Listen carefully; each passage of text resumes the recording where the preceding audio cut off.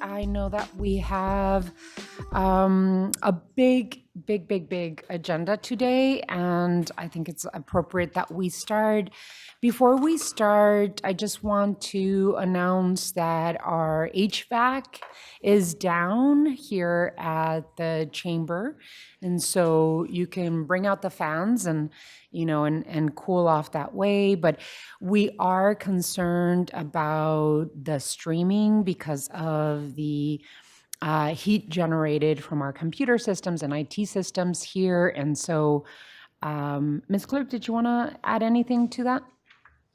Yeah, I would just say that we have brought down a bunch of fans in the hopes of keeping the audio equipment cool so that it will continue to function. But we are concerned that if the system is not back up, which we do believe should be in the next 2 hours, that there may be some disruption to that. Okay. And so we'll cross that bridge when we get there. But other than that, we have a really informative and packed schedule. And we're going to start with the first item on our agenda, item 1, at the request of Councilmember Dahl and Councilmember Schubert. Time has been set aside to discuss the City of Tucson's commercial rainwater harvesting ordinance. And I just wanted to add on this item, Councilmember Dahl, that we want to acknowledge the history of this conversation at mayor and council level. It was I and Councilmember, if you all remember, Rodney Glassman. Oh my gosh. Back in 2008, with the help of our council aides, Diana Rhodes, and from me on my end, and Katie Bolger over at Councilmember Glassman's office, brought the idea of commercial rainwater harvesting.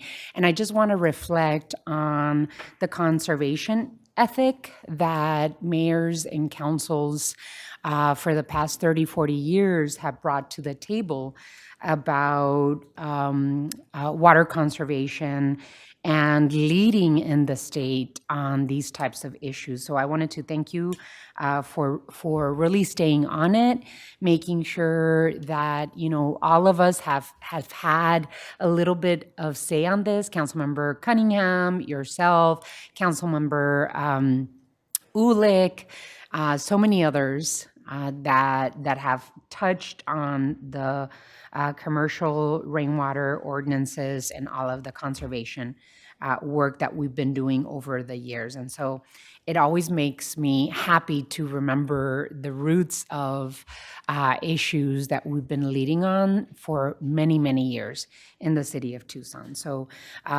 with your help, we're strengthening our commercial rainwater harvesting ordinances, and I'm really happy that we've brought this back, and in the past recent years, strengthened the work that is being done with it. So with that, I just wanted to, it make me kind of smile and giggle of all of the work that has been done, and that there's always work that we can do to better ordinances and policies here at the mayor and council level. So with that, I'd like to throw the mic over to you, Councilmember Dahl. Thank you, Mayor. I'm going to cross off my first 2 paragraphs of introduction because you covered it much better than I have it. And also thank you to colleagues, Councilmember Miranda Schubert, and also recognizing that Paul Cunningham, as long as he's been on the council, he picked up from Rodney Glassman. And we asked for the first audit of the audience with Paul's help in 2018. And the person who did that audit is with us today and will give a short presentation. Brad Lancaster, my friend for many, many years. He's a teacher, consultant, designer of systems that enhance local resources. He has sat on a number of city commissions, including the one that initiated this ordinance. He's the author of the award-winning best-selling book series, I Like Props. This is one of them, that for the do-it-yourselfer, you can do water harvesting with those 2 books. He's taught throughout North America as well as in the Middle East, Asia, Europe, Africa, and Australia. And at home, if you're a longtime resident like I am, where he lives in Dunbar Springs used to be a very hot, dry place. But over the years, Brad, his brother, and neighbors have transformed it into a verdant, lots of native plants growing primarily on harvested rainwater. And in that context, that's what we're trying to do with every new commercial development. Brad came to us with some suggested tweaks. We've met with both Tucson Water, James McAdam, and Director of Planning and Development, Corin, and who has a presentation, by the way, that's in your materials. We're not going to present it to save time, but both of them are available if there's any questions. Without further ado, Brad Lancaster.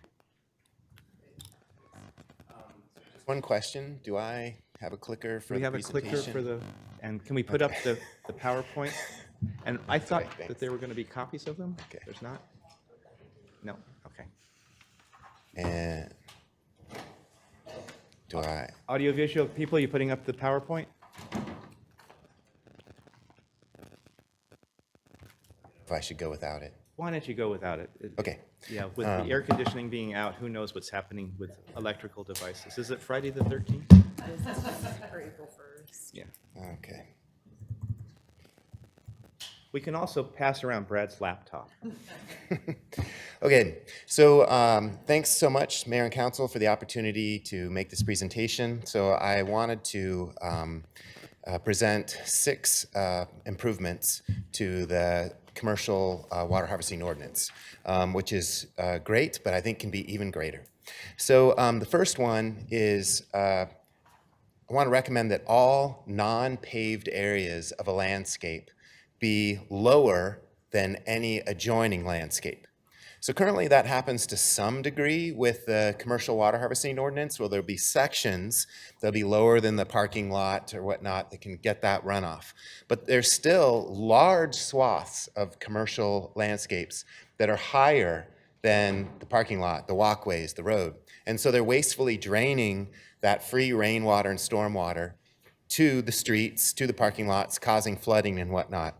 So rather than waste that free water, let's capture it all. So if all unpaved areas are lower than the paved areas, then all those areas become free flood control, become a free rehydration strategy for the landscape. So rainwater can be the sole water source of that landscape if designed right.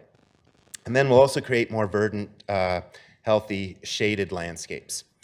And the other advantage of this is if any of you have gone out after a storm, you'll see lots of dirt, gravel, litter in the streets. And that's flowed off the adjoining landscapes into the streets, into the parking lots, because all those landscapes are higher than the streets. So if we flip that, now all our landscapes become free nets that hold on to all that leaf drop, the gravel, the sediment, the dirt, and it's going to dramatically reduce the maintenance costs throughout the city. We won't have so much stuff going to the streets and the storm drains. Now, the second recommendation I want to make is let's ensure that all site locations, including the public rights-of-ways, be graded and planted to receive rainwater and stormwater runoff. So currently, like you can go see the Mark, the apartment complex that's just off Broadway. So new development that was done under the commercial water harvesting ordinance. Over 95% of the site is building. Okay, so a huge amount of stormwater coming off that vast roof surface. And there's nowhere near enough landscape to take that. However, there's a 20-foot wide public right-of-way that surrounds that is receiving none of that stormwater. Instead, all that stormwater is just shot right through that bare gravel public right-of-way to the street. So if we require that the public right-of-way adjoining these commercial properties also be required to harvest the rainwater, we'll have much more non-paved area in which we can receive that water. And then instead of just having a solar oven gravel scape, we can have a linear forest of native shade trees that then creates a more walkable, cooling environment. So we have proved this concept for 30 years in the Dunbar Spring neighborhood. We've got a pilot project where we've planted over 1,800 native shade trees, thousands of understory plants, and we harvest over 1.25 million gallons of stormwater per year. But we've shown how you can take once barren public rights-of-way and turn them into verdant linear forests. Hey, there's the talk. Okay, maybe you can see a... All right. There it is. Okay, so the upper left image shows you the before. The lower right image shows you the after. So in the upper left image, that's what things look like when we started. So all the rainwater from the private property was directed into the public right-of-way, and then the public right-of-way water was directed to the street, dehydrating the community. So we flipped that, and now we direct the water from adjoining private property and street side into public right-of-way to become the free irrigation source that also doubles as community flood control. And all of that verdant landscape you see is watered solely by rainwater and stormwater. So there's no city culinary water, there's no city drinking water required to sustain this. And controlling flooding too. My third recommendation, it's let's prioritize the use of Tucson Basin native plants. So the Tucson Basin, I mean, we have got one of the most diverse deserts in the world. There's over 400 native plants that are edible to people. This has resulted in this Tucson being perhaps one of the oldest continuously inhabited and farmed communities in the continental United States. So rather than ignore that which enabled this, that enabled Tucson to be, let's embrace it. So if you go throughout Tucson, it looks like an oasis to us, but it does not look like an oasis to wildlife. So the dominant tree in the Tucson built environment is the non-native South American hybrid mesquite. So it's shady, it's green, looks good, but it supports less than 6 species of native pollinators, whereas the native velvet mesquite supports well over 60. Why does this matter? Well, do you like birds? If you like birds, you gotta have native butterflies and moths and other insect species, because 95% of the food that baby birds eat are caterpillars and grubs, okay? But the native butterflies and moths cannot eat the non-native vegetation. They've not adapted to be able to get through the defenses of those non-native plants, whereas they can eat the natives. So if you want the native birds, you got to have the native pollinators and butterflies and moths. And if you're going to have them, you got to have the native plants. So as we build out the community, let's ensure that as vegetation is removed from blading, when we replace and put in the landscape, let's put in a landscape that is unique to Tucson's essence, that feeds this unique sense of place. Because the native plants support the life and the ecosystems that support us. So let's collaborate together. And this is also for good economic sense. So $1.4 billion a year comes into the Arizona economy for people wanting to check out the native wildlife. So why should they have to leave the city to check it out? But it goes further than that. This is a photograph taken in Tucson Park just near downtown here. And every year we see more and more non-native plant death throughout the city of Tucson. So in the foreground is a non-native tree in the park. In the background are the very vibrant live native trees. So why go to all the expense of planting these plants, these non-native plants that are not well adapted to our climate, soil, and wildlife? And then we have to replace them later on. Well, if we plant the natives, even if the irrigation system goes out, they continue to live on. The next thing is let's incentivize and prioritize the planting of more native shade trees. So in many of our commercial landscapes, we've got abundant vegetation, but the bulk of it, or much of it, is just the low-growing understory plants. We don't have more of the canopy trees. So let's make sure that it's required to put in more of the trees. And why? That's not just for us, that's for all life. So in that lower left image, you see under a Palo Verde tree out in the desert where nobody planted anything or takes care of it, look at how many more young saguaros there are growing under that native tree. So they want to be there, we want to be there, because there's more shade and shelter cooling it off in the hot extreme times. And in the winter and the cold nights, it's actually warmer too. So it works in the extremes of both seasons. All right, and then the next. Oops. Okay, and the fifth recommendation is let's expand the commercial water harvesting ordinance to include what is currently excluded from the ordinance. So right now, parking lots of cemeteries, schools, places of worship, golf courses, botanical gardens, and parks are not required to harvest any rainwater. So we continue to put in dysfunctional, dehydrating, flood-enhancing parking lots and so forth, like in the upper image. So let's flip it to the bottom image by requiring them to also do what is required in the ordinance. And other excluded aspects are peripheral landscapes to parks and golf courses, where they could very easily be watered from runoff from the adjoining roads. Government properties and commercial properties being renovated for new businesses are also currently excluded from the ordinance. So let's include those as well. Then my last recommendation, is let's apply the commercial water harvesting ordinance to residential development as well.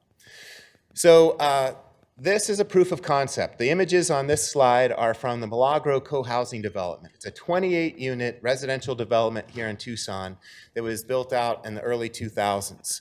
And so we designed that landscape so the entire landscape harvests rainwater, as you can see in the upper left image. That's all that harvested water, but before we planted. The right-hand image is then we came in and planted, and then the bottom lower left image is the landscape 10 years after planting. It is watered solely by rainwater and household wastewater. There is no virgin municipal drinking water used to irrigate this landscape. What's more, it's vastly superior for flood control. So this is an overview of the site. The rectangles with the numbers are the buildings. The blue areas are a whole series from the top to the bottom of water harvesting rain gardens throughout the landscape. We had a civil engineer add up the cumulative storage capacity of all those rain gardens in the landscape, and it exceeded the stormwater capacity of a conventional flood control system by 10 times. So not only was this a vastly superior flood control system, it's also the foundation of a water sustainable landscape that requires no municipal virgin drinking water to irrigate it. So it's helping recharge our aquifer, it's saving everyone money and maintenance, and adding to the value of this property in the community. So thanks for your consideration. And I don't know if I take any questions or. Thank you, Brad. We're going to, maybe a few questions, but I think, Councilmember, if you want to start with your motion. I'll start with the motion. And then we'll open it up for discussion after the motion. Thank you, and there might be questions come from that. I move that we amend the commercial water harvesting ordinance based on the feedback provided in the memo that you received, with the exception of expanding to residential, that's on a separate track, Okay. and return in 6 months with an update. Additionally, we know that the Landscape Advisory Committee is working on a revised landscape list. I further move that we direct the Landscape Advisory Committee to move forward focusing on a plant palette native to the Tucson Basin in parallel with the amended change. And a quick comment, there's a new development that's on Campbell and Fort Lowell that's in compliance with our current native commercial water harvesting ordinance that is planting oleanders, which they're legally allowed to do because they don't use our plant list because they have right of zoning already. They use the state's list out of Phoenix, and they're planting oleanders. It's crazy. But motion's on the floor? So motion, do I have a second? Second. There's a motion and a second. Now it's time for discussion. Any questions, observations? Councilmember Cunningham. Kevin, thanks for bringing this back. Brad, great to see you. This has to be done every few years. We kind of get a shot in the arm to this ordinance that's ever evolving. I think we're definitely, all the suggestions are north of outstanding, which is pretty much par for the course for you, Brad. For those of you at the table who don't understand, Brad's kind of like the godfather of all rainwater harvesting. And he, not only did we start that trend, Brad almost kind of invented it. And so we're really lucky to have people advocate for these programs. Couple things. One is, obviously, it goes without saying that when we're speaking about doing the lower elevation on the landscaping, we're going to consider drainage so that we don't have unintentional flooding. I mean, obviously that's going to be built into that, so there has to be some drainage that's got to go into that, but I don't want anybody to think that we didn't think about that. The other piece is, I think we should probably look at some stakeholders to be involved in this process as it evolves. I think that's kind of important from both parts of the community, both our water advocates, but also some of our builders who understand it. One of the things I was thinking about when you talked about the residential piece is that on a single build, that can have some challenges, but when we have a lot of sites that go up where the builder's building 10 or 15 different structures at a time, and we could probably absolutely put a more robust program in place for those developments, especially when we start building some planned communities out east, and some of those, we have one Ward 2 coming up with 133 homes, and that it totally makes sense. The last piece is, I think it's really important we consider front-loading this a little bit in funding some type of training for architects and engineers locally. I think it's really important that architects and engineers locally, what I don't want to do is have someone submit plans, and then we say to them, well, you didn't meet any standards of our rainwater harvesting ordinance, go back and do it again. So we need to do a training up front so that they know that they're doing those things in compliance. But other than that, all these things are outstanding. My last piece today is, as we keep evolving our rainwater program and starting with the stormwater program, we should also take a look at stormwater storage. We have different sites throughout the city that naturally exist, naturally exist. But we have different retention basins throughout the city. We have the quarry, we have the KERP, we have Italian Trap Canyon, and those are all opportunities long-term for wet water storage and stormwater capture at a larger scale. And it wouldn't be to go directly into the system, but it would help replenish the system and control the system. So those are some things kind of outside the box that I hope in marriage with our rainwater harvesting ordinance, we have a stormwater harvesting effort that we collaborate with Pima County on. Thank you very much. Thank you, Councilmember. Any other questions? Councilmember Barajas? Thank you, Mayor. Well, thank you for that presentation. I'm really excited to see this move forward from a strong policy implement to real results, ensuring that rainwater harvesting saves waters, cools our neighborhoods, especially in the neighborhoods like we see in Ward 5 that are really hot, and promotes climate resilience in Tucson. When you were giving your presentation, I was reminded of this gentleman that I got to know in Los Angeles, Ron Finley, the gangster gardener. If you haven't heard of him, he transformed neighborhoods in South Central Los Angeles. And he was actually penalized for some of the work he did in those right-of-way, in between the sidewalk and the public, and the homes. And the fact that we're going to be working closely with both residential and commercial is something I want to see more. But I did have a question of how can we just ensure that this reaches and benefits the historically underserved communities and not just new development. So I do think the education, the maintenance is going to be key. And if there's any insight or anything we could that you can share with us, I would love to hear it. Thank you. Yeah, I don't know if there's planning and development services. I know that we have representatives of Storm 2 Shade here as well, which we created as a result of not seeing investment in historically underserved areas, but I don't know if there's a response to that. Sure. Honorable Mayor, Councilmember Barajas, council members. Absolutely. I think that goes back to something Councilmember Cunningham mentioned, which is training. And I think that is a great idea that as we're making any code changes, we try to really do a lot of education to the community. So for example, we've been doing some trainings on middle housing recently. And along those lines, one thing to mention is that as we are expanding these rainwater harvesting and landscaping requirements, that is going to affect all new residential development. So one of the requirements, for example, with the middle housing ordinance that Mayor and Council adopted last year was a new landscaping requirement for single-family homes and infill development, which we never had before. Previously, there was no landscape requirement for residential development. So that is a new aspect that Mayor and Council implemented, and we are implementing now through middle housing, which we are seeing across the community in a lot of different neighborhoods, and I think is going to have a big impact across Tucson. Thank you. Any others? Councilmember Schubert. Thank you so much. Thank you to Ward 3, Councilmember Dahl, for the leadership and the partnership. Also really appreciate staff bringing forward these updates, which are both practical and forward-thinking.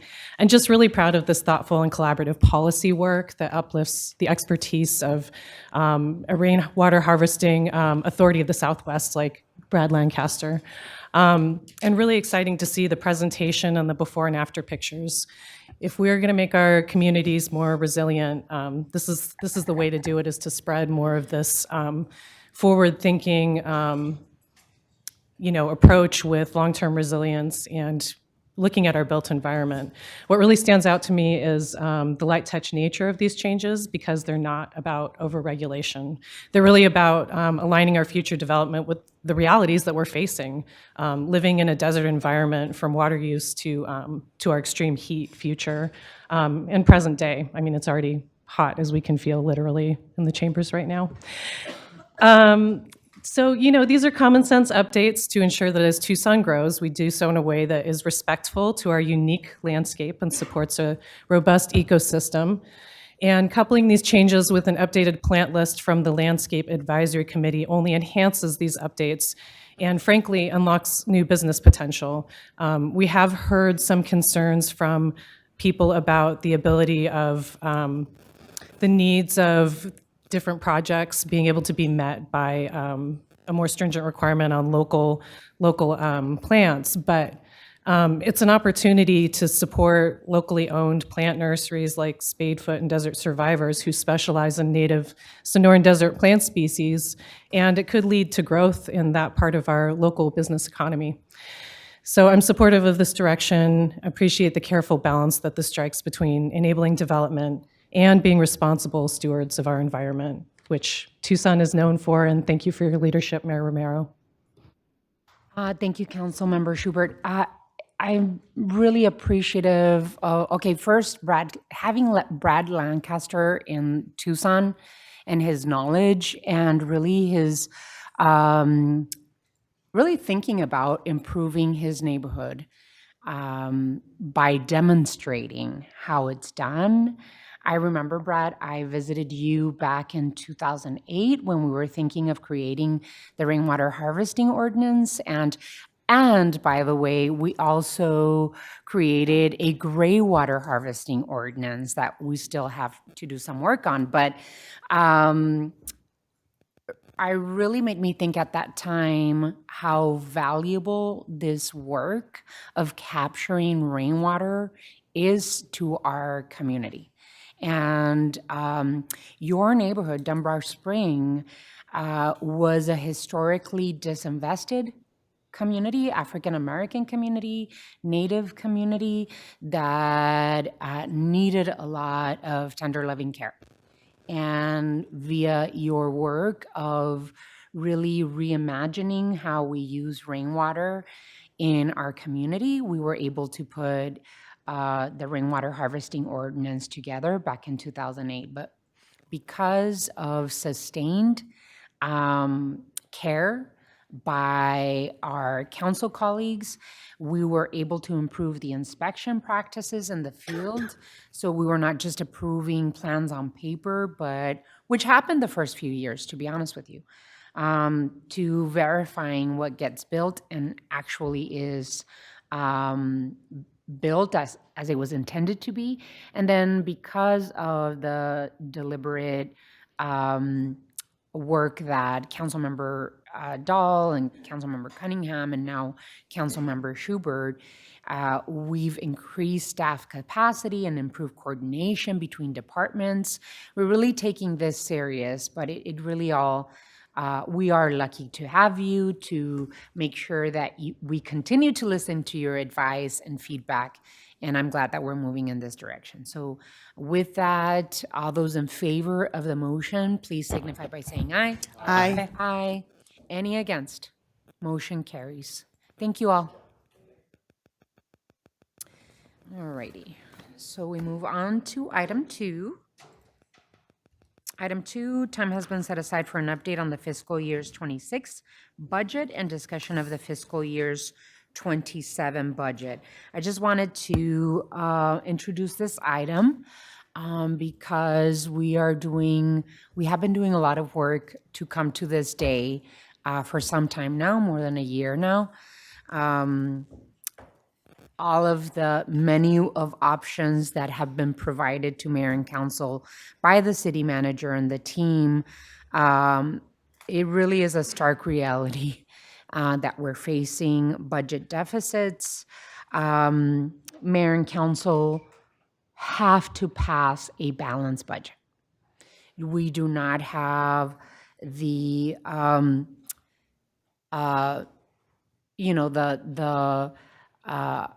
opportunity as Congress does just to put it on to the next generation of taxpayers. We have to come up with a balanced budget, and that's our responsibility. We have made significant strides over the past 5 years in bringing our employees up to market rate and fixing classification issues so that there's more pay equity. And I, for one, want to make sure that we do not sacrifice our employees during these difficult budget years. So I want to continue taking the steps necessary to keep our employees at market rate and continue fixing classification issues that we've had to fix because of the previous recession back in 2008. And it's taken us more than 8 years to fix these historical imbalances. The Ducey era flat tax, and I know that you all have the memo. You see the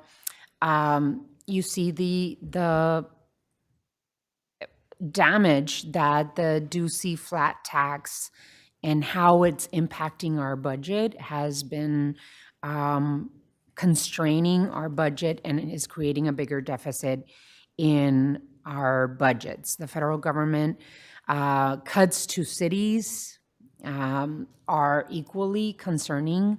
The Trump tariffs, off and on tariffs, and the anti-immigrant rhetoric is affecting visitors coming from Mexico into our city. We are seeing sales tax declines, and we are connecting it to the numbers of Mexican visitors dropping in Tucson. And so we have to be really creative, and we need to meet the time that we're living in with tough choices. We do need to make laser-focused reductions that cause the least harm possible to residents, to services, and to the important strides that we've been making in our budget with the collaboration and thoughtful approach that our city manager and our executive leadership team have done. So with that, I'm gonna, I know that our city manager was feeling a little under the weather and is joining us via Teams. But I wanted to throw it over to you, Ms. Rosenberry, if you wanted to start the presentation. Thank you, Mayor. Thank you, council members. Yes, I'm going to be here at the table today, but we are making this presentation in combination with Tim. Tim, can you hear us? Is your chime-in microphone working? I'm here if you can hear me. Awesome. We can hear you. Thanks. So, Mayor, thank you for the introduction and kind of setting the stage for the conversation this afternoon.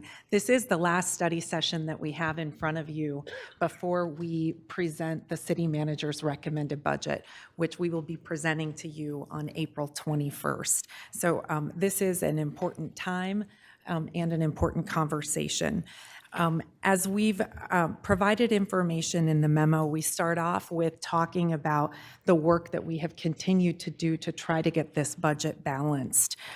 At the previous study session that we had in March, we reported to you that we were trying to manage within the general fund a spending plan that still had a deficit of almost $30 million for fiscal 27. That's where the work had kind of gotten us.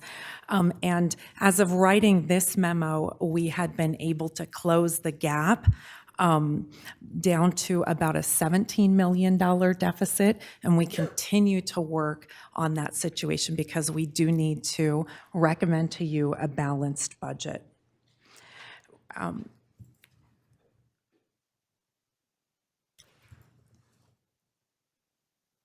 There we go. Our memorandum talks about some of the good news that we received. We have received estimated state shared income tax amounts from the league for fiscal 27. That's the projection that we have in the green bar. Second from the far left that says FY27 projection of $116 million. That was good news because we didn't know what that number was going to look like. We had it in previous projections, a hold flat number of that 107.9 million. So we were able to add that 116 as an update to our fiscal year 27 budget. What we did with this chart, though, was to really try to do a better illustration for you as well as the community members about what the history of our state shared income tax amounts had been prior to the flat tax being adopted. We've trended that for you on the red line, taking our actual collections in those prior years. In fiscal 24 of this memorandum, you see a blue bar that's very high. It's $144.8 million. That was the 1 year where the state was implementing the flat tax, and they gave a one-time plus-up of dollars to cities and towns. We had been sharing in 15% of revenues. They gave us an 18% share that year, and it was a one-time additional dollars to cities and towns, knowing that they were implementing a flat tax where we would see future reductions. When you do the recalculation, if they hadn't done that plus up, Tucson would have actually received $122 million that year. So we had this one-time additional dollars of around $23 million in fiscal '24.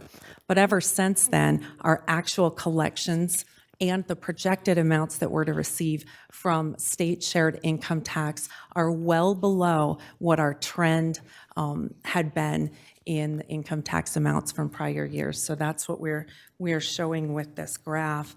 The other thing that we needed to show you was, as the mayor talked about, with the projections and the proposals at the state level to implement conformity with the Trump tax cuts, we would see an additional loss of revenues.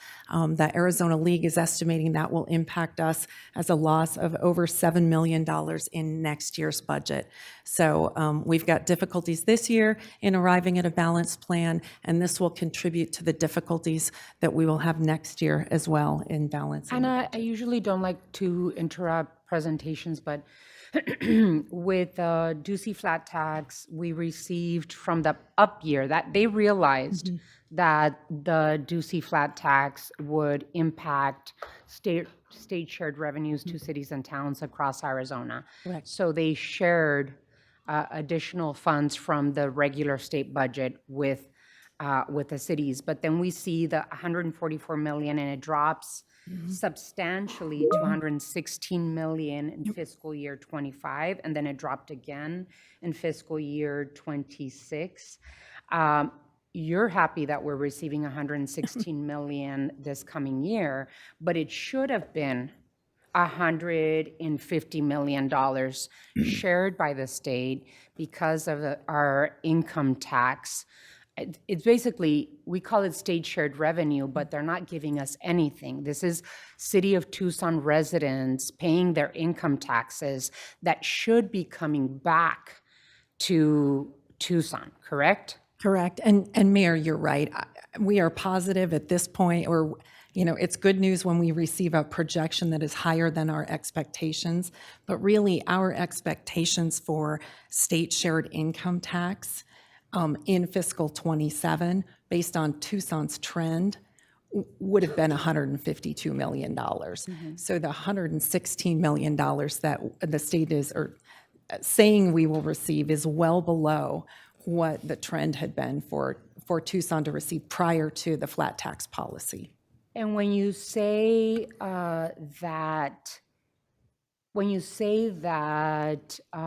the state legislature is wanting to, I think you used, I'm not sure if you used mirror the Trump bill that he passed. Correct. Is that by law that they have to do that? I think you used another word. What is it? Well, I've always heard the policy as to whether they will conform with conformity. the federal income tax cuts. That's the policy, but is it the law? I do not. I believe they have the authority to enact whether or not they will conform. Okay, so they have the choice to conform to the bill that was passed by Trump and the Republicans in Congress, but they don't have to. That is my understanding, and as a matter of fact, the governor has made recommendations to only conform with parts of the bill. Okay, so that would continue hitting the amount of state shared funds that should be coming back to Tucson. Correct. That would have an impact on us. Okay, go ahead. Okay. At this point in the process of study sessions regarding budget, we've tried to provide some basic information on how the recommended budget is shaping up outside of the general fund. So we leave the general fund for just a minute and give you an update on how budgets are developing within HERF, Park Tucson Environmental Services, and Tucson Water. And there's a write-up in the memo on each of these items.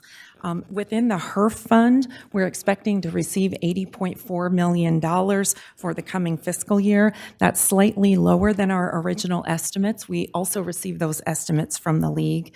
The memo describes what we'll be funding. In addition to street maintenance and other items, we continue to fund amounts to try to address the copper wire theft that continues to occur within our system.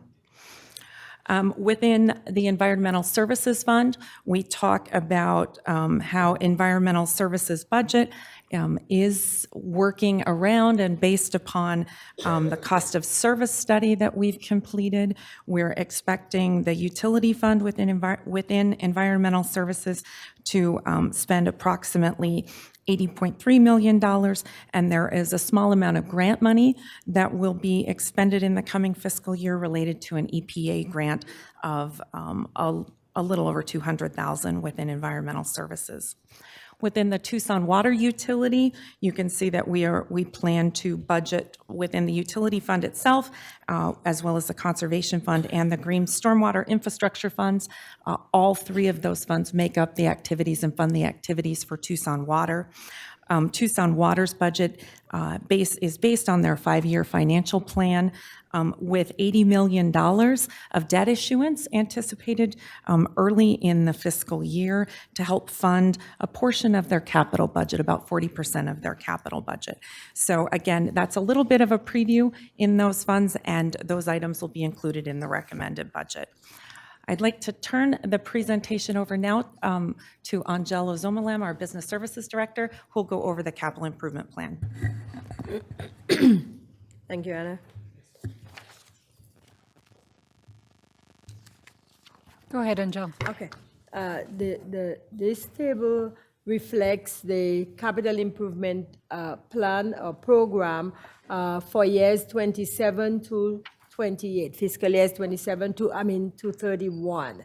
Included in this table are both funded and unfunded capital improvement needs.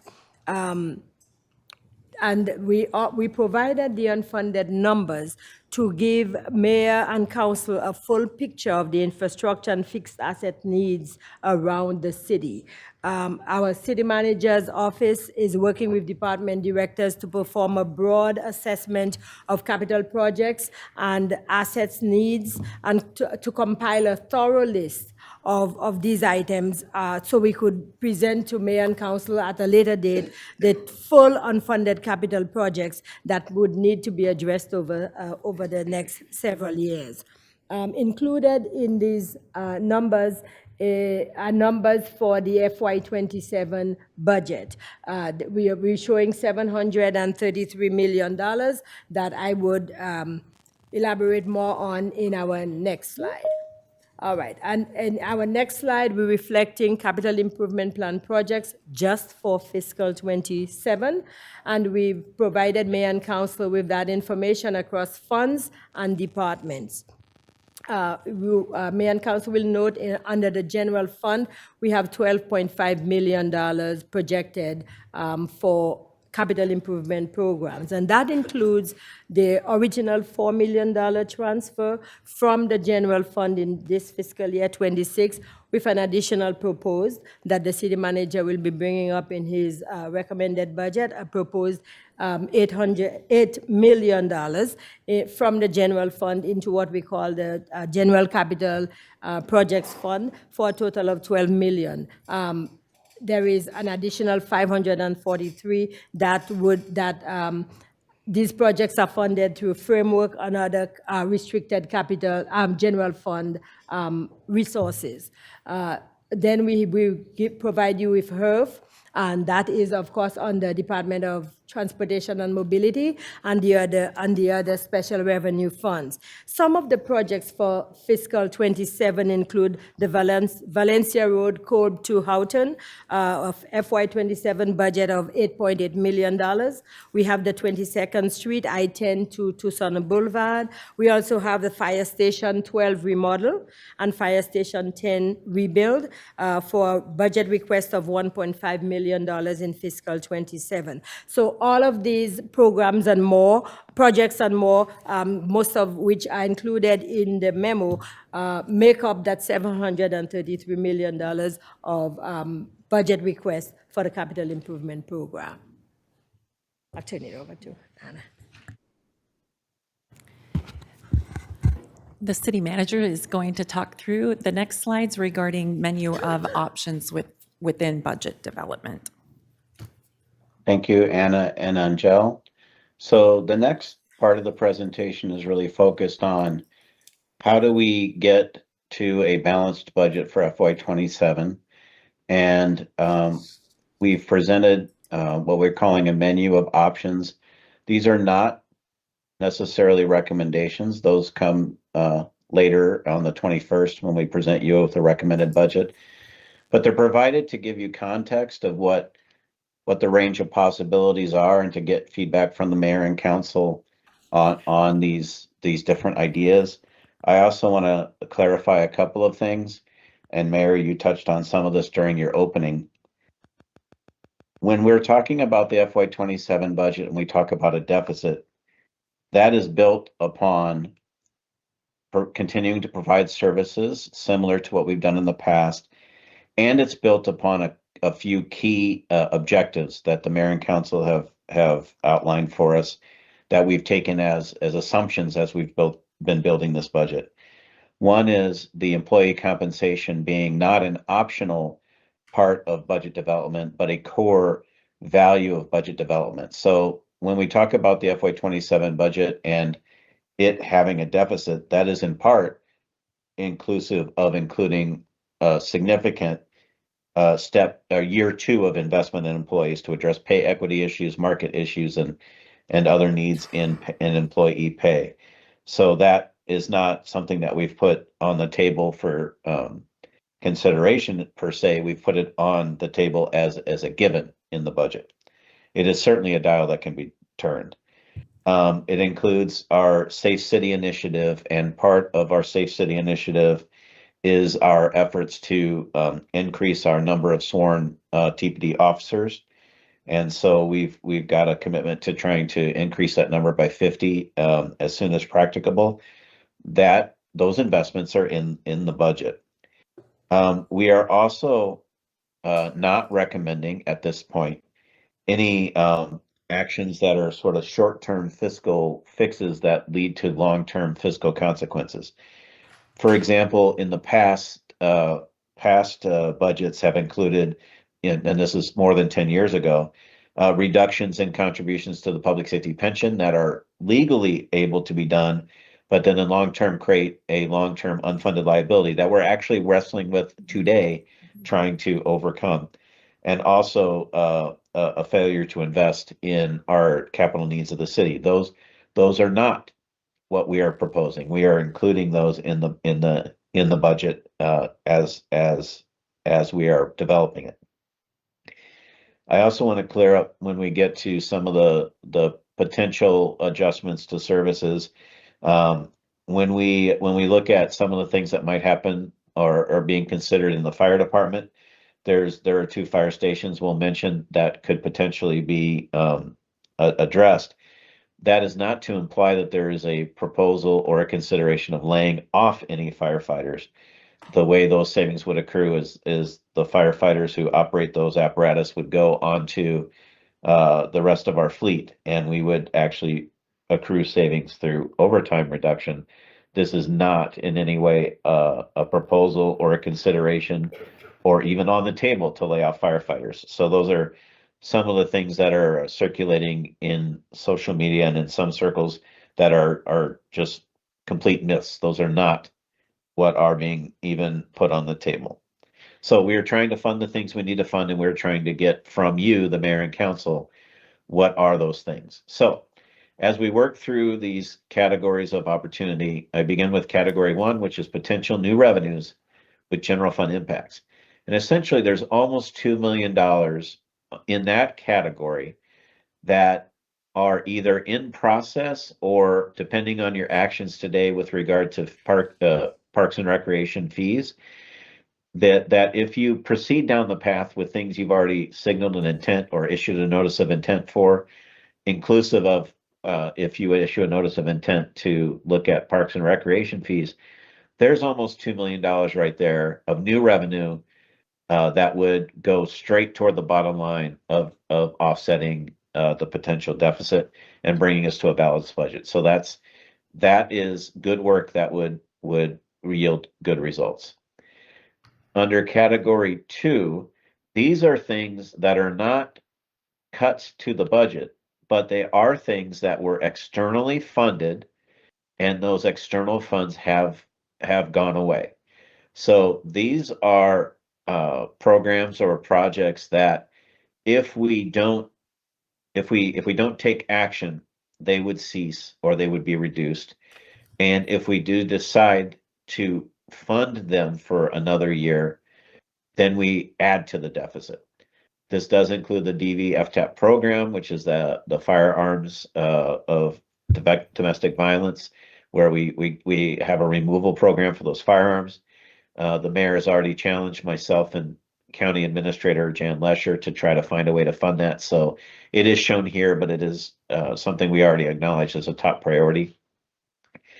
Star Village is listed as this is not any reduction to the current commitment to a full 1-year pilot, but this is putting on the table that to fund Star Village past 1 year, which is approximately October, we would need to identify funding to carry that forward.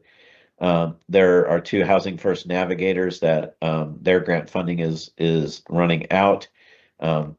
We don't perceive that as a critical cut. This is something that we believe we can absorb within our current operation.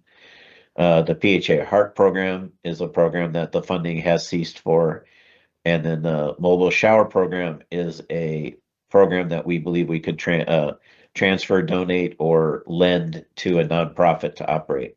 So this is something that we'll need your feedback on as we look at which, if any of these, do we need to consider as funding in the new budget. Next slide. Then we come to category 3, which includes fundamental structural changes to our operations that would yield structural savings. But they also, as the mayor indicated, these are the things that start to come with some pain associated with them. Every department certainly has the opportunity to have a hiring freeze to generate savings. Those are all listed as to be determined because those are all things that we would have to have a strategy around how do we manage. I'll pause for a moment to say we had a meeting last week with our executive leadership team, which is all the department directors, and our 6 labor groups. We put them all in the same room and we had a robust discussion about this whole menu of all the categories. And one of the things that came out of that meeting is we do believe that as we get closer and closer to a balanced budget, we could most likely solve the remainder, whatever's left when we're done with the hard parts. We could probably solve some of the budget, at least for a 1 to 2 year period, with how our directors manage their vacancies, and not just the vacancy savings that occur as a natural course of business, but we would actually, and I use the term hiring frost, where you're not eliminating positions, but you are very strategic about what you fill and how you fill it and how long you wait to fill a position to accrue savings to a specific target. This is new since the time of the memo, and this is something that I think we can, I'm confident that we can deliver you a budget on the 21st with your direction from today, plus using that knowledge base from the departments. Having said that, there are additional things on the list. We go down to fire, we see the fire public education programs and the TC3 program. Between those, that's approximately $1 million. This is very useful and important work. It is also work that we know we have other resources within the city that provide that or similar services. And our recommendation is likely to be that we look at cost savings in these 2 areas that we do through blending that work with other departments, and how we can fund it to a lesser degree, but still not lose those services. So they're shown as full value cuts, as options, but I think we can navigate to a reduction, but still provide those services. You do see the two fire stations, Fire Stations 3 and Fire Station 6.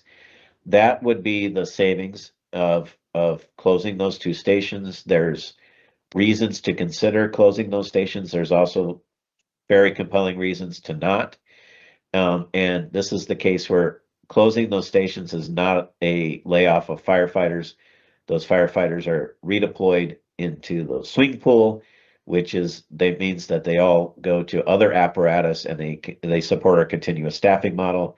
But there would be impacts to service, especially in the form of response times in certain parts of the community. Having said that, we have a fire chief and a team around her that are looking at what are other ways that we could address that overtime spend in the fire service that could yield perhaps millions of dollars of savings without having to shutter any of the fire stations. So we're going to lay that challenge in front of Chief McDonough and her team.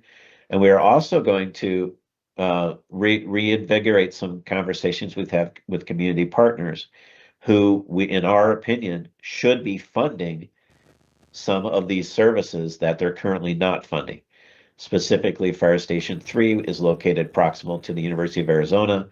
There's an MOU we have with the U of A that indicates some responsibility for fire service on campus. We believe that could translate into perhaps them funding some of the operation of that station. Similarly to Fire Station 6, which is near the state prison, and it serves the state prison with a significant number of its calls. So these are presented as options, but also opportunities to either address new revenues or reduce spending without necessarily having to go all the way to station closures. But they're certainly on the table. You see a couple of smaller things in HR. I'm going to come back to the TCC for a second. The two items in HR, we believe we can navigate through those cuts without significant impact to service. The TCC fee waivers for nonprofits, that right now, the way the TCC works is they charge for a lot of things and they have a lot of costs. And at the end of the year, though, the general fund transfers money to the TCC in order to make it balance. But as part of that, we also give a lot of things away at the TCC. And so this is a conversation with the council about how much of that giving things away do we want to do versus not giving things away as much in order to have some savings. That is something we'll lay out in a little bit more detail on the 21st as well. And then you come to the Parks and Recreation section, which this is the proud tradition of you look at Parks and Recreation as an opportunity to identify savings. And what we've done to date, historically, Parks and Rec gets devastated. We are not looking at anything close to that. But we've done a lot of minor tweaks in Parks and Rec that have major impact on certain user groups. But it's been kind of death by 1,000 cuts. So we shorten the hours at a certain center. We close it on an extra day of the week. What we asked Parks and Rec to do is look at two fundamentally different approaches to our offerings. One is in aquatics, 3 different levels of reductions in aquatics and pool hours, with the most extreme being the pools are only open in the summer. The next one would be we have pools open in the summer with some reduced extended season. And then we have maybe just the pools are closed in just the winter months. Those are all options that are on the table that would yield different savings if enacted. And then on the rec center side, we have the regional recreation centers, and then we have the neighborhood recreation centers. And as I mentioned, we've reduced hours here and there across the board. This would be, instead of doing that, what if we just ran one rec center per ward, a regional rec center per ward, but that rec center had robust programming. It was open 7 days a week, so that there was every day of the week an option within every ward with robust programming at all locations. That is a fundamentally different way of looking at recreation services. I put it on the table as an opportunity to save and structurally change how we approach it. I do recognize that comes with significant impact, especially the shuttering of the neighborhood rec centers is a major change that could be considered. Next slide. Then that brings us to the things that we've talked about at this table before that we don't have as part of the options. They're just listed here. We've had the ongoing conversations about transit fares. There's nothing on the table for transit fares one way or the other at today. It is teed up for a conversation at the next meeting on the 21st, and we'll look at what the range of possibility is there. And then the other two are the general fund funds some programs that I've brought up previously that the mayor and council have indicated are non-starters, and that's the P-CHIP program and the economic workforce development grants. With that, next slide.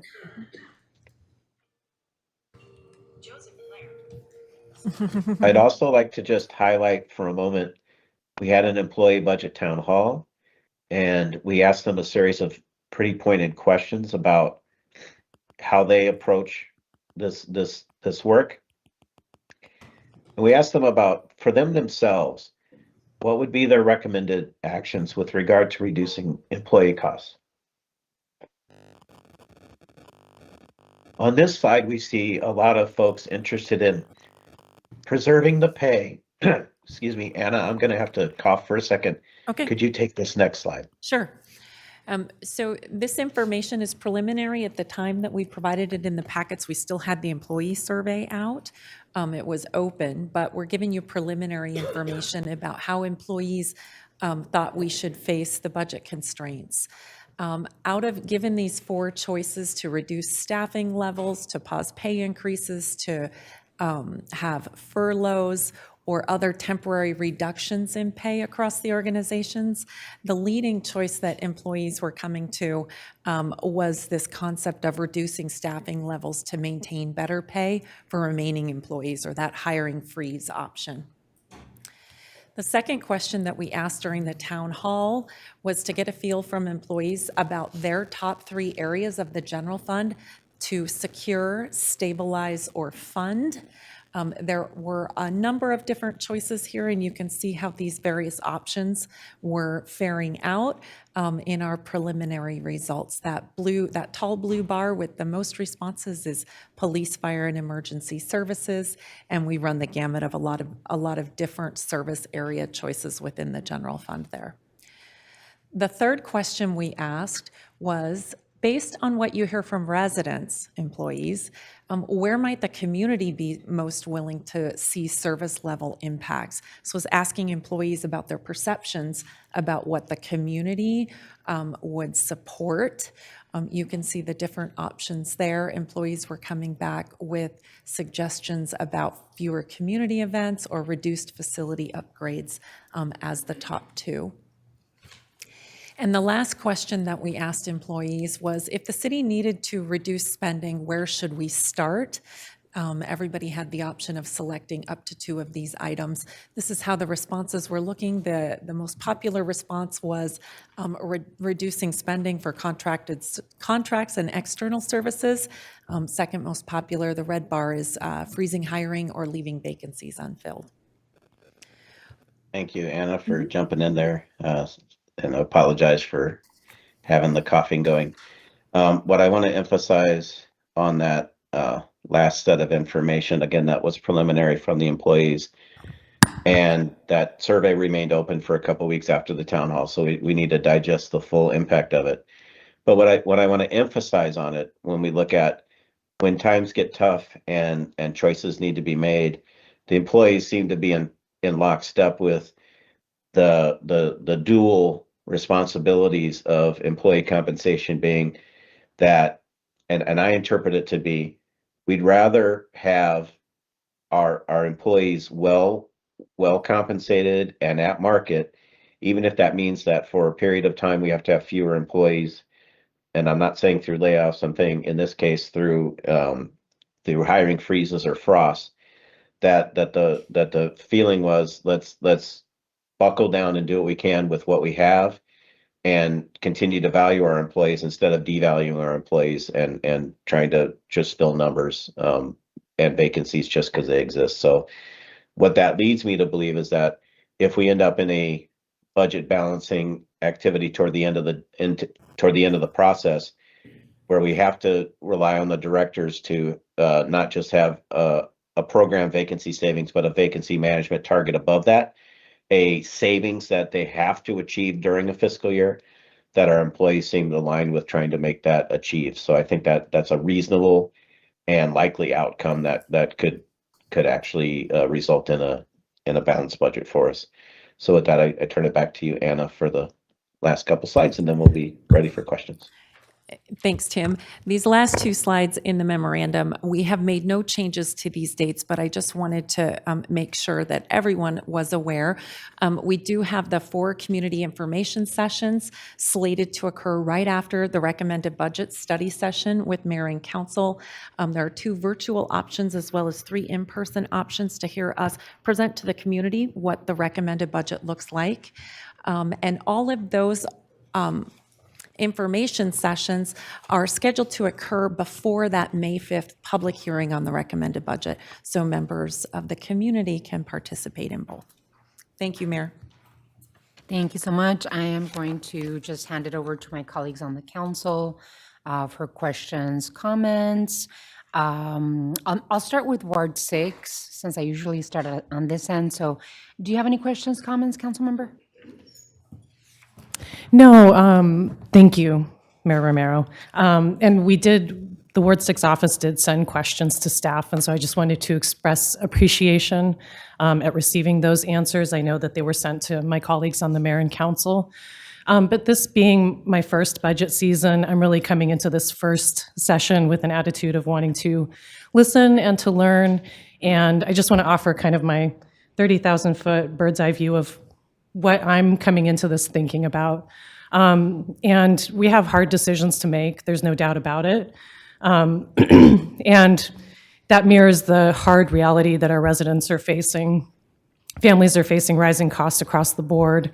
Fuel, housing, groceries, extreme heat.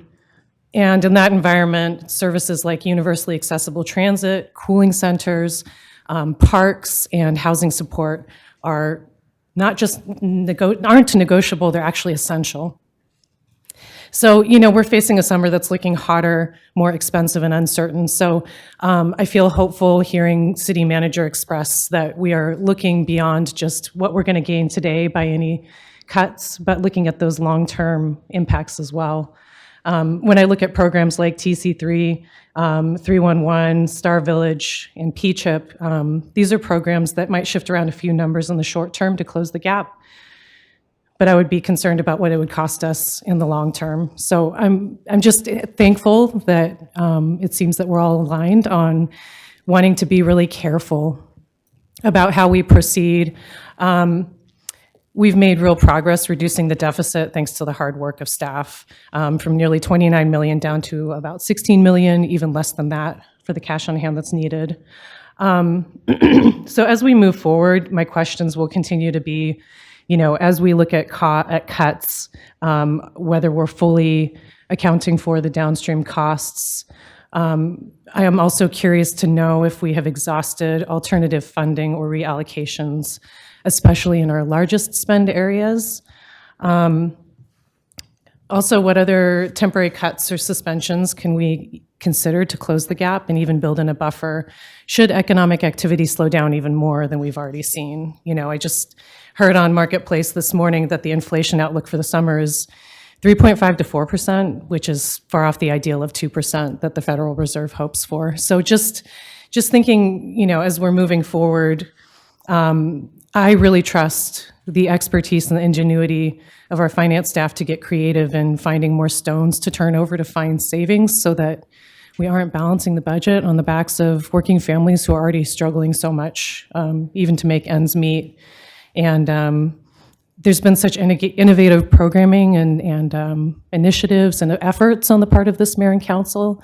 And I'm just anxious to be collaborative and ensure that we're doing what we can to be creative and innovative and shore up support for those things as we head into tough times. Thank you. Thank you, Councilmember Barajas. Well, thank you both, and well, thank you for that presentation. Hope you get better.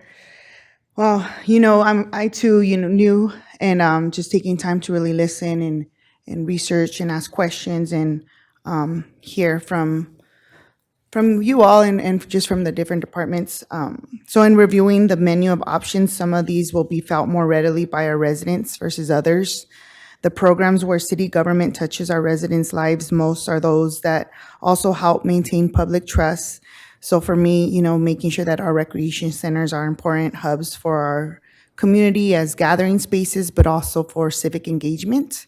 I just wanted to share that and to just continue to listen. I really appreciated the employee budget town halls and the feedback that we received, and I look forward to the community in-person and virtual meetings to hear what our community members have to say and the breakdown of this. It's really helpful. And just, we must continue to work together to ensure that these investments are equitable, sustainable, and responsive to our community needs, especially those that have historically been underinvested. So, thank you. Thank you, Councilmember Barajas. Councilwoman Lee. Thank you, Mayor, and thank you to the team. This is amazing. I just want to, before I get into my comments, acknowledge all of the work that you all have done and the executive leadership team, labor, everybody who has been a part of these conversations. With respect to the flat tax conversation, this went into effect in 2023. Unfortunately, I know we've talked about this before, but it would take a 2/3 vote of the legislature in order to undo what's been done, and that is never going to happen in this world. So we're just at the point where we have no choice but to adapt and do the things that need to be done to start to live within that deficit that we're going to be experiencing. Couple things. I think this is my third mention of requesting that the impact of these cuts be made visible. I think this is really important because I'm just assuming that all of these things that we have cut, we wouldn't be doing if we didn't have to. And if we have, then that's a whole other issue that we have. So I would just like to request when we have the adopted budget or between now and adoption, we have a clear understanding of what impact the residents and businesses are going to feel as a result of these cuts, including a hiring freeze. I mean, I know that sounds like an easy thing, but that probably means that we're not going to backfill positions. Our employees are going to be doing more work, and I would like to understand what that's going to look like and also identify the risks that exist within that situation so that we can have a better sense of how we manage the risk of burnout and other things, because I know that's already happening now, especially within our public safety areas, and that is before these hiring freezes are going to go into effect, although I know that won't be applicable to some of the departments. I was an athlete in school. I never got into track and field, but I was always obsessed with watching people do the hurdles. And one thing that's really interesting about the hurdles is before the person even lands, once they're midair, they're already looking at the next hurdle. And that's how I feel about this situation right now. We are midair right now, getting ready to cross what is the lowest hurdle that we're going to have in the foreseeable future. I've got the 5-year forecast pulled up, and that's where I'm already looking. I'm looking at all the decisions that we have, the menu of options that we have in front of us. We're going to be having the same conversation next year, only we're going to be in a whole different situation where we're going to have to be doing even more of those things that are on there. And I know I've said this every single budget year, but the things that we say yes to now means we're going to be saying no to something else. So if we say we're not going to cut anything for parks and we're not going to look at that $4 million of savings, that means we're going to have to cut $4 million somewhere else. That's just the nature of this work. I agree, Mayor. I do not want to risk at all contributing to the employee compensation plan and the plan that we've promised our employees and making sure we're taking care of them because they are the ones that are delivering the core services that our community relies on every day. Closing fire stations, I appreciate that we would not be laying off any of our hardworking firefighters. But again, I also want to understand and acknowledge that there will be people impacted by that. There are people at the U of A that call 911 and need fire service. There are people in the prisons that call 911 and need assistance. And so I am very concerned about having that on the table. I understand the strategy to try to get funding from the prison, funding from the U of A to help fund, since so many calls for service are for those areas. But that is obviously something that is concerning to me. Of all the things on the list, this will probably come as no surprise, but my biggest desire is to see a recommendation of reinstating fares. That's $8.5 million after operating costs that would be coming in, and it will take a long time to implement that. So my idea is that when we sit here a year from now, we would have implemented things and we would be in a position to realize some of that revenue before we start closing fire stations. And I'll just be very honest, I'm not going to vote for a budget that involves cutting fire stations and closing fire stations, but not reinstating bus fares. So again, we have a huge general fund subsidy for the transit system, and we need to get that into a much more balanced area. And we also need to get positioned to move back to historical general fund levels, where I know when I stepped into this position, we had about $500 million for our general fund, and now we're $280 million above that. And we've got to get back into where we were at in terms of a sustainable general fund. So those are just some of my comments, Mayor. So thank you for the time. Councilmember Dahl? Thank you, Mayor. Like my colleagues have said before, I had very good work from Tim and the team, and especially a great presentation when you're lying sick in your bed. Thank you, Councilmember Schubert, for filling that role of asking questions ahead of time. I'm kind of feeling a Mark Kerr. Yeah. Flashback, and that was always helpful to me. And also your concern for people. I share that we're talking about impacts to people who are the most vulnerable. And I think of that in the areas of parks.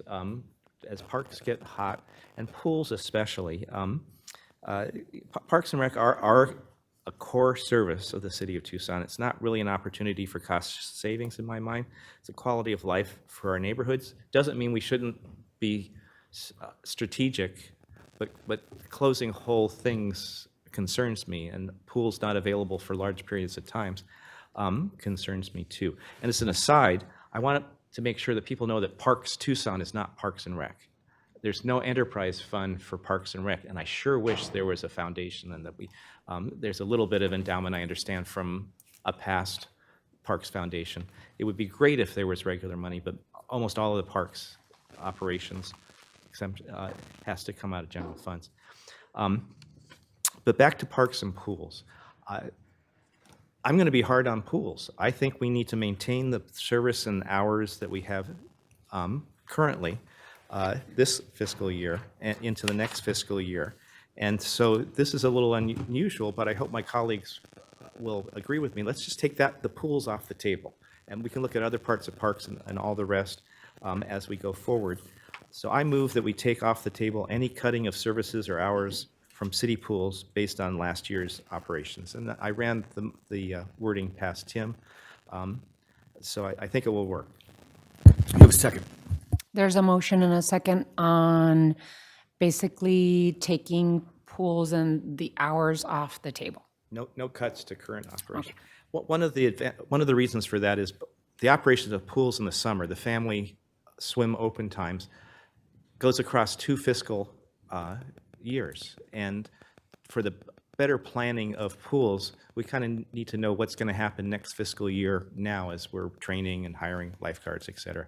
So, by the way, this didn't come from the Parks Department. It came from Ward 3, but I think pools are very important. Thank you, Mayor. Any discussion? Councilmember Barajas and then Councilmember Cunningham.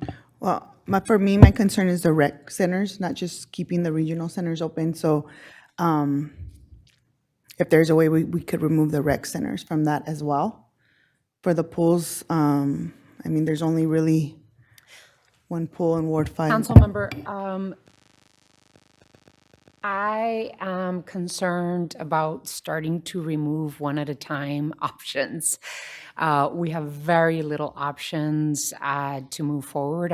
I would say that we allow some flexibility to how we move from now until we arrive at a budget. I would highly suggest that we just leave. If we really feel passionately about providing the pools to our community and our children, we're getting ready to start the pools, the swim season. And so I can understand that, but if we start removing things from the possibility of taking a look at and being flexible, then I would be very, very concerned right now. I think we all have programs and services that we feel passionately about, but I would suggest that we wait until we hear more in terms of what are the possibilities. I do tend to agree with you, Councilmember Dahl, that we've worked so hard to provide pool and swim activity for our community in Tucson, in Sonoran Desert. It should be a no-brainer, right, to offer this service. And so I'm going to support your motion, but I'd like to leave the motion as is. Councilmember Cunningham. So I'd like some caveats on this motion to leave it a little more open-ended, and I'm going to explain why.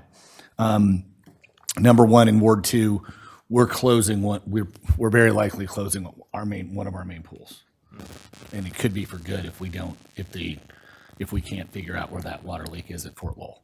But the other piece is that on other occasions in the past, we've opened pools in Ward 2 that had been shuttered for a long time through a third party. The YMCA actually operated Jesse Owens Park for 2 or 3 summers. So there's some creative ways to go about this. So I'm all about keeping the pools open as best we can. And I like the spirit of the motion there, and that's why I seconded it. But I want staff to have some latitude on how they do that. I think there's creative opportunities to do that. And I remember one year when we were really struggling, we did bring back the Splash, which was a public campaign, and we're able to raise some private funds. And I'm going to personally start that campaign this year, and I'll probably have some announcements on some donations at the next council meeting. So I'm bringing a caveat back that I want that to be in marriage with some of the efforts we're doing to offset some costs. I hear you, Paul. I don't think we need to wordsmith the motion, though. We have a similar pool that we're working to find some funding for. This is just budget. And if something happens and the pool closes, the pool closes. So I think we can go ahead with the budget. And staff has heard your concerns. Noted. Any other questions, comments on this motion? Hearing none, all those in favor, please signify by saying aye. Aye. Any against? Motion carries. Councilmember Dahl, did you have any more questions or comments? Councilmember, did you have any more questions or comments? No. Okay. Councilmember Cunningham? So let me start with why these cuts are actually worse than you think they are. And that is that we're already struggling to meet our service delivery. If anything, we need to add at least, in my opinion, I want to be at 23 rescue trucks. I want to be at 23 rescue. I want to be at 1 per station picking up low volume calls. I think that's absolutely necessary. To do that, we probably need to add 22 firefighters. So to me, we're already inadequate in just staying the course. The idea that we're taking the idea that we have the idea that we have to propose taking 2 fire stations offline after we picked up 105,000 calls last year, which was the most ever, is very unfathomable to me. We're not going to meet our service delivery. Our fire department leads the country in of the percentage of people who survive heart attacks. We achieved that for a reason. We achieved that with excellence. We're not going to if you're excellent, you don't say, okay, now let's be mediocre. So again, we need to take a look at that. On the police side, we probably need at least 56 more commissioned, if not more, for a city our size, and that's like a minimum. We can't be in a situation where the afternoon shift is signing on with 37 calls holding. We're never going to get caught up. We're like in quicksand over and over. And that's just the public safety part. On the other side, the number of issues that we're having at parks with league use, tournament use, conditions of the fields, infrastructure, and capital improvements is ballooned. And that's because we've deferred costs in trying to control them, when really what we need is further investment. So for me, yes, we can balance the budget with a shoestring situation and struggle again next year, and we won't have adjusted anything. At the end of the day, we have 51,000 boardings, give or take, per day on our transit system at about 3.5 total boardings per day per person, per user. It's 14,000 users. That's out of 1 million people. That's 1.4% of the population, and we're spending $100 million on that. We've got to figure out how to experience some cost avoidance and some revenue capture in transit. We just do. I don't think we need to wait. I think we should probably have that discussion as soon as we can. But right now, our service delivery in some of those core departments, the last thing I'll say is that we probably need to bridge some CIP funding. We have this weird thing where we have the RTA coming in, and we're going to we might continue 411 or renew 411 in a few years. But here's a good example. So there's a stretch of road on from Camino Seco to Houghton on Speedway. It's 4 lanes wide. If we spend money this year and get a microsurface done, it'll cost us about $500,000. If we wait 2 more seasons, 2 more to 3 more years, it becomes a $3.8 million project because we'll have to mill and fill, and we can't get away with a microsurface. So we have this weird thing on our CIP budget, and that's a word 2 example, but I know each one of you has a stretch of road where we can probably save some money if we front load some of that CIP. And each of you should get with DTM, find a stretch of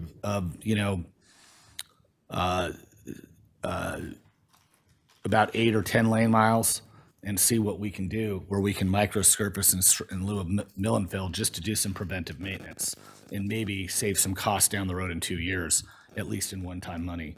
So those are some things that I'd suggest we start thinking about right now with what's going on. We also have a fee discussion in parks, which is part of this discussion later. I can't wrap my head around the idea to go to our citizens and say, we're going to raise your park fees, but we're going to cut the services that they're delivering. So we've got to be really careful when we have these discussions. And it is a statement of priorities. And for me, those are some of the pieces. The last part I'll say is, as far as service delivery, is that while we have been, I think, at the forefront in our social service engagement and street outreach engagement, and we've done some pretty amazing things, we've got to get to a 7 day a week, 11 hour a day staffing model for the social services. We need to be able to offer detox every day. We need to be able to go to iPad court every day. We can actualize some savings in jail board if we do it right. So I've brought this to the table multiple times, and again, I think we've got so many people working for us whose heart is in the right place, and we've got everybody sitting out here today who have worked on their budgets, who've gone to their team and said, these are the cuts we can make, but these are the things we need. And you guys are doing a great job. And it sucks when we're in a recession, and it sucks when we have budget cuts. But at the end of the day, the only way we can get through this is if we make some harder decisions. And as far as the transit piece goes, I actually think that free transit makes a lot of sense. If more than 20% of our commuters use the bus or every day, it would totally make sense. But right now, it's not that many. It's not even 5%, or you could argue it's 5%, but it's not 20. So I think there's some discussion we can have there, but I'd like to see us really talk about the transit fares insofar as, look, anybody who needs a free pass should be able to get one, and they can get one they don't have to renew more than 2 or 3, 4 months at a time, even 6 months. I'm all about stuff like that. But at the same time, we can't leverage our community partners like the university or Pima Community College into some revenue sharing options unless we have that fare system in place. We also have an issue right now in and around bus stops on heavy bus routes where we've got some safety issues for our drivers. And even though they're not technically city employees, I consider them just as much city employees and part of our family as I do our firefighters, our police officers, and our parks workers, and our Tucson Water folks are and our 911 folks. I mean, they're just as much part of our family as everyone else. So we've got to make sure that their safety's considered. And I'll cap it off with this. And when I say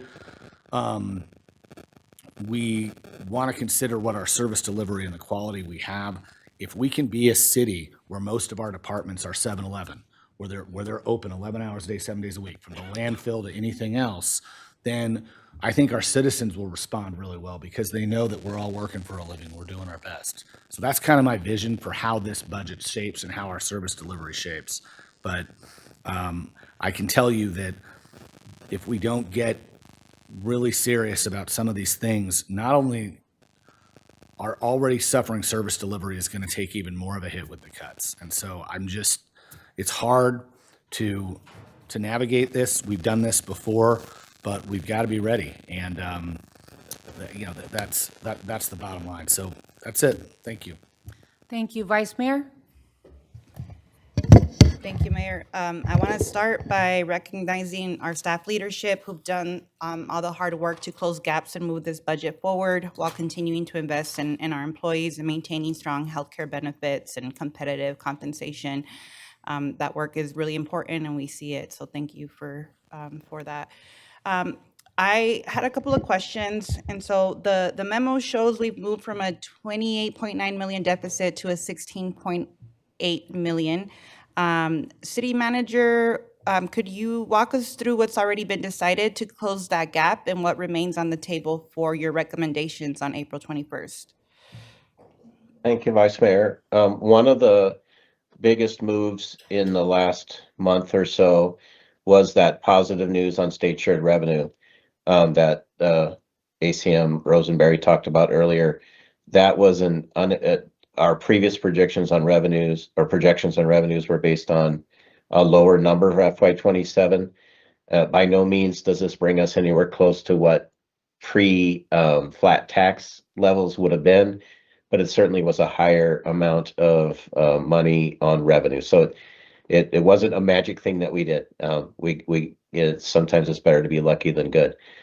The other things that have moved the number meaningfully are we've been adjusting our employee not the compensation, new compensation, but the actual levels of employees projected to be in the next FY27 budget and refining those numbers. That's yielded some savings just by actually updating those projections through Angel's team.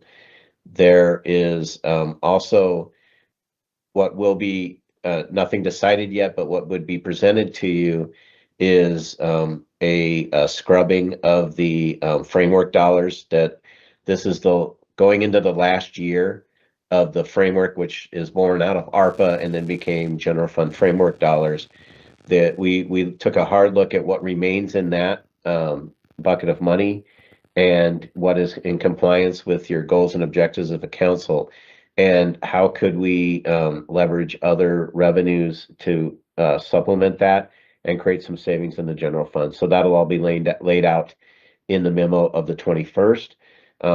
But there haven't been any structural cuts or anything of that nature that we have not shared with you or put on the table in front of you. What we have done is brought the deficit down to a point where what exists in the memo, what exists on that menu of options, all still is applicable, but the challenge has been reduced to the point where we think we can work with you all to get to a good outcome. I will ask Anna if there was anything I missed in that.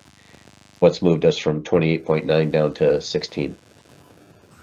I think you got it, Tim. My recollection was a bit of work with that framework money. In particular, we talk about that in the memo regarding Cushing Skate Park, as well as some work that we did to recommend conservation fund funding for some infrastructure within parks for a 2-year period. That has positively impacted our projection, and that'll be wrapped up into the recommended budget at this point. And if I may, Vice Mayor, I had one additional comment. Not yet in the memo, but certainly for you and your colleagues to consider, and I've talked about this in individual briefings, but we haven't put it in the form of a memo yet, is that there are some of the things that are either cliffs that we want to fund moving forward or cuts that we want to avoid that as we roll from this fiscal year into the next, traditionally, we've had unused capacity or budget capacity within the wards and the mayor's office be reprogrammed by the wards and the mayor into paying for certain things in the next fiscal year. My ask would be that we look at thoughtfully at that dollars that could accrue from 26 going into 27 from those budgets to avoid the cuts that we don't want to have to make. So that's a conversation we can have as the fiscal year starts to wind down. But it's another one-time source of money that can help us extend some programs for another year, and maybe we get to the point where they can be sustained in the long term. Thank you, Vice Mayor. All right, thank you. And then given these decisions from the state and the federal government and a reduction of revenues to our general fund, and with the uncertainty of costs continuing to go up, what's our exposure if federal funding conditions worsen further, and how is that being built into our planning? Thank you, Vice Mayor. There's a couple steps to that. One is we've already adjusted to the reductions in federal grant opportunities that exist to us. Now, we benefited greatly under the Biden administration from a number of grant programs that gave us opportunity to compete for funds. And that came with also a cost at the local level in the form of the local match. However, we always won because if we get the grant, we get 75% of it funded by the federal government or whatnot. We've already looked at the fact that those grant opportunities are lesser. Therefore, we don't program spending in those areas because we know the funding is not available to us. That has an impact because it's missed opportunity, but it's not a structural impact because in almost all cases, we were seeking something for a one-time expenditure. Now, to the case that those one-time expenditures can offset something we were going to fund locally, it was always a win. But we've already sort of made the internal adjustment that we know that's not as robust an opportunity, but so we shouldn't be counting on that. What I'll add to that is I think there's a conversation we can have with some of our local partners, including the RTA, about we have secured some federal grants and that local match, maybe it can come from a variety of sources beyond just the general fund of the city of Tucson. So that's some potential savings there. We also were very cautious about any of that federal funding being something that we tried very hard not to build programs off of. We tried to really target capital investments so that we didn't create. There are some cliffs out there, which we even see some on this list, but we tried not to create structural cliffs that we knew we had to backfill a bunch of revenue with it. So that's how we're addressing that federal risk. Now, there's one layer additional protection that the city has that we have not emphasized at this table, but I know that you and your teams are all aware of it. We have not yet put on the table taking any type of step of dipping into the policy reserve. Last year we made in your concert with you, we made a policy change there that allowed us to have that policy reserve stay at a fixed amount for the foreseeable future, which means we have a assured level of protection there. In a worst case scenario where there's an economic downturn beyond where we're at, or there's a fundamental loss of revenue from some short-term impact, we do have our policy reserve that's there to help us weather that storm. My other question, city manager, is I know you gave us a menu of options. Is there a reason why across the board the city wouldn't just do a percentage cut and let each department kind of figure out how to adjust their budgets? Thank you, Vice Mayor. It's a great question, and we allude to that in the form of of high in most of these departments in the general fund, what they have to cut is personnel.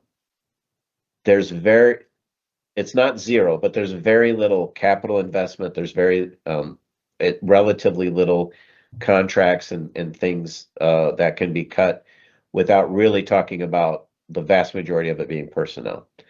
So it becomes a form of vacancy management. Now, why we wouldn't just say, hey, everybody cut 5%, that is something that would have impact, but we wouldn't be able to quantify or clarify for you what that impact is. So it kind of runs counter to being able to describe to you, hey, if we do this action, here's what residents would see or not see.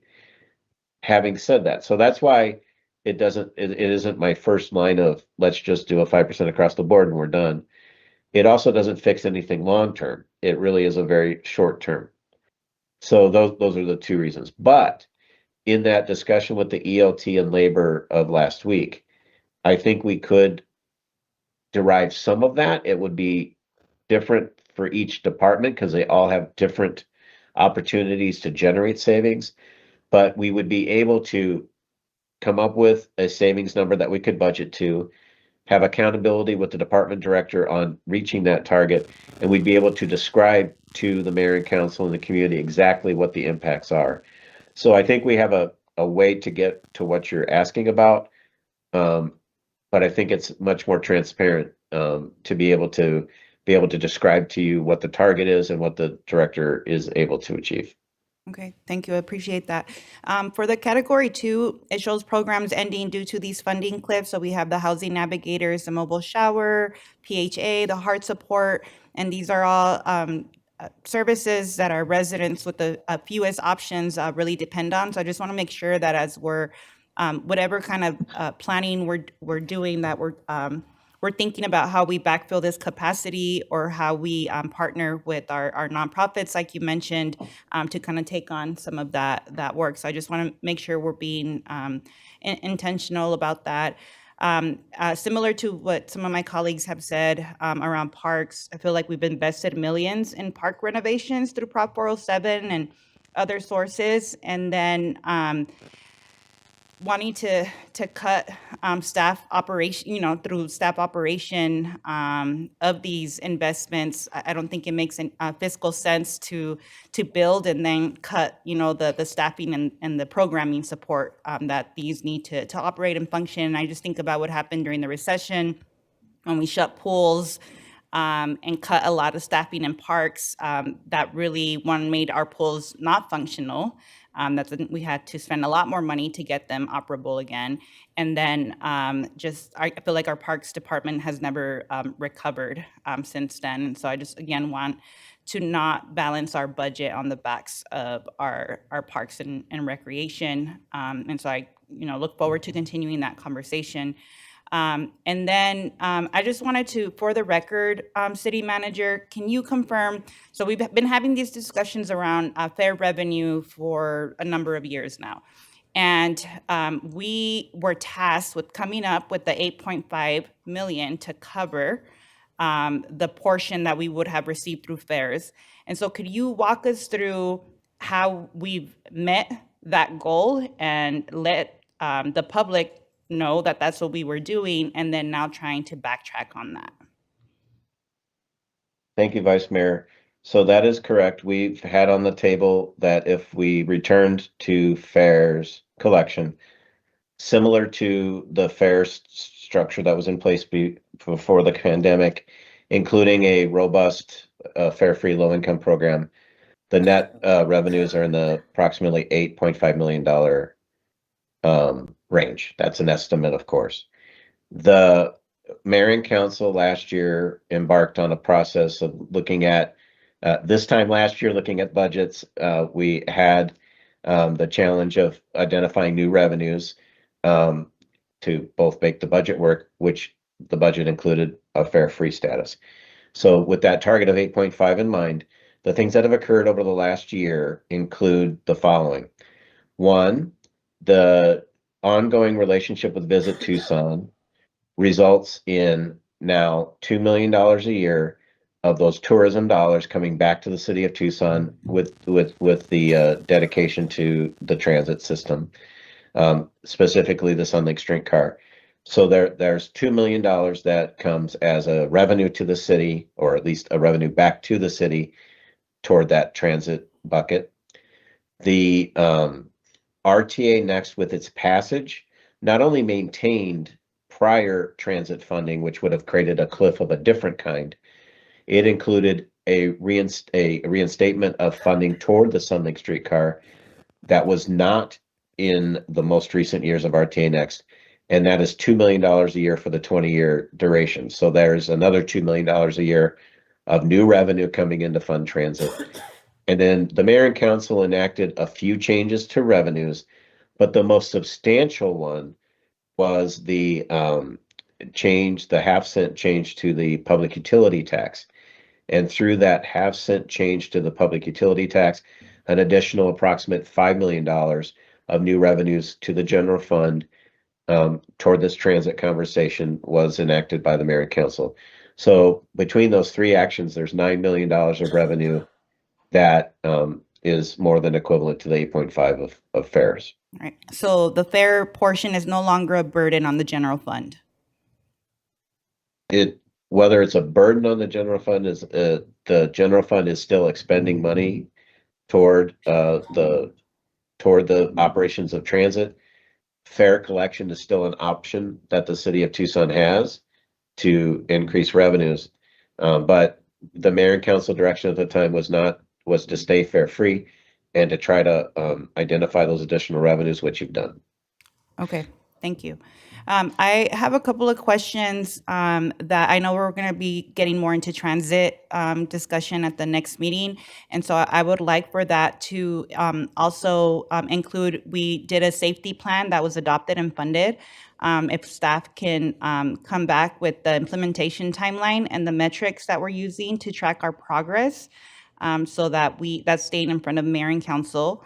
And then also, we know that our ridership rebounded a lot faster than many peer cities, and if staff can continue to give us ridership numbers and what that trend tells us about how Tucson residents are using the system.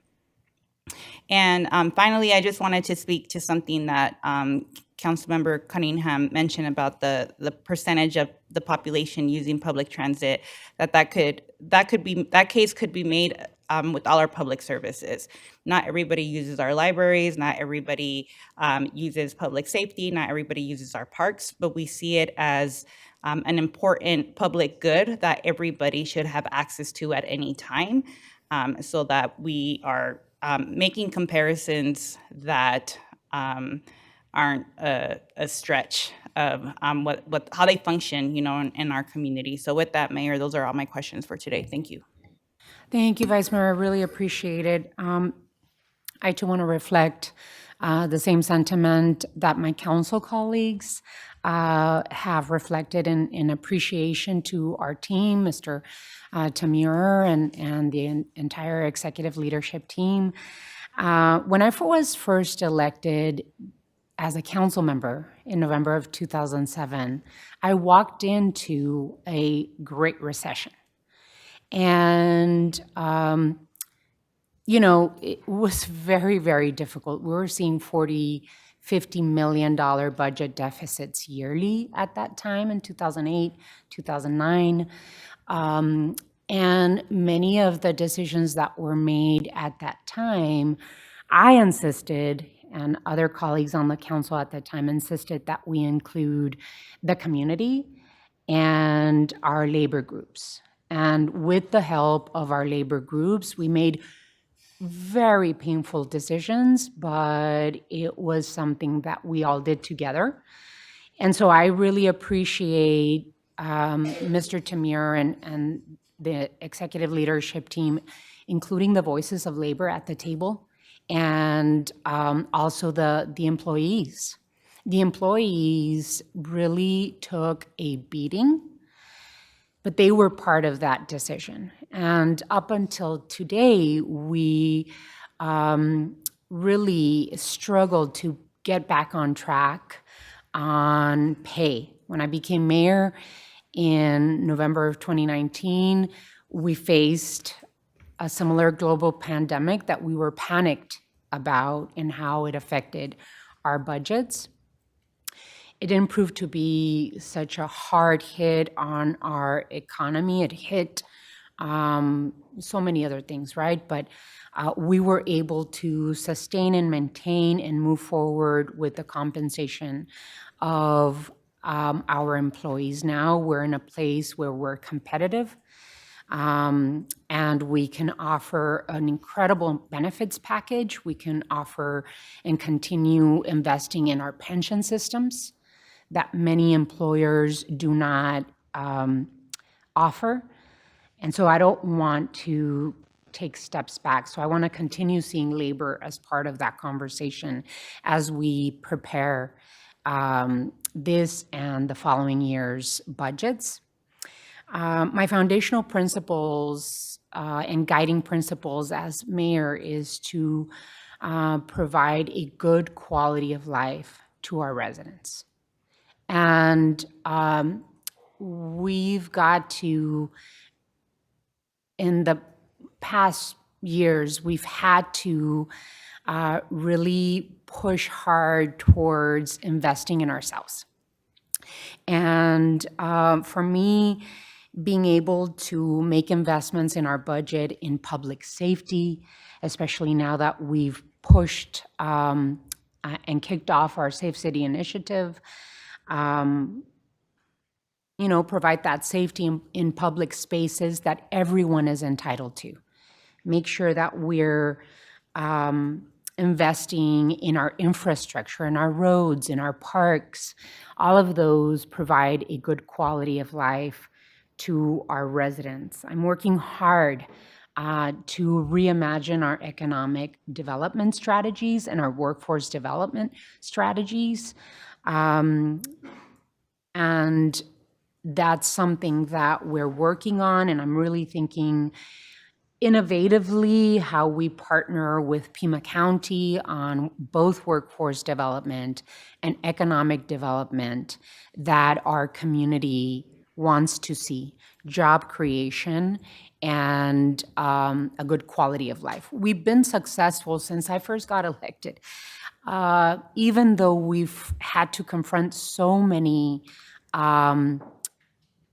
incredible circumstances, we've been able to bring down poverty levels in the city of Tucson. When I first got elected to the city council back in November of 2007, our poverty level was 24%. 1 out of every 5 children, or 4 children, were living in poverty. That's a huge piece of the puzzle that we need to continue confronting. And the investments that we've been making the past 6 years in the Prosperity Initiative, in trying to create long-term high-wage jobs and paying our employees well, and investing in parks, investing in roads, those are things that matter. So I do not want to see backward momentum. We have taken huge hits by our own state and federal governments. Our state government has been hell-bent on removing investments from cities and towns across Arizona. And I hear you, Councilman Lee, that the Doug Ducey flat tax is going to be very hard to change. But the state legislature continues to attack the possibilities of even cities trying to recover some of that income loss, right? This year, the state legislature is trying to go around the governor's veto and putting items on the November ballot that will continue to hurt us. HCR 2016 is a perfect example. They're trying to put a moratorium on fees and utility taxes and even our own utilities, of us being able to go out and saying, we're going to recover the cost for our water utilities for 5 years. And we wouldn't be able to charge any new fees or charges unless we take it out to the voters and have a 60% voter approval. That is tying the hands of local governments, while at the same time really putting a lot of pressure, all to give millionaires and corporations tax cuts. So the day-to-day people here in Tucson, we brought 18%. Poverty levels in Tucson are 18%. We've lowered them because of the services and programs that we have created. But yet we're still struggling to fight our state legislature and now our federal government that continues to cut and put more burden on working families and blue-collar workers like here in Tucson. So I understand that it will be very hard to go back to what it was because of the Doug Ducey flat tax and because of the actions taken by both Congress and the president and the state government. But it has to be said, because these decisions that we are making at the table are a consequence of their lack of investment in our communities, of working families like the people in Tucson that are paying their fair share and more than their fair share, and still they can't make it to pay for their children's college education. So look it up, HCR 2016. And the consequences that that could be for our local government. Saying that, this group right here, us 7, with the help of our employees, our labor groups, and our executive leadership team, these are the decisions that we have to make. And so Tucsonans need to understand that there's a history to the decisions that we are making. I want to ask about Fire Station 3 and 6.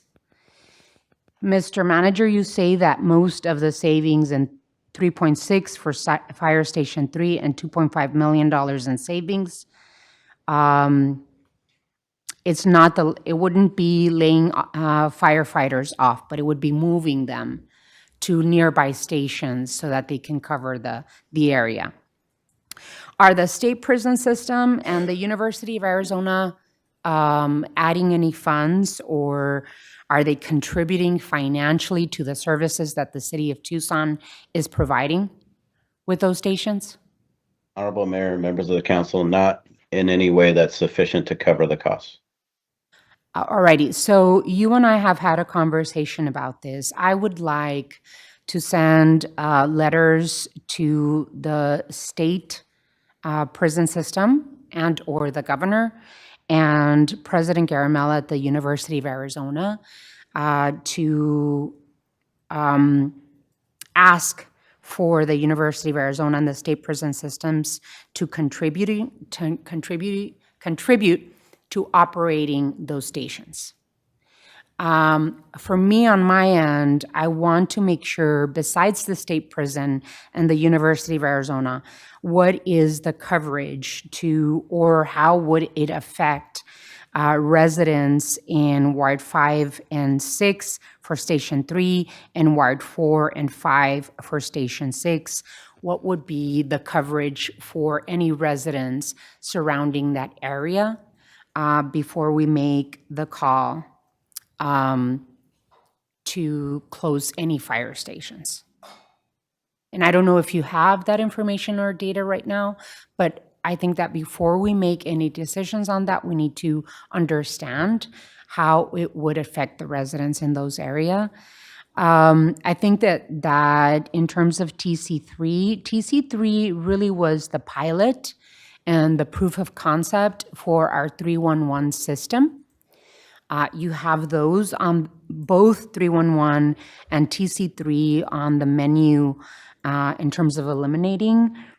I would much rather see, instead of elimination, I would much rather see those two programs merge and see if there's any cost savings there to make sure that the service that we've currently provided with the 311 services is not dismantled. And, as we continue the conversations for both the community, the town halls, I appreciate you including the town halls on informational. I think it's very important that we include the community. And I also want to make sure that we can continue investing in the programs that are proving to work, right? I know that the investments that we're making in Housing First and in our Safe City deployments in partnership with TPD are important for the community. They're seeing tangible benefits and results. It is no time to go back in terms of those services that we're providing the community. I want to also make sure that we keep the funding for, Councilmember Cunningham said we need 50 more commissioned officers. That's our goal. That's something that we applied with the Department of Justice for funding for. But that's one of those programs where we, the city of Tucson, have to provide matching funds. There's no thought in terms of eliminating those matching funds for 50 new police officers, is there, Mr. Manager? Honorable Mayor, members of the council, that the matching funds for the additional officers is in the recommended budget as it stands right now. Alrighty. Can you explain the history of the investments that we've been doing in PRS system and why mayor and council made the decision to invest in making that system solvent over time? I know that we were adding, besides our usual yearly investments that we did, we were adding additional funds in that. Can you explain a little bit more on that? Honorable Mayor, members of the council, with this last year's budget, the year we're in, we set off on a new program to fully fund PSPRS with an intention to do an additional amount that we call pay ahead. This was a targeted $15 million of additional funding that we would add every year, at least for the first 5 years, in order to not just get closer to full funding of the program before the regulatory deadline, but also to give us some flexibility there. We were not able to make that first year's payment of $15 million in order to make the first half of it. We pulled from the budget in order to get to a balanced budget, and then the second half was part of the FY26 spend plan to try to reduce the spend in the fiscal year. In the current FY27 budget, we are also not including the pay ahead amount. And when you next see the 5-year forecast, we're actually going to be creating a new section to that planning tool, which shows the things that we want and should be doing that we're not. So we're giving you a balanced budget, but it doesn't meet all of our needs, and so that is one of them. But I do want to emphasize that the appropriate amount and the required amount of PSPRS contribution is in the balanced budget. What we're not adding yet is an additional amount above that. That additional amount that we were adding to our yearly payment to make sure that we made it much more solvent for the future of our public safety retirees. That's correct, Mayor. That would not be included in this year's budget. But I do want to emphasize it's not a return to the old days where we were shorting the pension. That's not on the table. You know, when I became a council member, we had years as a council, as a mayor and council, not going out to the voters for bonds or for investments outside of our traditional investments. We started that trend when I became a council member to try and invest in the resources that we have, right? Both our roads, our park investments, investments in capital for the infrastructure and assets that we had. We have to continue to have a forward momentum and have conversations with the community about continuing to invest in ourselves. That's why I really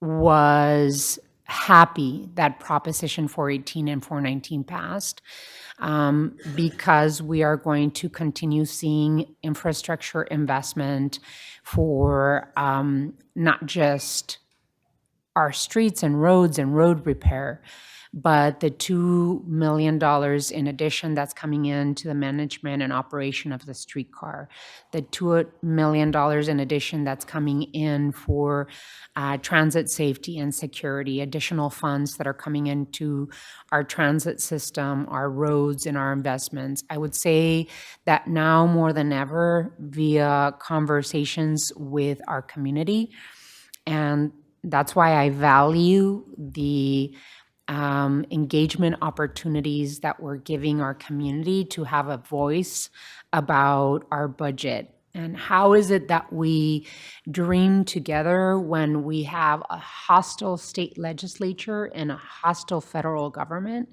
to continue doing the least harm to both our residents and our employees that are so important to offer the valuable services that Tucsonans deserve. So we're going to continue having this discussion. I appreciate all the work and help, and I'm looking forward to some answers to the questions posed here at the table.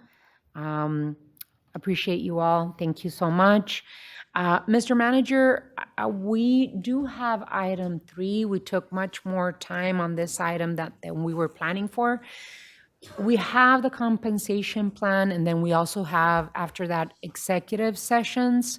I just wanted to ask both the clerk and the city manager if we should go into the compensation plan and then run into the executive sessions, or run into the executive sessions and then finish compensation and the rest of the agenda after that. Madam Mayor, I think it's probably prudent to go into the executive sessions at this point. Okay. The comp plan, we can certainly handle when we come back out, and we should be able to be pretty time efficient with that. Okay. Mr. Attorney? If I may, Madam Mayor, we also have an outside counsel available for the executive session There's waiting. there's some time limits. Okay. Thank you all to the department directors that are here. Thank you so much for your work, and thank you for working with us on the budget. If we'd like to adjourn into executive session, I'm happy to read it into the record. Okay, yes, can we? Okay. Yes, executive session, whether to authorize the city attorney to raise City of Tucson claims and ongoing antitrust lawsuits related to fire apparatus pricing, and executive session settlement conference in Valeant Pharmaceuticals International, Inc. Securities Litigation, United States District Court, District of New Jersey, case number 315 CV07658. We can I get have a motion to go into executive session. There's a motion and a second. All those in favor, please signify by saying aye. Aye. Aye. Any against? Motion carries. Thank you all so much. Appreciate you.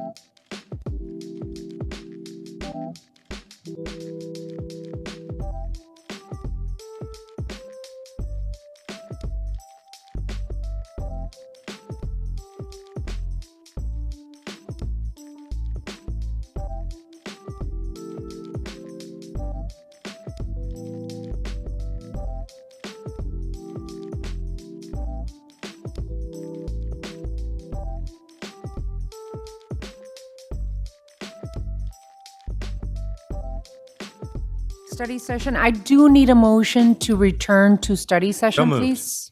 There's a motion. Second. There's a motion and a second. All those in favors of returning to study session signify by saying aye. Aye. Any against? Motion carries. Alrighty, what is the council's pleasure on item 5? Your Honor, appropriate motion would be to move that the mayor and council authorize and direct the city attorney and the city manager to proceed as discussed in executive session to take any actions necessary or desirable to raise Tucson claims in current antitrust litigation related to fire apparatus and/or any such future litigation. So moved. Second. There's a motion and a second. Any further discussion? Hearing none. All those in favor, please signify by saying aye. Aye. Aye. Any against? Motion carries. What is the council's pleasure on item 7? Your Honor, an appropriate motion would be that the mayor and council authorize and direct the city attorney through outside counsel to proceed as discussed in executive session to settle the remaining claims in the Valeant Pharmaceuticals International Incorporated Securities litigation case number 3:15-CV-07653, or 658, excuse me. So moved. There is a motion and a second. I'm sorry. All those in favor, please signify by saying aye. Aye. Aye. Any against? Motion carries. Alrighty, so we go back to item 3. Time has been set aside to allow the Human Resources Director to submit the recommended fiscal year 2027 compensation plan as required by city charter and code. Ms. Train, would you like to start, or Anna, I don't know if you wanted to jump in. Well, that's where I was trying to look and see the city manager. We usually use a little eye contact here. So we have a presentation for all of you regarding the compensation plan that we've been working hard to prepare for you, mayor and council, as well as all of the employees that are impacted by the city's compensation schedules. So Human Resources Director Train is here. She will kick off the conversation, and I know the city manager will have comments towards the end. Honorable Mayor and members of the council, let me open by saying we have unlimited gratitude for the involvement of our entire workforce over the last 10 months. And as we go through these few slides this afternoon, this has not been only the Human Resources Department working on collecting information, doing the research, talking with each other, collaborating. This is truly a team effort to be able to come to you today and bring this information. We also thank very much City Manager's Office, our ACMs, because the guidance is mandatory, and then also our labor unions, labor leaders, in conversation on behalf of all our employee groups. So as we look at our first slide today, this is the capturing of the essence of the information. Our second slide will go into a little more detail. We do what's called pay progression, We began that the last year, and you'll notice that it is, the estimate there is 1.5%. So for our workforce, the recommendation is that the cost would be about $5,300,000 to do that. And that pay progression will describe how that is applied to the workforce. The other things that we've been involved in, and this is where it truly is a team effort, are the market adjustments, pay range placement, et cetera. We're going to talk a little bit about a 4900 project that we've been involved in. But anytime you're doing market adjustments, you're gathering loads and loads of research data to see how we compare. And then we are making determinations on changes. Maybe it's titles, classification groups, maybe it's creating promotional pathways within each of our departments or divisions. So again, this takes everyone's considered involvement. We also did have a vendor at one point that was helping us, but we've completed 19 market studies in order to bring the information to you. And then our commission, TPD and TFD, I think you'll recall that we're in year 2 of a 3-year opportunity to again be competitive in everything that we're doing financially. So the total recommendation for fiscal year 27 does sit at the 18,100,000 in order to go ahead and implement all of these areas. On the second slide, we have got for you the breakdown on that. And when you're looking at to the far right side, the ERE, just a quick reminder, ERE is pension and FICA for non-commissioned, and it's Medicare portion of FICA for police and fire. And that dates to 1935, to the act at the federal level that requires employer contributions to Social Security and Medicare. So that's that analogy or that brief term that you see there, but that gives you a clearer breakdown, I think, on that. Now, on our base pay progression, what we are doing with this, and we, of course, introduced this in fiscal year 26, but for this particular piece, we are now tying this, and you'll see the effective date of June 28. This would be our goal for the 1.5 base pay progression. And for those earning up to 5% over the maximum of their pay range, remember, we have many, many long-serving employees in the city. And so for some of them, they are on that far right side of a pay range. This is why the language is situated as you see it up there. If there is someone earning more than 5% over that maximum, then the base pay progression is that 0.75%. Again, we've looked at this from every possible direction so that we still have equity and we have things that make sense when employees are looking at where their capacity is at this point in time. What will happen, and we'll go to the next slide quickly on this, on market studies, I mentioned the 19 studies that have been completed.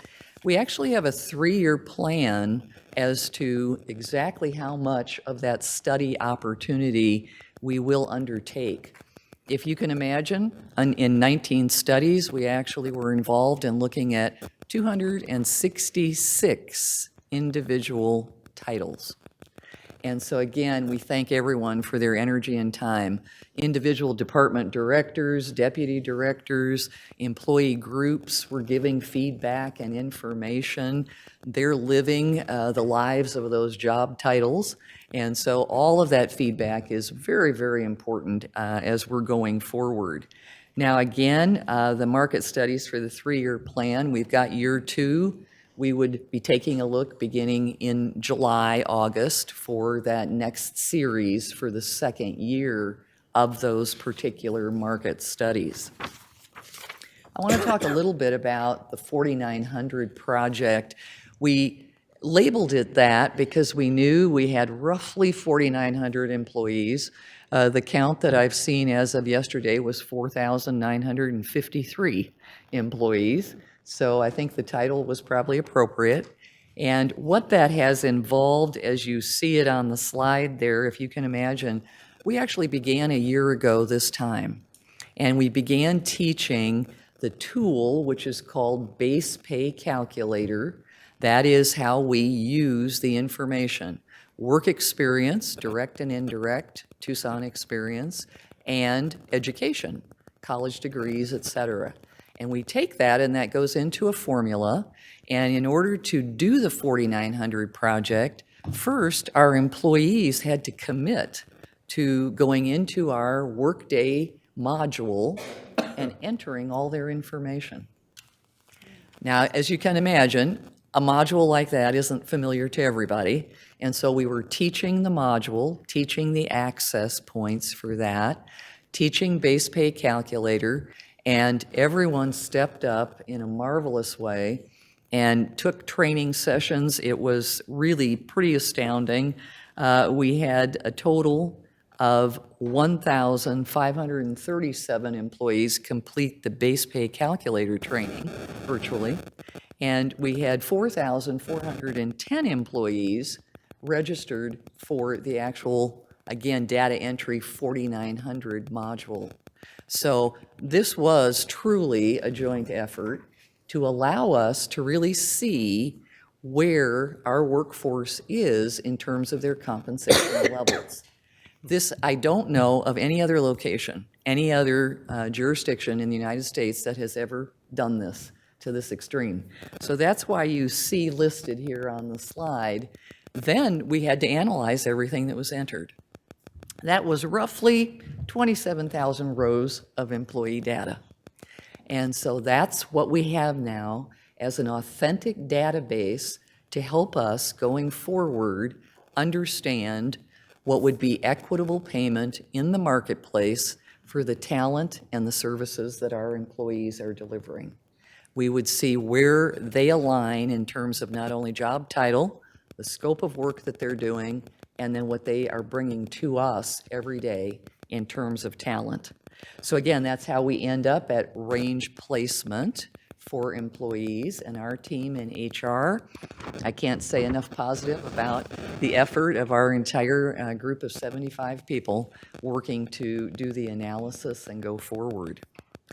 On our public safety compensation, just a reminder here again, we're in year 2 of the 3-year plan for compensation amounts.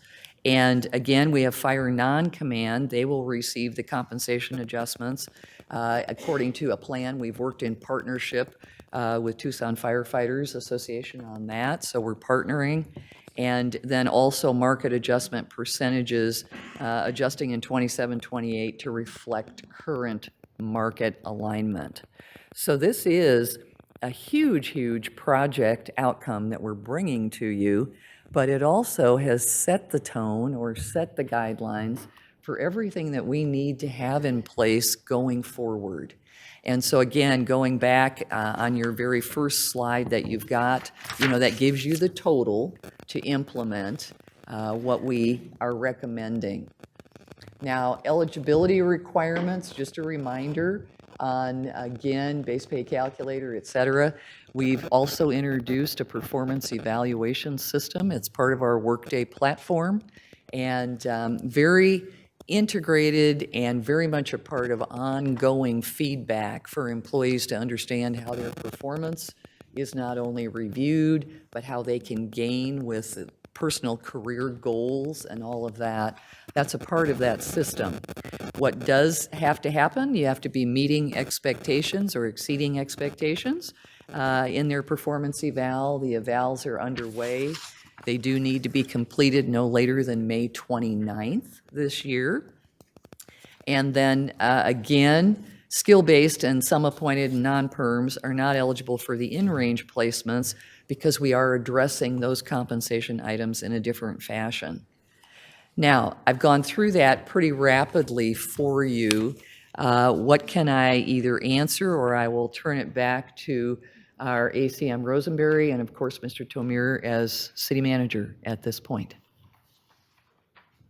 Thank you, Terry. What I'll add at the end is everything that's been presented to you today in the form of the HR director's recommendation.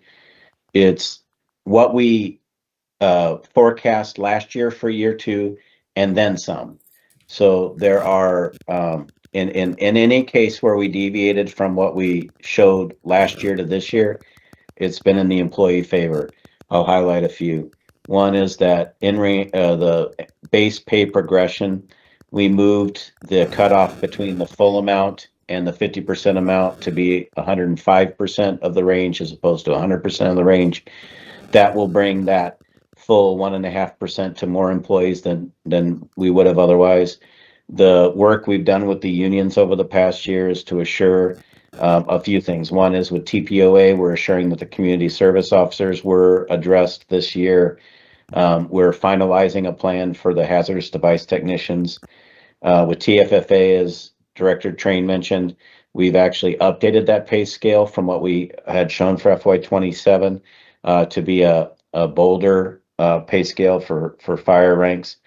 We've worked with Tucson Police Command and Tucson Fire Command Associations to make sure that as we make those compensation changes in the non-command staff, that we're not creating a disconnect with when people look to promote into the higher ranks in police and fire.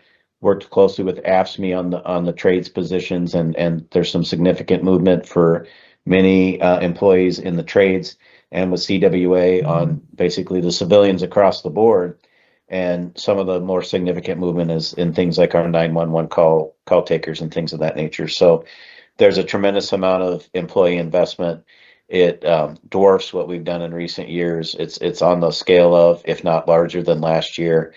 And it really does correct the vast majority of the problems we've had with pay equity, pay placement, and trying to get back closer to market. So it is in full in the budget recommendation that'll be coming to you on the 21st. With that, we're happy to take any questions or feedback. Thank you, Mr. Manager. Thank you so much, Ms. Train and Ms. Rosenberry. Based on the work that we've been doing, I would say the last 6 years, this particular compensation plan represents the next step in one of the largest investments that we've ever done in the employees of the city of Tucson. And I am deeply committed to continuing the work that we've started to make sure that our employees are compensated equitably.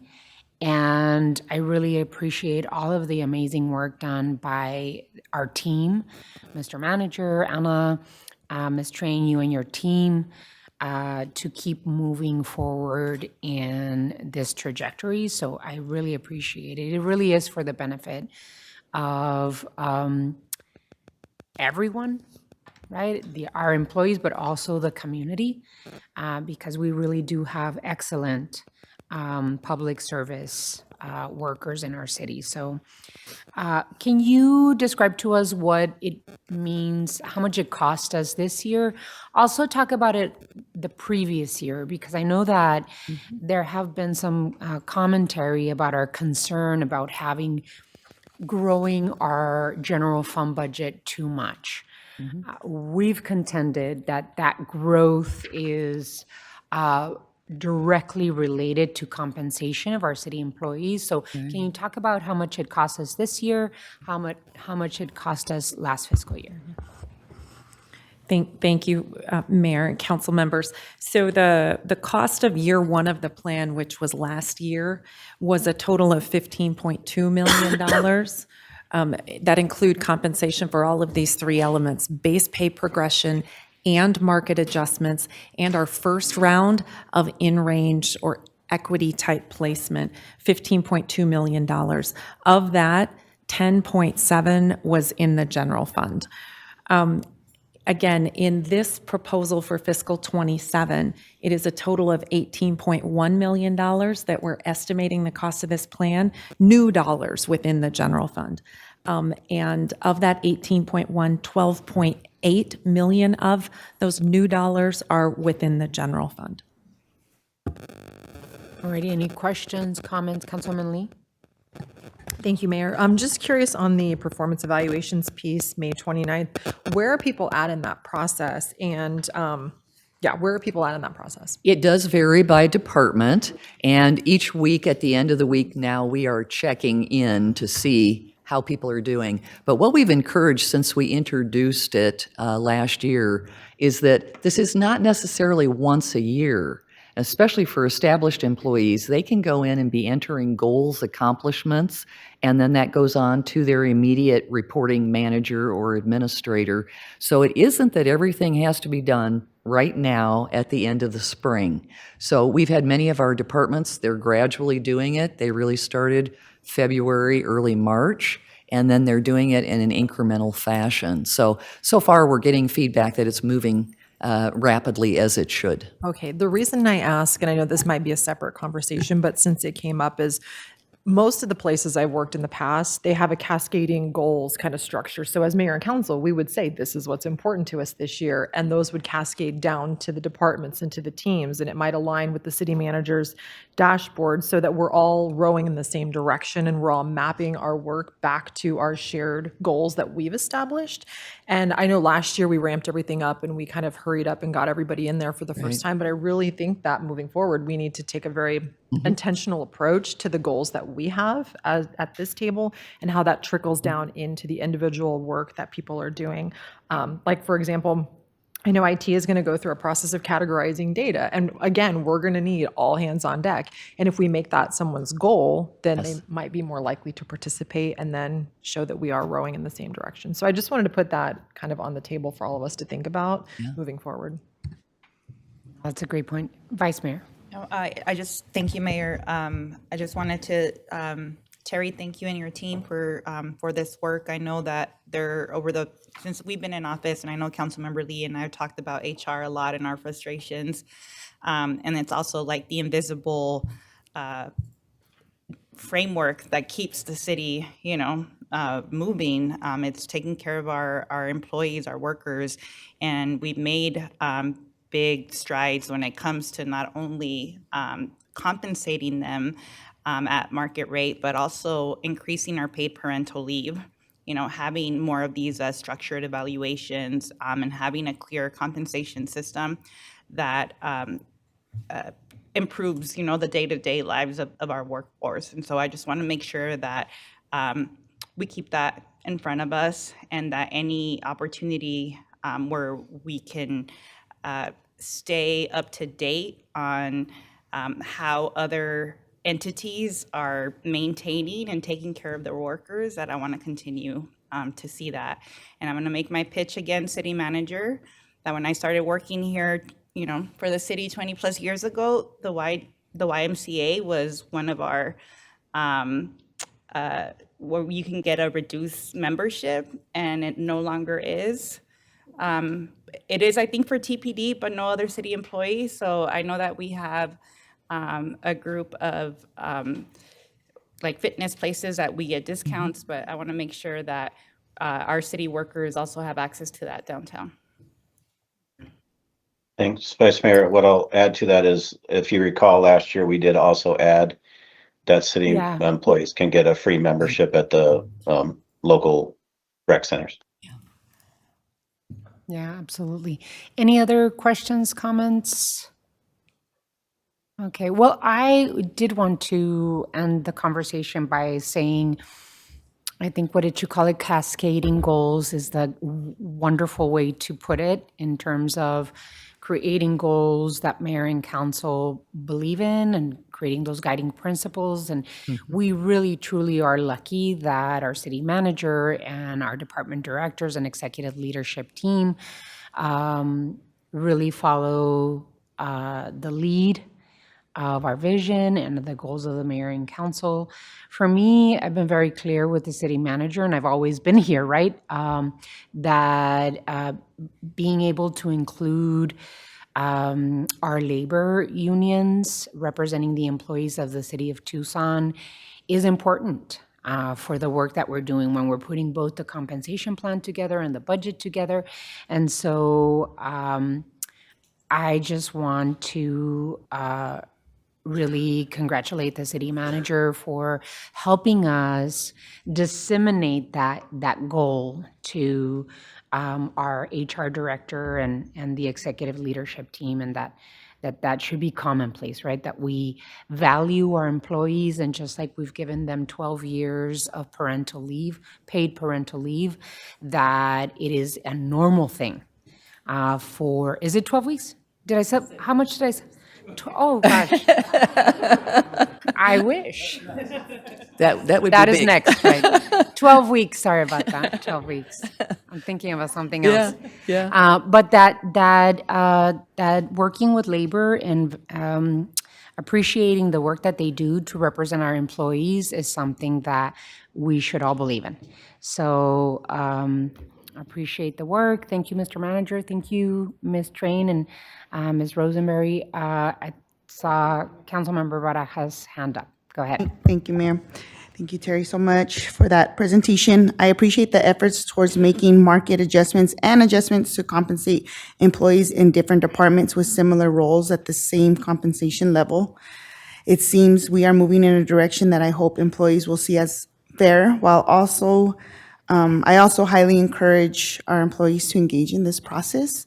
And speaking of that, Councilmember Lee and I saw something that we would like to bring to the attention for the education point value, the high school diploma / GED. We did see it as 0, making the recommendation to at least have that as a 1 point. And Or noting that.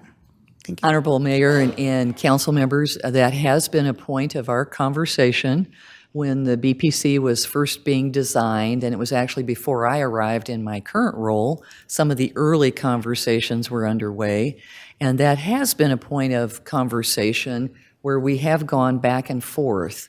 We will continue to study that base pay calculator, and that's part of, again, annually staying up to date with everything that's happening in the market and really understanding impact, influence, and how that formula either does advantage or disadvantage someone. So that is on our radar. So, yeah, thank you. Thank you, Councilmember Barajas. Any others? All righty. Thank you so much, Ms. Train. Really appreciate it. And Thank you. there is a mayor's public hearing, right? That we Yes. are going to.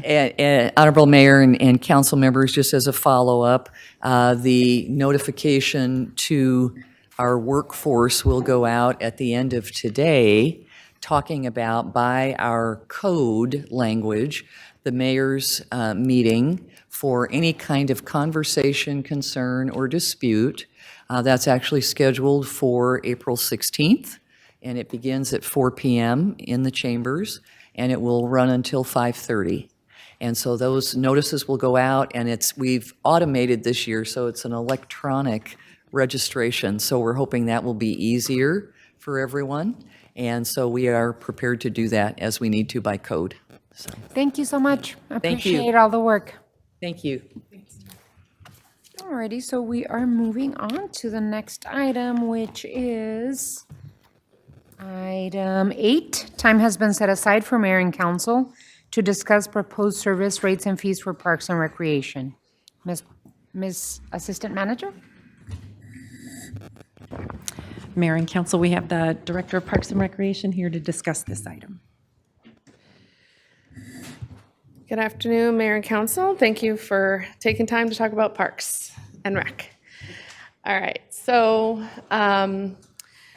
we did touch base with you in December with our intent to come with some recommendations around fees, and since that time, we have done some adjustments based on feedback that we've gotten from our briefings with you. And so I kind of wanted to level set and say that our goal today is, where feasible and practical, to improve cost recovery for services provided.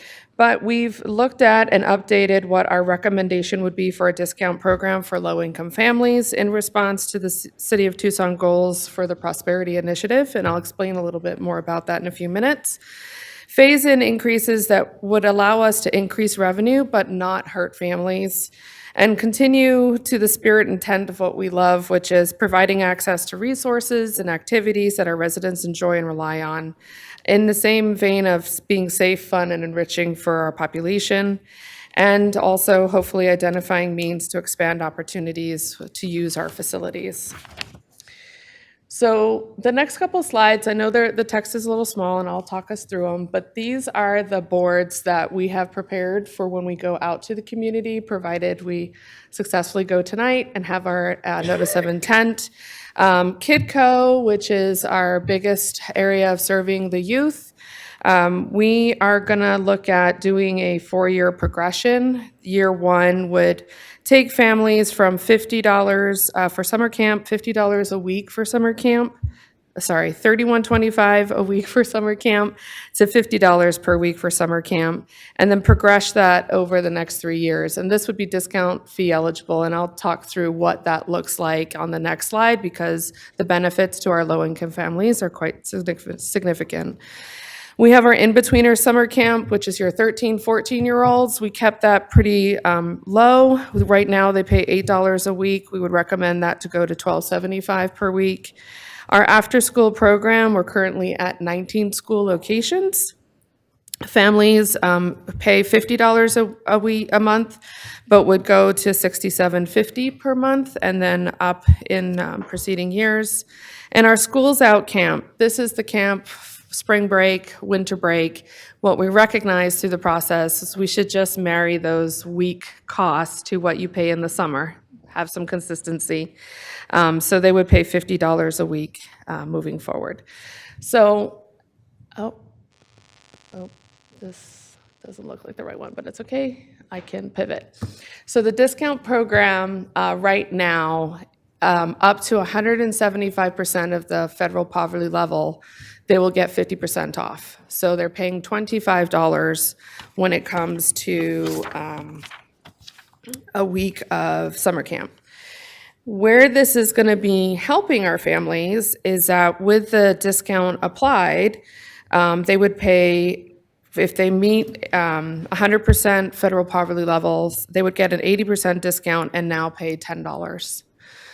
So for the families that really need that help to bring their kids into our summer camp program, they would have it be a lot more affordable. For the after-school program, it would be $13.50 at that 100% federal poverty level, and then escalate up. I know it's a lot of numbers on here, but it is a lot of data that we looked at and tried to translate over. I will call out that Learn to Swim is the only aquatic program that we have that is discount fee eligible, and that's because it's part of drowning prevention safety measures. Right now, families are paying $15 for 8 30-minute sessions. We're recommending that to go up to $25, but if they are discount eligible, they could pay instead $5 or $10, $15, or $20. So just trying to really make sure that we maintain accessibility when it comes to our programs. I'm gonna zoom back to where I need to be. Bear with me. Okay, cool. All right, so our next category would be in the sports fee realm. We've worked and looked at what would a recommendation be for all of our sports youth teams that utilize our fields. Presently, we are recommending that to be $100 per team per season. This we're hoping is going to allow them to be a little more accurate in their reporting to us, but start doing some cost recovery that then we can have conversations about how do we improve the maintenance of our fields.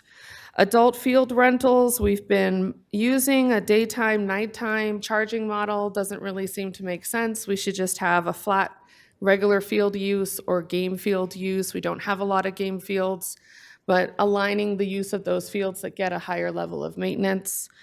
Tournaments, we have a profit and nonprofit rate. We are looking at adjusting that. So a profit entity that wants to do a tournament currently pays $155, they would go to $180. And then what we decided to adopt is a 50% discount for any nonprofit. So whatever the profit entity would pay, a nonprofit would pay 50% of that. Field linings. We do the initial lining at the beginning of the season, but we don't really have a lot of staff capacity to do additional linings. So the cost that you see here is really reflective of the staff time that it would take for us to reline those fields an additional time.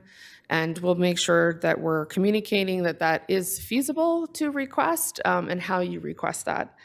Pickleball courts, over at Udall, we have 12 courts there. They're very actively used, which means that long-term, we're gonna have to do some maintenance there.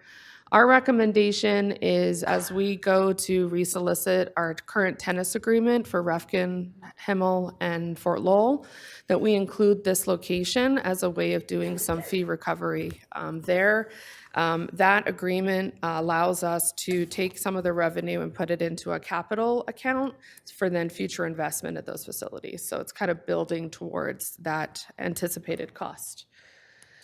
In our aquatics realm, I already mentioned the Learn to Swim adjustment. We've had some inquiries around doing private Learn to Swim lessons, but we don't have a fee. So we want to try it out, see if we actually get folks that want this one-to-one ratio for lessons and see how it works. Based on this actual staff time, it would cost us $160 to do those 8 30-minute classes. We currently have aquatic-based fitness classes that have never really been adjusted through the years. The demand is there, but the cost for us to provide is something that we want to recover. So we're recommending that to mimic our leisure classes at 100% cost recovery. Lap swim and therapy pool pass. This is an idea that supports year-round pool use, as well as the therapy pool that is open 6 days a week, and we get a lot of demand for that. So we would be looking at $30 per month or $324 annually. We did get a recommendation to consider a 6-month pass for our visitors to the area, so we'll definitely explore that. Exclusive pool use, from time to time, we do get entities that would like to use the pool for whether it's swim team training or deep water training. Pima Swiftwater is one of our customers for that. And so the cost for us to provide that exclusive use is about $100 an hour. That's based on staff time, and that's what our recommendation would be. And you'll see in the blue where we recommend progressing the fee to charge. Shared use lap lanes, this is where sometimes we have smaller groups that could use 2 to 3 lanes at the same time that the public is lap swimming. So having a fee that pretty much allows them to help split that cost of us providing public access, but them also having the benefit of doing a training. And swim meets and special event use, that has a higher demand on our staff. You're talking about people on the deck and people on the water. So we want to appropriately increase the cost for that because we would add more staff, so $150 per hour, including into that rental a 30-minute prep and 30-minute breakdown time. And finally, leisure classes. If you've done pottery or movers or shakers or gymnastics class, we know the community values these, but they come at a cost. So we want to make sure that they're self-sustaining. So we would be adjusting the fee to be 100% cost recovery. Our open studio time, that's for your photo lab, your pottery studio, or lapidary studio, we would also then appropriately adjust what an hour or a pass to utilize those facilities would be. Our holiday arts and crafts fair, 40 years running, very popular, but we've never really adjusted that cost. So we did check what the markets of all the other fairs and festivals charge, and we're recommending that to go to $150 for the weekend, and then graduating it up because we know our staff time associated with putting on that event will also go up. And then finally, a golf course capital fee. This came to us from the Greens Committee, and their recommendation is a surcharge on top of every round of golf to then be dedicated to a capital fund so that long-term, when we have things that are identified that need investment in golf courses, they're not coming from the general fund, but actually from this capital account. My final point that I haven't made yet is just that currently in the code, we are able to charge non-city residents 25% more than a resident fee. As part of our recommendation for a new fee package would be to come back as well with a code amendment to change that to 50%. Next steps. So if mayor and council are supportive, thank you, Anna. Okay, so next steps. If you're supportive, then tonight on the regular agenda is the official NOI. tomorrow morning, then the website will be updated, press release will go out, and then we will join the other departments that are currently involved in fee meetings starting on Thursday. We also know that we have a very specific stakeholder group attached to a lot of these fees. So we'll be doing various levels of engagement. Current and past users who've registered with us through ActiveNet. On April 15th, we plan to have a sports user group and general fee information meeting at Randolph Recreation Center.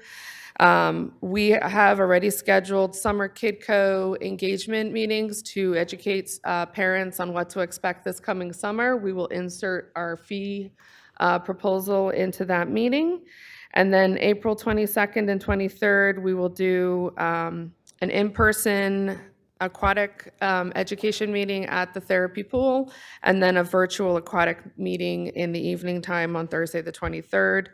We know we have certain entities out there that we partner with that are going to be impacted, so we'll be doing specific engagement with them from TUSD, Davis-Monthan, Tucson Synchro, and then we'll also be working with the Greens Committee on doing golfer engagement on the proposed fee.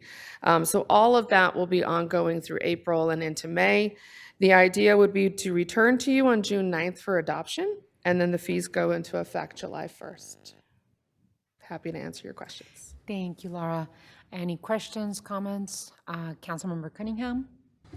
So what's the participation level right now on the low-income program for KidCo? So right now for our 3-year trend for summer camp is 13%, and our after school is 9%. And on the after school at 9%, bring that slide back up. I don't have a copy in front of me. Sure, I'm no sorry. problem. So we're gonna, at 100% all the way up to 200%. So did we consider that under 165% can already receive DES? So we're not a DUS location. Currently, we're at 175%, which means anybody under 175% is getting the 50% discount, or it's available to them. Right, and this is why I bring this up. So to get the discount at 175%, you save $25 a week. And for some people, the going through that process is like, well, it's $25, and it doesn't seem like a lot, but it's more than it seems. But a lot of people don't see it as it seems like a lot. At this point, we're going to have up to, if I'm reading this right, 150%. What would the cost be at at the new price? What would the savings be? We're talking about after school, correct? Yeah. Okay. So if you're not eligible, you'll be paying $67.50 a month. If you're eligible at 100%, you're going to get an 80% discount, which is $13.50 a month. Fine. Then $27, then $40.50, and then $54. So you get a $27 discount off of the 67, and you go from paying 50 to 40. And this is where it gets a little interesting. Did anyone check? And we have 19 KidCo sites after school. Currently. How many are in TUSD? 17 of them. 17. It's almost 90%. So this is where we get into the issue. Did anybody check how many students live under 175% with TUSD? I don't have that number today. 80%, it's 77%. So we're going to have a lot more families take advantage of this program. So unfortunately, while I laud the work that went into this, we're actually probably going to lose revenue. And so I'm not going to vote for this. I can't in good conscience even think about this. So I think we need to go back to the drawing board for the KidCo piece. All the other stuff seems all right to me. There's some stakeholder meetings with some of the tournaments that I saw. I think with our tournaments, we need to take a look at our scale. If someone's going to use more than 30 or 40, 50 facilities a weekend, we probably need to have a much wider discussion. I mean, TIG has gone from generating 12,000 room nights per year to 4,000 room nights a year, and a lot of it, they're kind of pretty frustrated that we had a hand in that. So we probably got to take a look at kind of all these things holistically. But I do agree. I appreciate you guys going out and charging by the team. I think there's some good changes here. But on the Kidco stuff, by having this multi-tiered program that duplicates what DES accomplishes on a lot of levels, I'm really worried this might backfire on us, and we'll actually lose revenue in the sense of gaining revenue. I also really have some questions on how much staff time and resources it's going to take to put all the people through these different questions. I also wanted to talk really quick about the city limits thing. I'm all about the city limits thing. How do we check that? Do we use an electric bill, a water bill? How do we check that? Mayor, Councilmember Cunningham. So through ActiveNet, somebody will register, and then within 48 hours, we have staff that verify their address, which then confirms if they're in city limits or not. And then when it comes to the discount program, How do they verify that? so they're using a mapping system to confirm their address is within city limits or not city limits. So the person just can enter any address in? Mayor and Councilmember Cunningham, they would be providing us proof of their bill. Typically, city residents we can verify against the water bill as well. So we do that, or? Yeah, we Okay. have staff that are assigned in class registration to do the verification. And does their name have to match the name of the registration when they present their water bill? Mayor, Councilmember Cunningham, yes, they have to prove residency at that address. So we have that residency. Then right now, how do we do the low income program? Mayor, Councilmember Cunningham, so we mimic what Tucson Water does in terms of the documentation that can be provided to verify. And there's a list of different things that they can upload. They can choose what they upload, but they have to meet that criteria. Like they upload their pay stubs, they upload their tax returns, is that Correct. that type of thing? And they have to get renewed every year? Yes. So I guess part of that for me is that I'm all about having some low-income programs. My history goes back, it's a core value. What I don't know is I want to be sure that our criteria kind of lines up across department. We don't need a person applying through a low-income program through water and then applying through another low-income program when we used to have low-income for bus fares, and then applying for another low-income program through parks. They can apply for all of them or not. So, I think that Ms. Hamway wants to respond to that. Thank you, Mayor. I did want to point that out because it just popped in my head. I remember Donnie confirming for me in the past. If they've already qualified for one of our other programs, then they qualify for our program. So if they've gone through the process for Tucson Water discounts, they qualify. All they have to do is say, I qualify for this, or is there a verification system that they qualify? Madam Mayor, I don't know the specific details, but I know that I've been told in the past that we're consistent on that level. I'd like to verify all those processes. I think this is, it's a good effort and it has a bunch of stuff, but I don't think we thought of all the other things. And again, when we talked about the co-locating pilot, we're kind of leaving state money on the table sometimes when you have two options. So I want to be really careful. I think we're going to have a lot more takers on the discount program with this rate. And so all of a sudden, right now with 9%, our aggregate is 90% of the people are paying full price and 9% are paying half. In this new system, what I think is going to happen is we're going to see a shift in that, and we might not make the same revenue. And I don't think it's intended. I think it's really easy to assume that only 9% will take advantage. But maybe the first year we won't see the delta, but wait till we get into year 5 when we're up to, what's the full, sorry, Malene. That's fine. So when we get to 2029, regular rate would be 120, 80% off would be 24, 60% off would be 48, 40% off would be 72, and 20% off would be 96. What's the full price? 120. So we'll be at 120. And do we know what the going rate on a licensure program is right now, give or take?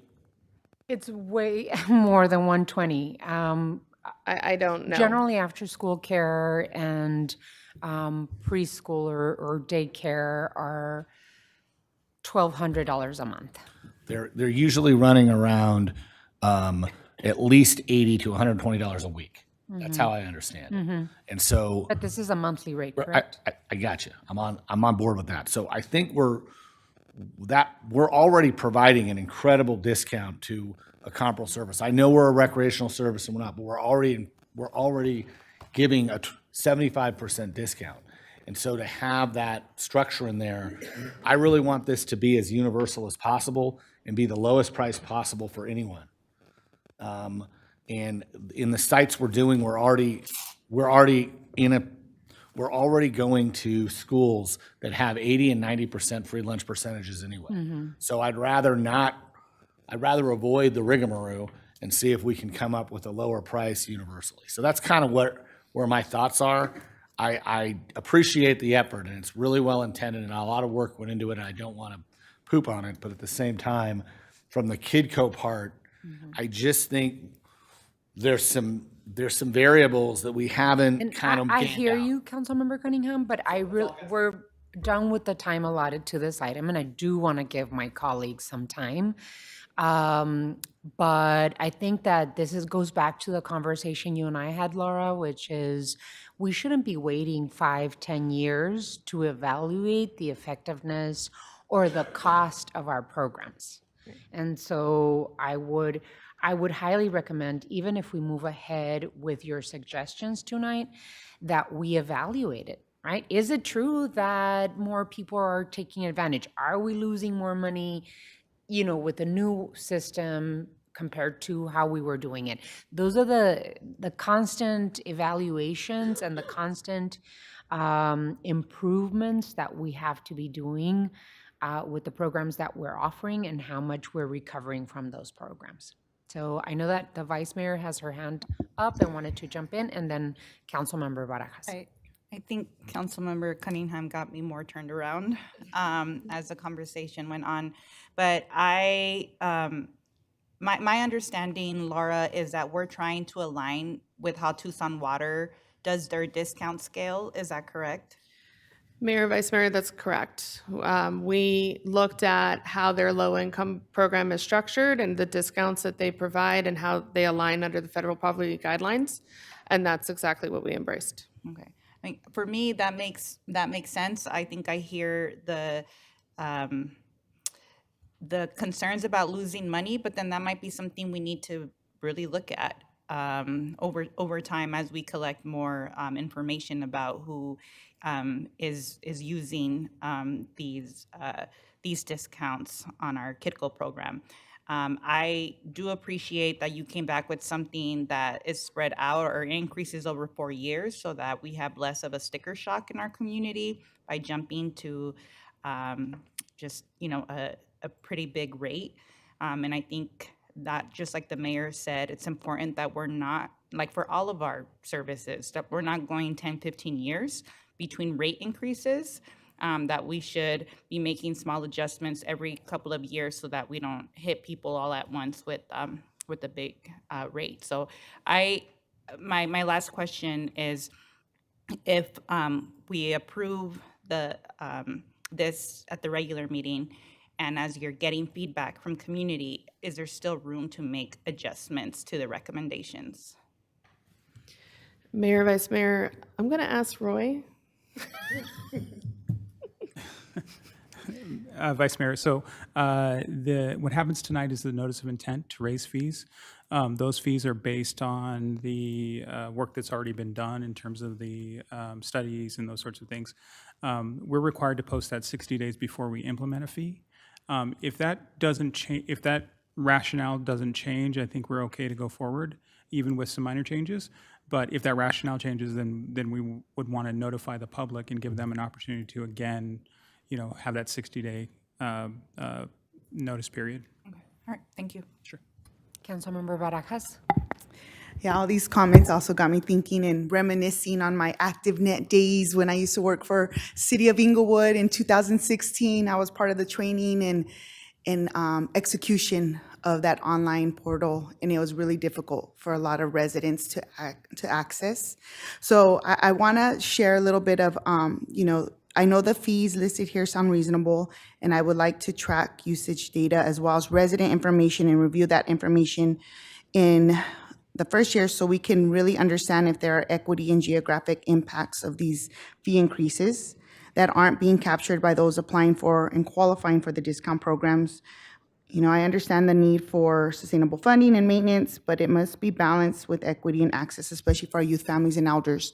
So I had some follow-up questions while reminiscing, because I know I was the one staff member to sign people in to register in, because a lot of the elders didn't have access to computers or didn't speak English, or they just had difficulty. They didn't have emails. It was an eye-opening experience for that community. Are there opportunities right now for in-person, for our residents to go and register for ActiveNet with our Parks and Rec staff? Because I do feel like, I could speak for Ward 5, I feel like there's a big gap of our community that isn't aware of all of our programs, all of our after school, our leisure classes. I mean, as a mom of two daughters that have, I'm always there trying to get on the list for some of these courses, like the pottery class and whatnot.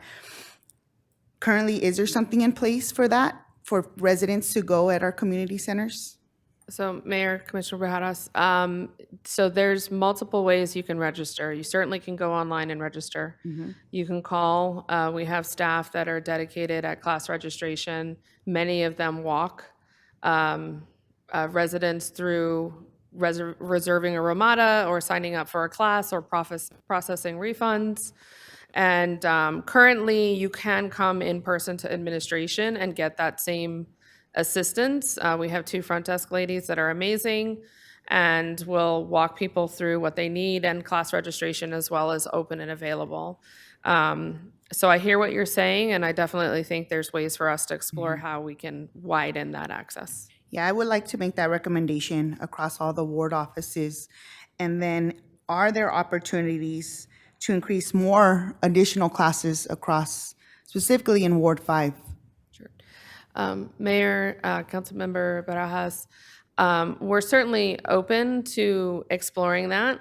I will say the city manager's office has to approve for me to fill an instructor position, but why I like the model of leisure classes is then we can justify that we want to try a program out. We're going to do 100% cost recovery on what that costs. So then that allows us to explore additional locations for those leisure classes. A lot of that syncs up with us finding instructors that, which I think would be great to find folks from the community themselves to then be hired by us and then provide that service. And we'd love to do that. Awesome. Yeah, maybe when we do roll out, seeing how tonight goes, I would like to add that an opportunity for staff to enroll families into the ActiveNet. Thank you.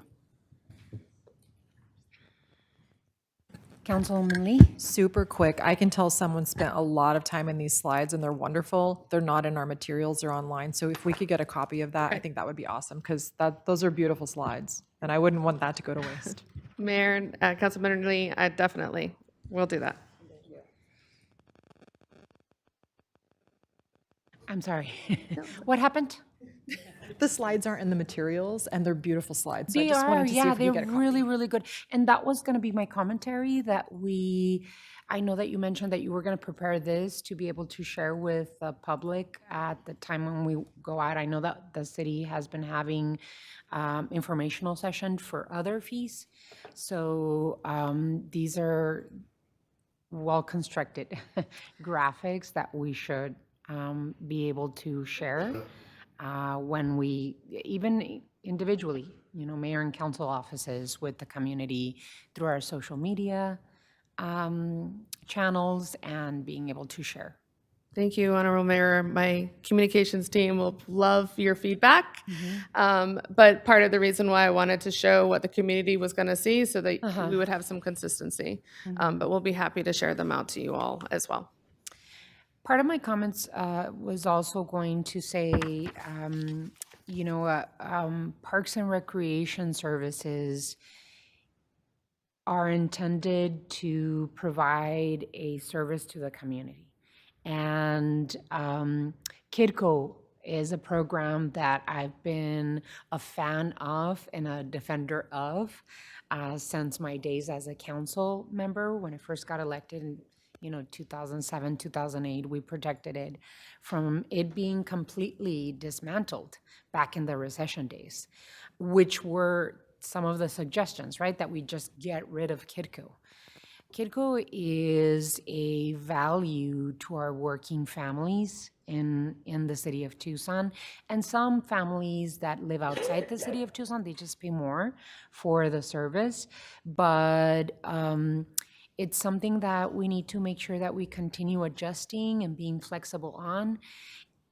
If we pass your suggested changes for all of the fees and services that we provide as a Parks and Recreation Department, I think that we have to make sure that we're monitoring the success or lack of the changes that we've done this year. And so it should be flexible in terms of what we charge our community, because even though we do want to recuperate the investment that we put into our programs, we also don't want to charge so much that the service is not used. And so it's ultimately about sustainability of the programs, but also making sure that our parks programs can be easily accessible to our community and are not pricing out people. So I would say that we need to make sure that we monitor these changes as we move forward, whether it's a 1-year update or 2-year update. Also, I noticed that in the previous handouts that you had given us, that it says in year 2, 3, and 4 that there's no change. I don't think we should use that language. I think we should use language of, 100% direct cost recovery or another type of language, because we don't want to go another 4 years without evaluating. And it might not be no change. It might be some change in there. So that's what I would recommend that we present to the community, that those thoughts that we will be monitoring and making sure that we're not pricing out people that need these services.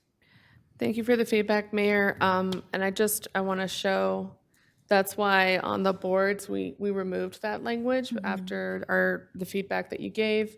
And we are standing up a mechanism for us to be able to track in real time through a dashboard how these programs and our other programs are doing, and also starting to learn a lot more about our audiences that we serve so that we could better inform you all. So thank you for that feedback. Thank you so much. Any other questions, comments? Thank you so much for the presentation. Appreciate your work.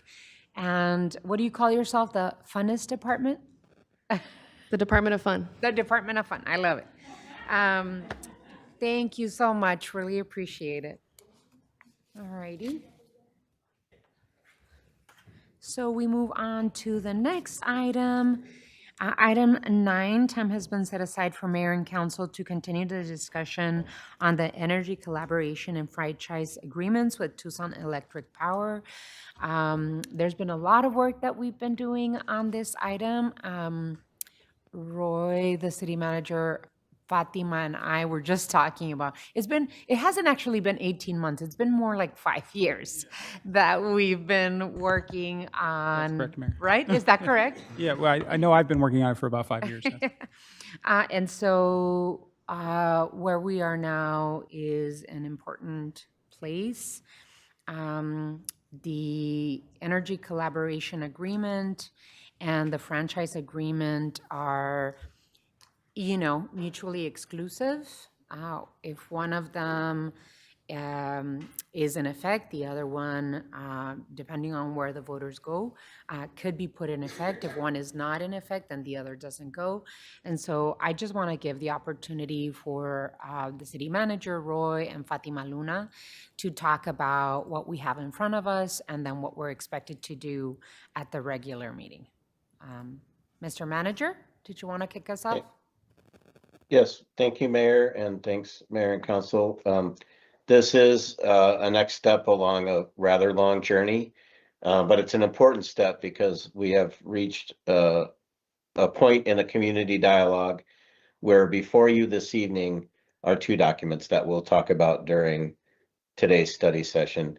One is an energy collaboration agreement that's been negotiated with Tucson Electric Power. And I can't overstate how unique and important such an agreement would be.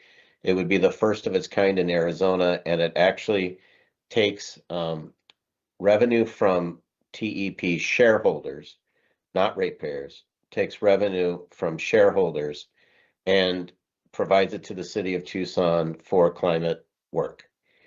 It also then enables the putting before the voters a franchise agreement, and the franchise agreement itself, which would need to be approved by voters, but it extends the relationship between the city and TEP in a collaborative manner. It enables the ECA to actually take effect and those dollars to be flowing to the city for investment. So it truly is a collaboration.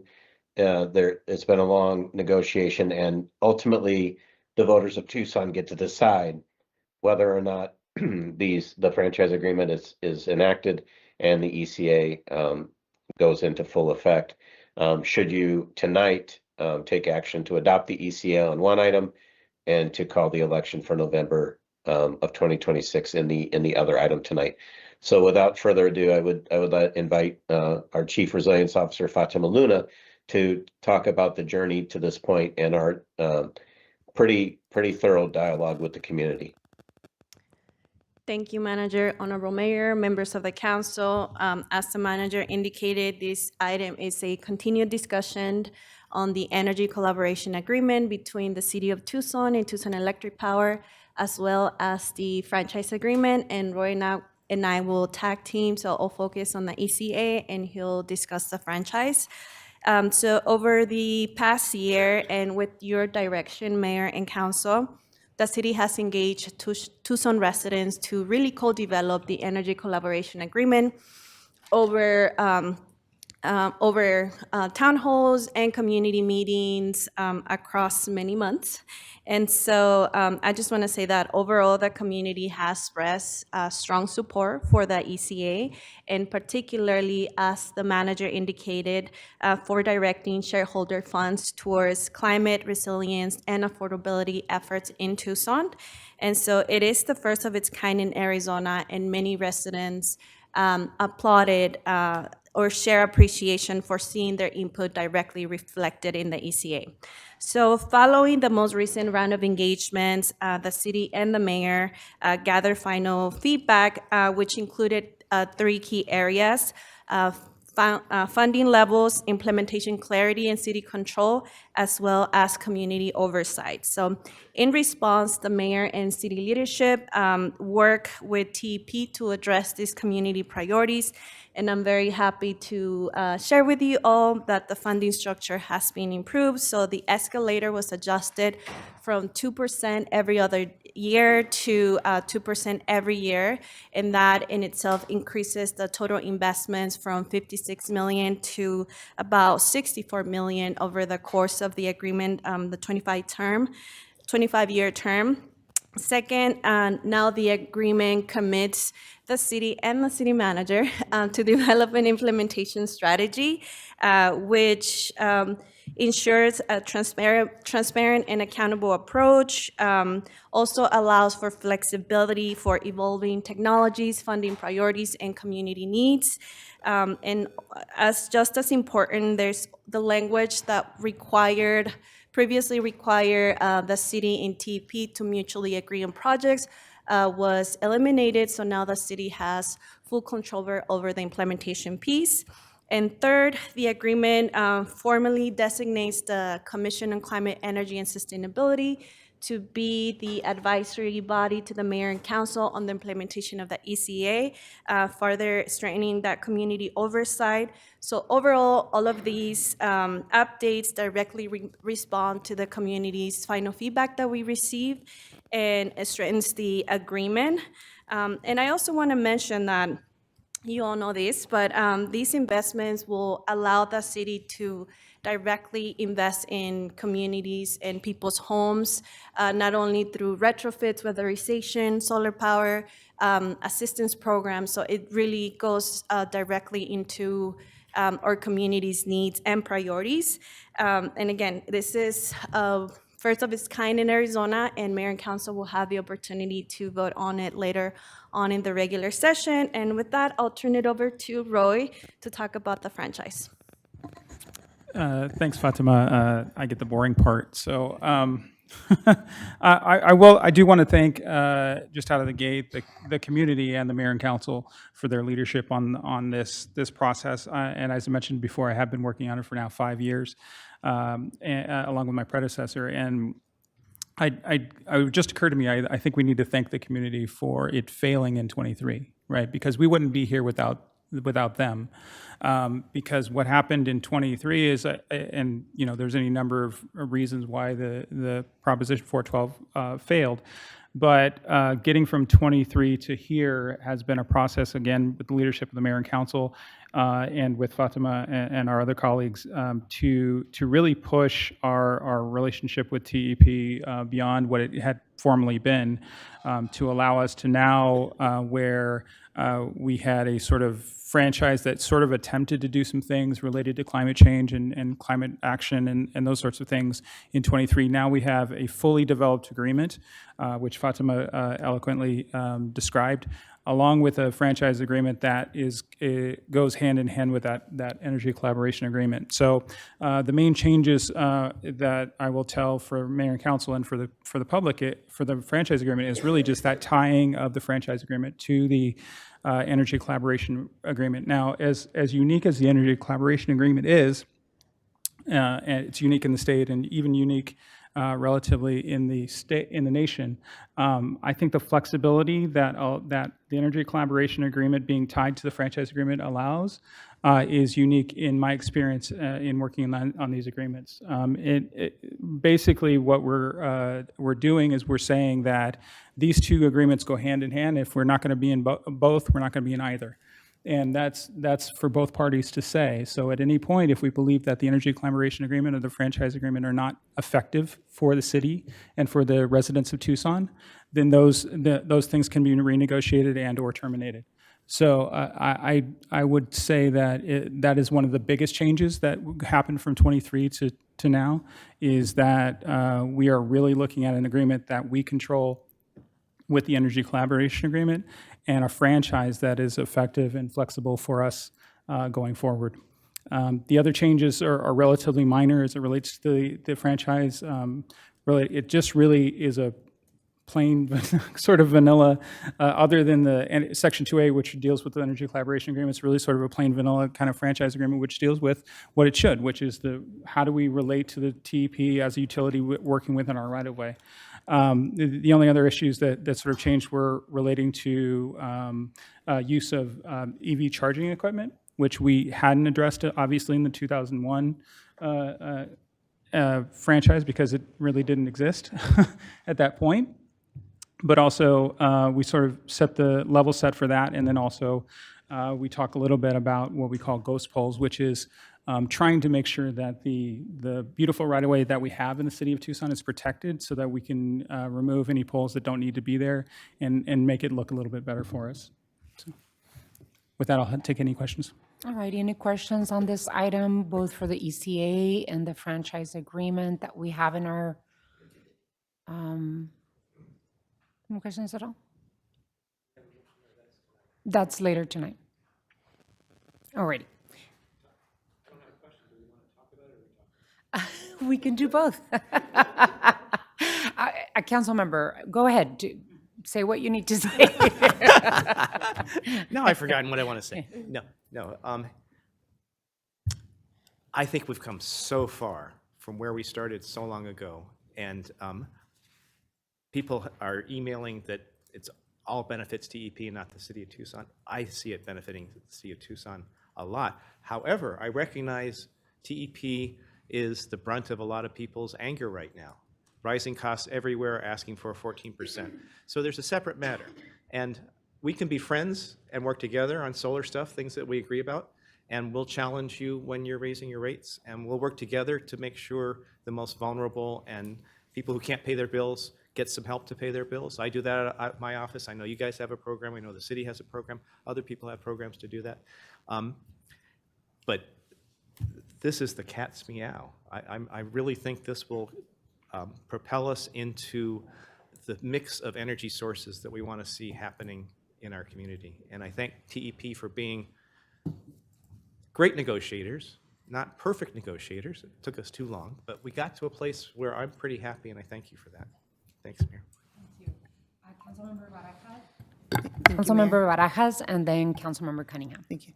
I have a quick question. What is the revenue of that the city of Tucson gets from the current franchise agreement with TP, and what is the impact of this revenue? Thanks, Councilmember Barajas. So I think the current estimate for the franchise fee, which is just the 2.25%, that's about $14 million per year. And then that's general fund eligible, along with some direction from the manager and the mayor and council as well. Councilmember Cunningham? All right. I have a few things. I'll say that from the standpoint that this allows for VPP and allows probably a variation of the tree proposal we're bringing in 2 weeks, that this is the best we're going to do. This is a pretty unprecedented rake on like an environmental, on a sustainability number. And I think that the other groups are going to be looking at it. So I think that's pretty important. My thoughts are that we need to protect our ratepayers above anything. And that's kind of the idea, is having these alternatives. But if we can somehow work through this agreement and in conjunction with it, a virtual power plant program that is not necessarily city financed, but like city facilitated, especially if we're helping with the loan part in a municipal incentive district or something, I think there's some pretty amazing things we can do. Also, from what I understand, if we do have multiple VPPs in a single neighborhood, it makes it a lot easier for the grid to be managed. And so I think that that's important. Everyone knows I've been hypercritical of TEP. We hosted a town hall today with the Attorney General about the rate increase. So everybody knows I've been hypercritical and very sensitive to what our community's pushback has been when it comes to Tucson Electric Power. But in this case, it's good. In this case, the ECA meets our needs for the community. And so for me, I'm going to support its implementation at this time. Any other comments? Councilman Lee? I'll just throw a little cherry on top. I just want to acknowledge your work, Mayor, and the whole team, TEP team, for coming up with this agreement and being willing to negotiate up until the last minute. I think it's critical. When I was talking about hurdles earlier, thinking about what the city's going to look like 25 years from now and how critical it is that we have a dedicated funding source to keep moving our Tucson Resilient Together plan forward. So I just want to congratulate everybody for a job well done for getting here today. And if the franchise agreement is approved by voters, then this will go into effect. And I think a lot of great things can be done with these funds. That's right. Roy? Madam Mayor, I just wanted to read it in the record. There's a slight typo in the memorandum for this session, which refers to a franchise fee of 2.6%. That's from the prior iteration. It's 2.25%. All righty, thank you so much. Councilmember Barajas. So I did want to just emphasize and support the additional role for the city's commission on climate, energy, and sustainability to provide transparency and accountability to the public on use of the ECA funds. I know we shared that earlier, but thank you. All righty, and I just wanted to go down memory lane. We started, you started negotiating a franchise agreement 5 years ago, and we got involved with, in 2023, with the start of a letter of intent that both TP and the city of Tucson signed. And basically, the letter of intent was specifically to agree to work together on several related initiatives besides the franchise agreement, which would include an energy collaboration agreement aligned with the Tucson Resilient Together goals, a battery energy storage system at Donna Liggins Recreation Center, which is moving forward, and a green tariff subscription agreement. I mean, I know that tariff is now a dirty word, but this is basically TP providing green energy to the services and the energy use that the city of Tucson uses. Now, all of the work, and I have to especially thank Fatima Luna and Michael Cantazaro and Eddie Garcia at my office, my entire team really, because there were town halls that were put together to listen to the community after Proposition 412 did not pass. We committed ourselves to sitting down with the community and saying, okay, what is it that we need to do that will have a different outcome? And they're the ones that really suggested, let's do the ECA separate from the franchise agreement. At that time, there were only, I think, 4 or 5 energy collaboration agreements around the country. There still are, right? It hasn't expanded in a big way. And so all of the input was received by our team and put into action in the ECA. In terms of investment and what we've heard in the last round of town halls, we have increased investment, as Fatima said, from a 2% escalator every other year for it to now occur annually, adding approximately $8 million, increasing that investment from $56 million to $64 million. We've added explicit community oversight. The city's Commission on Climate, Energy, and Sustainability will play an advisory role to help guide investments and ensure transparency. This is city-led implementation. We cleared up language and made sure that the city will have full authority to design and implement projects based on the priorities of Tucson Resilient Together. TP provides the funding, and the city, with input from the Commission on Climate, Energy, and Sustainability, will help direct the funds used. So $2 million per year to invest directly into our community. These funds will support home energy upgrades, reduce energy use, lower utility bills, and expand access to clean energy with a focus on those who need it the most. All priorities in Tucson Resilient Together. Our climate action plan, and we are going to make sure that we put significant community input in our implementation plan. The core strategy of the ECA funding leverages $64 million to fill the gaps utilities are not fully addressing. So one, protects people by providing cooling, resilience hubs, and backup power. It lower costs by weatherization, efficiency, and rooftop solar. It reduces emissions with municipal solar plus demand reduction, and it builds capacity with staff plus long-term implementation pipelines. This is how we maximize impact, right? We prioritize households and neighborhoods first, pair capital projects with direct relief, use funds to unlock additional federal and private dollars, and we focus on projects that deliver multiple benefits all at once. This is what success looks like. Thousands of Tucson households will lower bills and be safer homes.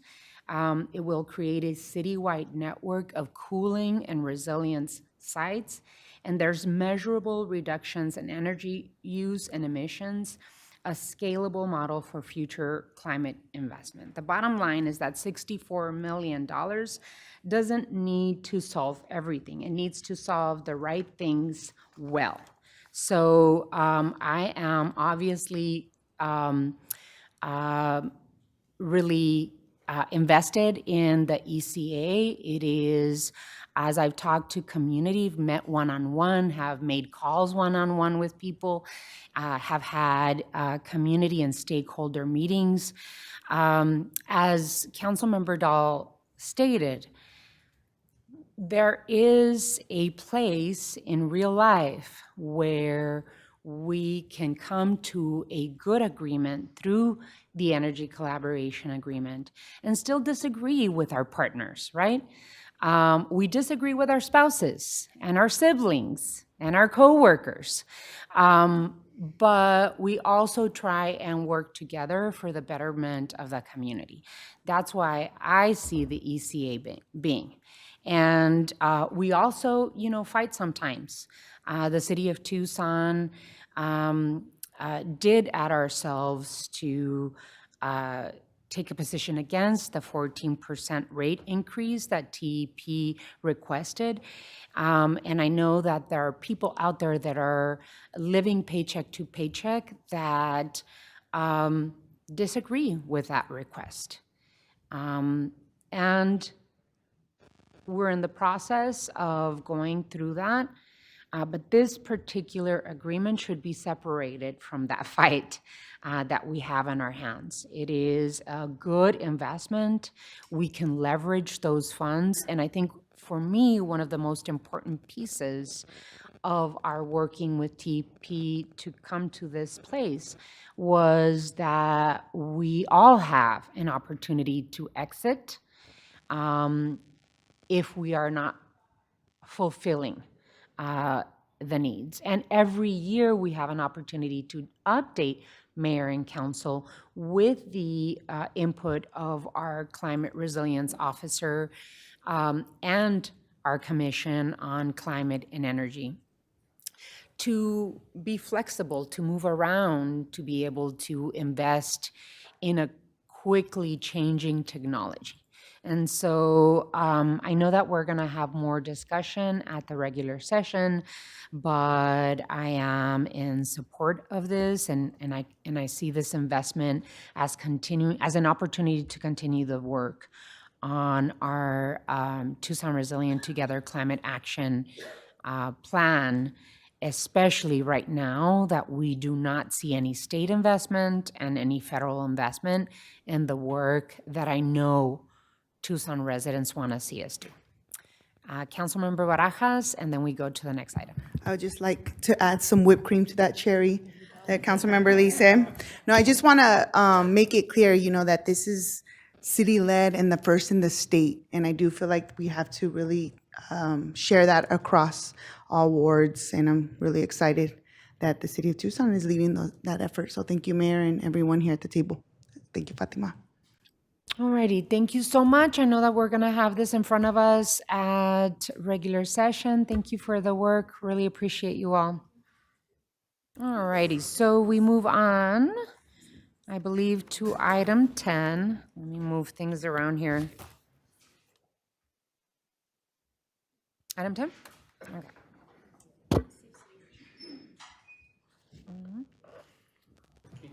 All righty. I know, I'm just moving my stuff. That's okay. All righty, time has been set aside at my request to provide an update on the Safe City Initiative. I know that this is the first time we do an update on the Safe City Initiative, which I'm really happy to have in front of us. Thank you, Mr. Manager and Assistant City Manager Morales, for all of the incredible work that you're all doing. Without further delaying us, I pass it over to you, Ms. Morales. Thank you, Mayor, members of council. I'm happy to be here today to give a Safe City Initiative update. As we know, Safe City is the umbrella of all the efforts that we're doing to really address the challenges we have around unsheltered, the fentanyl public health crisis, and the violent crimes and things that are happening in our city. We've seen significant progress around this alignment and coordination. Today, we're going to talk about 3 topics that are part of our Safe City efforts. First, we will be hearing from Chief Monica Prieto around our public drug use enforcement and pathways to treatment. Then we will hear from Deputy Director Andy Bemis on traffic safety and security update. And then we will be ending with Director Ann Chineka talking about site condition policy for the housing and homelessness emergency. So I will hand it off to Chief Prieto. Good afternoon, Honorable Mayor, members of council. I just want to start with ensuring that we all know that the county attorney collaboration is essential and key to strengthening our efforts in holding arrestees accountable. To that end, we have continued our monthly meetings with our executive leadership team to discuss and identify opportunities for process improvements. This has included opportunities on how we could better inform prosecutors when it comes to initial appearance. And under the guidance from our county attorney in January, we did put out some guidance to our folks for better information for those prosecutors, with an emphasis on the behavior of the individual and their known history. In regards to repeat offenders, there are some individuals that have been arrested repeatedly for the same type of nuisance and drug-related offenses over very short periods of time. Often they are in the same places as well that they are arrested. I want to give you an example of an adult, 36-year-old adult male who has had 21 misdemeanor arrests within the last 12 months, his last being this March 26th. And they're all quality of life criminal offenses, and he is not in custody. Why this is important? It's important to identify those top repeat offenders whose behaviors are not changing, and utilizing focused deterrent strategies to ensure there is accountability. This includes our partnerships with our prosecuting authorities, both the county attorney and city court, also the courts, and then our service providers to ensure that accountability so that we can ensure that they are engaging in services and treatment. So as mentioned, it's not just about enforcement, it's about deflection, it's about service-based interventions, but I do want to share some of our arrest numbers. At this point in the year, this first quarter, we have made a total of, let's see here, over 700 arrests. We are at, with felony and misdemeanor drug arrests, and this does not include paraphernalia, we're at 806. This time, over the last 3 years, it is an increase of 67% of arrests that we're making. But in addition to enforcement, we continue working with other city departments, with our community service providers and county agencies to address the public drug use through deflection and other service-based interventions, like our Clear Path deployments. We've done 3 this year, last being March 25th. That was the assistance with our core unit and Justin Hamilton.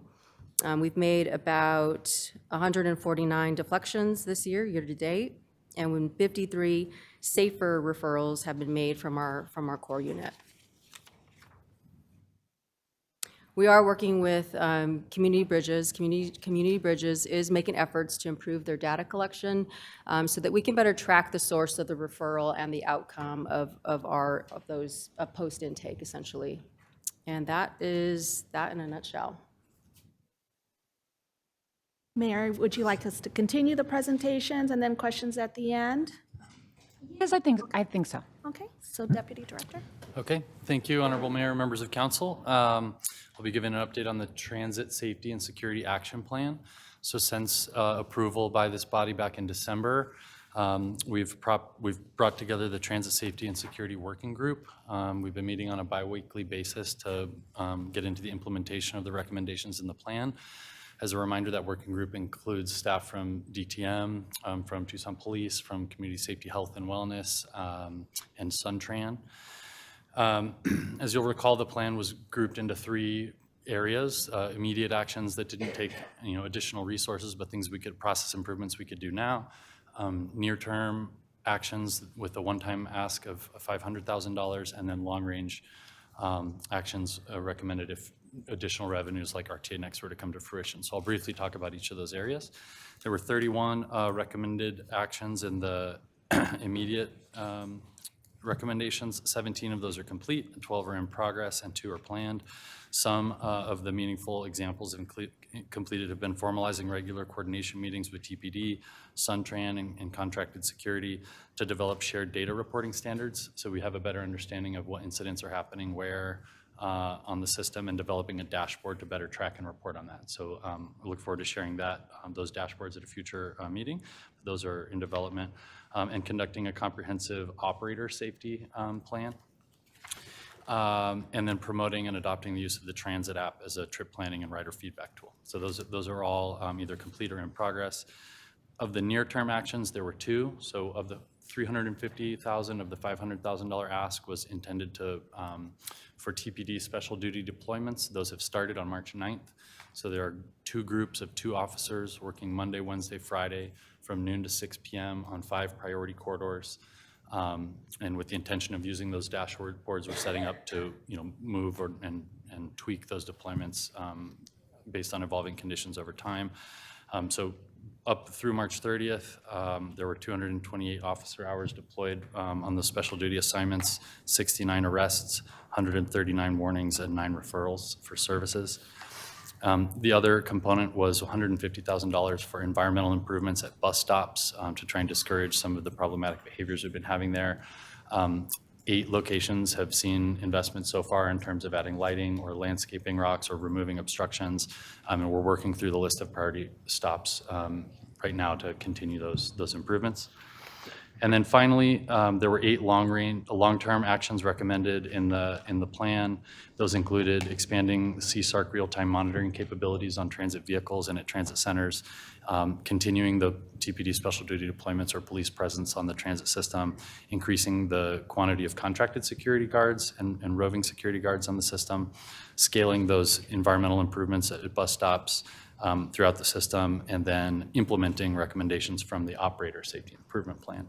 So as we all know, Props 418 and 419 have passed. There is a $51 million over 20 years included in that plan for transit safety and security improvements. So that's about $2.5 million a year, a large sum of which is expected to come to the city of Tucson for improvements on the Suntran system. And we look forward to working together with you, with the RTA and with our transit advisory committee to detail how we might expend those dollars on those items moving forward. That's the end of my comments for now. Thank you. Thank you. And last is Director Ann Chineka. Good afternoon, Honorable Mayor and Council. I just realized I am not Brad Lancaster tall. As I'm sure you recall, a couple months back, Mayor and Council declared a housing and homelessness emergency. And as part of that, you directed staff to develop a process for planning and development services to issue temporary use permits for safe outdoor or safe parking sites. And so I'm here today to provide an update on that. Housing and Community Development work closely with the City Attorney's Office, the Manager's Office, PDSD, and Community Safety, Health and Wellness to create a policy document that outlines site guidelines and operating requirements. I sent a draft of that to you all a few weeks back. We've also sent a draft to nonprofits and presented to the Safe City Task Force. So the version that is in your materials today is an updated version based on the feedback we've been getting over the past month or so. Based on time, I'm not going to go through all of the requirements, but did want to point out a few things. The document starts by defining what we mean by a safe outdoor space or a safe parking site. So for a safe outdoor space, you're all familiar with Star Village. So that is the model for a safe outdoor space where tents or enclosures are used to connect the unhoused to services and provide a level of safety.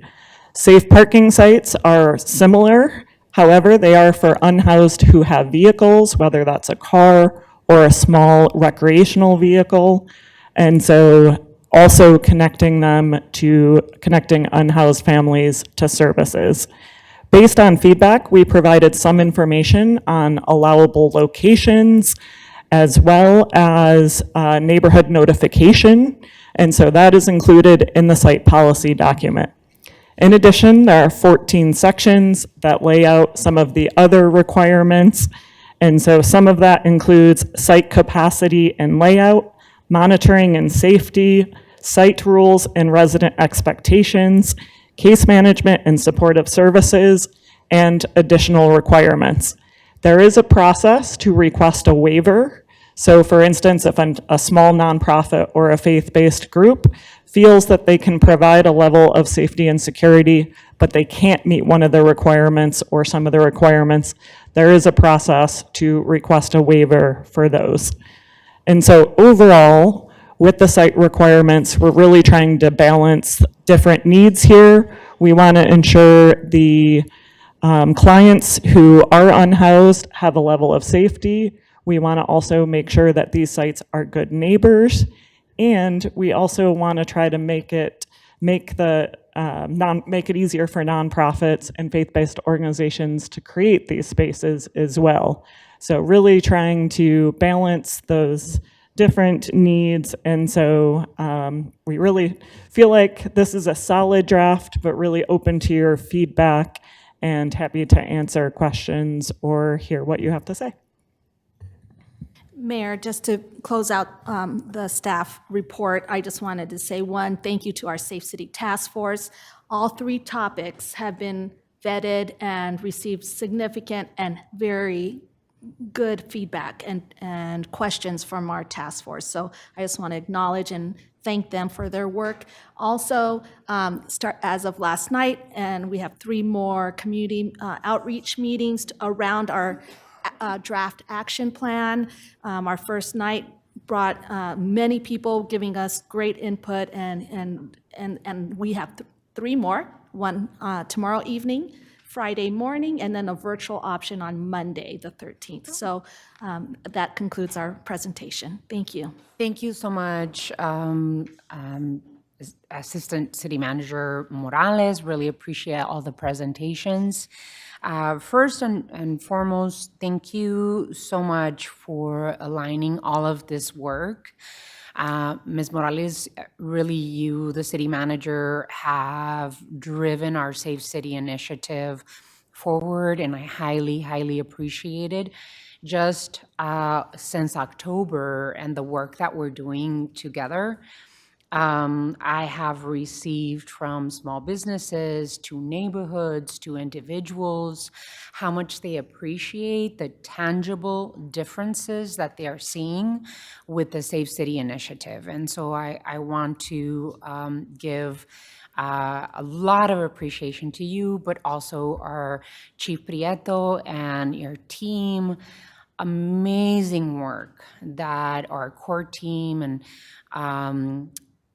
all of our officers are doing on the ground and informing neighborhoods and working with our Housing First navigators, with nonprofit organizations, with our community court. The video alternative to jail I've seen it all working. I've seen the action.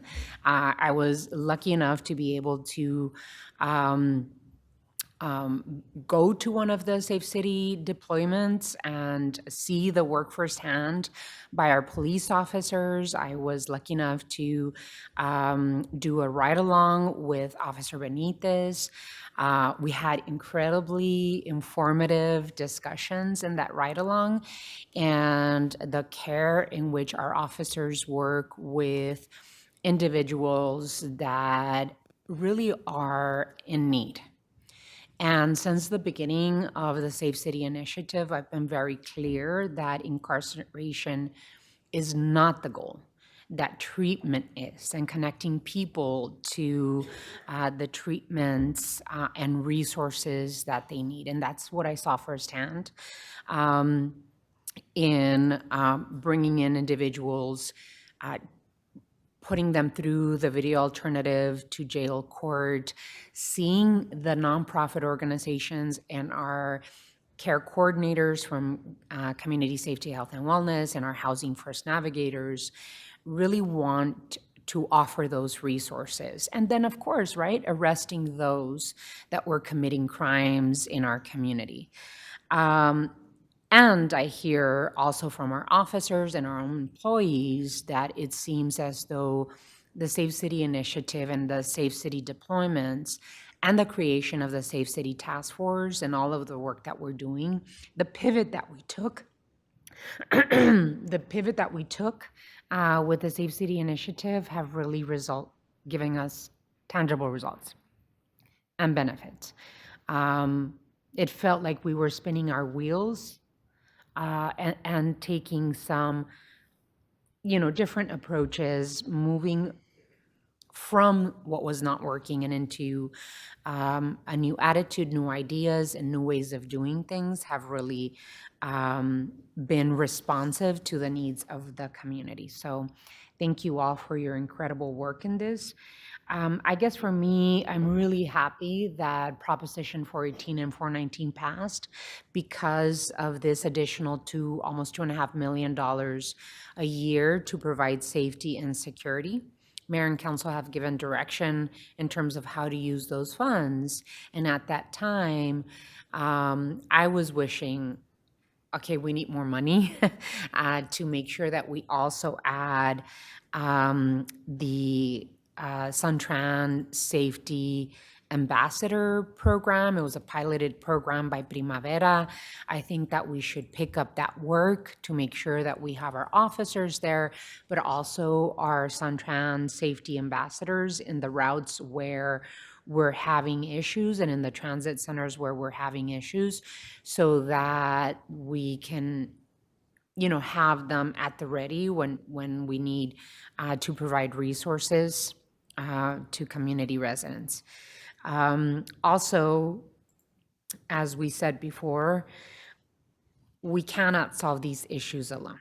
So I want to make sure that we continue our work with the Pima County Attorney's Office so that we can respond to that, Chief Prieto, the frequent users of the system, that misdemeanors are obviously not helping. Our community court is obviously not helping. So I just wanted to ask further, Mr. Lusk, what is the work that we're doing with the county attorney's office, and what are the incentives and the deflection programs that we can use that are not working in the city of Tucson with misdemeanors, but that need the county attorney to respond with felonies so that we can further incentivize the use of treatment? Yeah, thanks, Mayor. And I do want to sort of touch on what Chief Prieto brought out about this high utilizers idea, because I think it's important, and I think TPD has been essential in this concept of putting the right work in the right hands.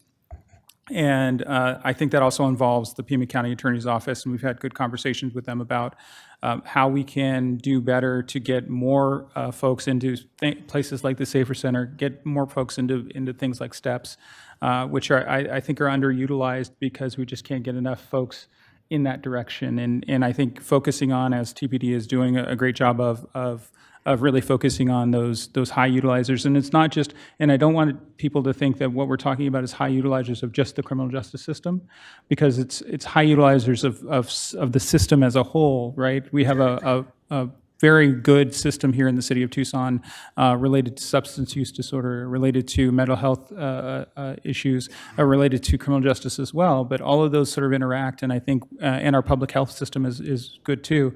So I think all of those interact, and a lot of the folks that I think Chief Prieto is talking about are folks that use all of those systems. And we're spending a lot of money and a lot of time and a lot of effort to get those folks to make sort of some progress in making good decisions, and also helping them to sort of deal with the issues that they have. And I will just quibble just a tiny bit, Mayor, because I think the community court does do a good job with what it has, right? But the incentives are different at that level than at the felony level, and I think it's imperative that we work with our county partners as well to ensure that the incentives for those high utilizers are appropriate, so they can consider getting the help that they need in a different way. Because obviously, if you're facing you're in a misdemeanor situation versus a felony situation, it's a much different calculus for folks. And I think they can get a lot more resources at the Compass Court and STEPS and the Safer Center when you're dealing with folks at that level. And if we can focus on those, and I think we'll make a huge impact if we can really get those challenges solved. And Compass Courts and the STEPS program STEPS is program. a Pima County Those are- Justice those- System program. Right. Those are The programs. Compass Court is a program we work with the county attorney's office with, and then STEPS is a felony program.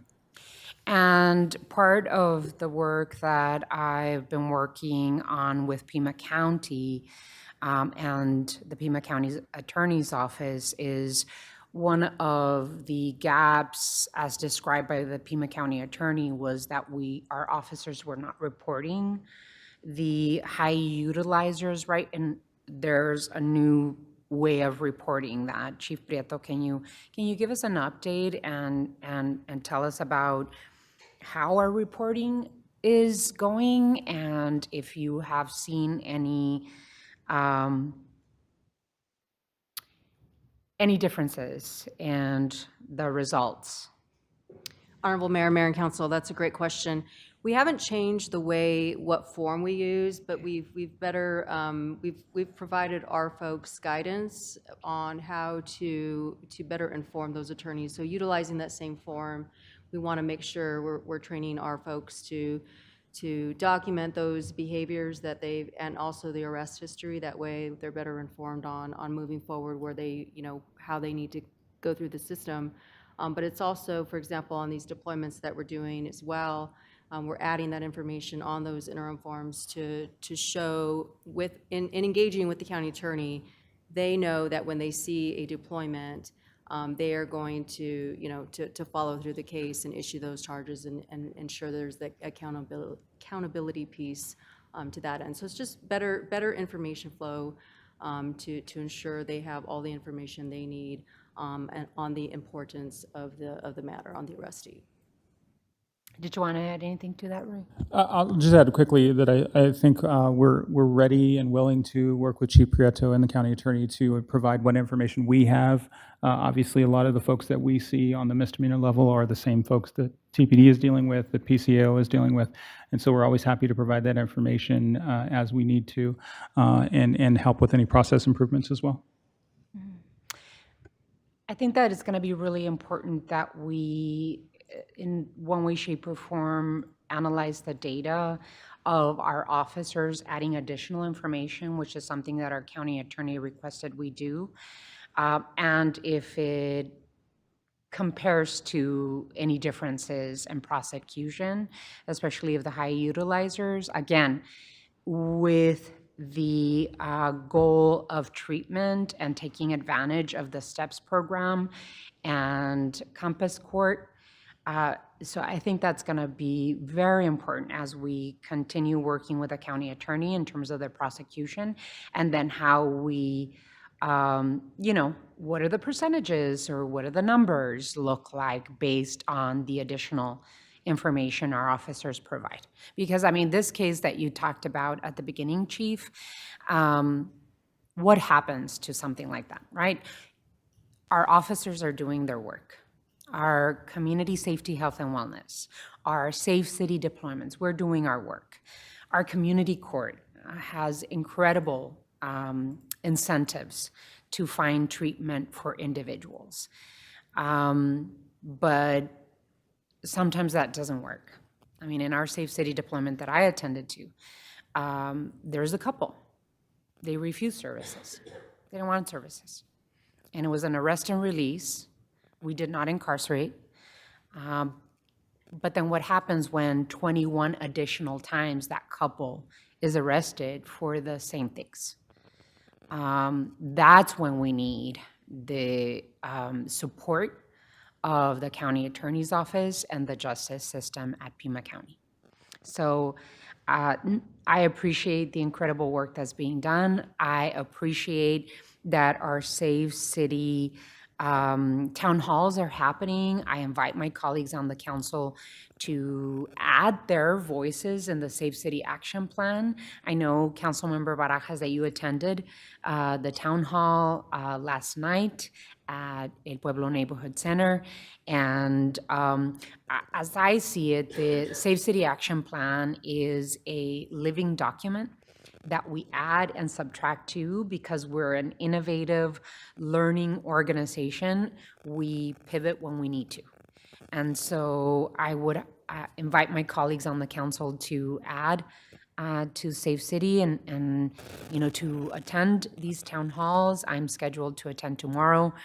And again, I also want to give my appreciation to the Safe City Task Force that's made up of incredibly diverse people that have different backgrounds and experiences, and they have been absolutely engaged with the Safe City Action Plan, with the homeless and housing emergency work that they're doing. I have an individual in my office that, Jackie Ortiz, that is going to all of those meetings, and we're highly, highly engaged. So appreciate it and looking forward to additional work. I want to make sure that I give you all an opportunity to either ask questions or make your comments. Councilmember Cunningham and then Vice Mayor Santa Cruz. So I think our biggest challenge right now is that disconnect that we're having on our high users. And as someone who used to work at a school, you'd have like 10% of the kids responsible for 95% of the referrals. And that goes true kind of on what's going on with this population. We're getting into that tipping point. The real question is the tipping point and immediate response after engagement.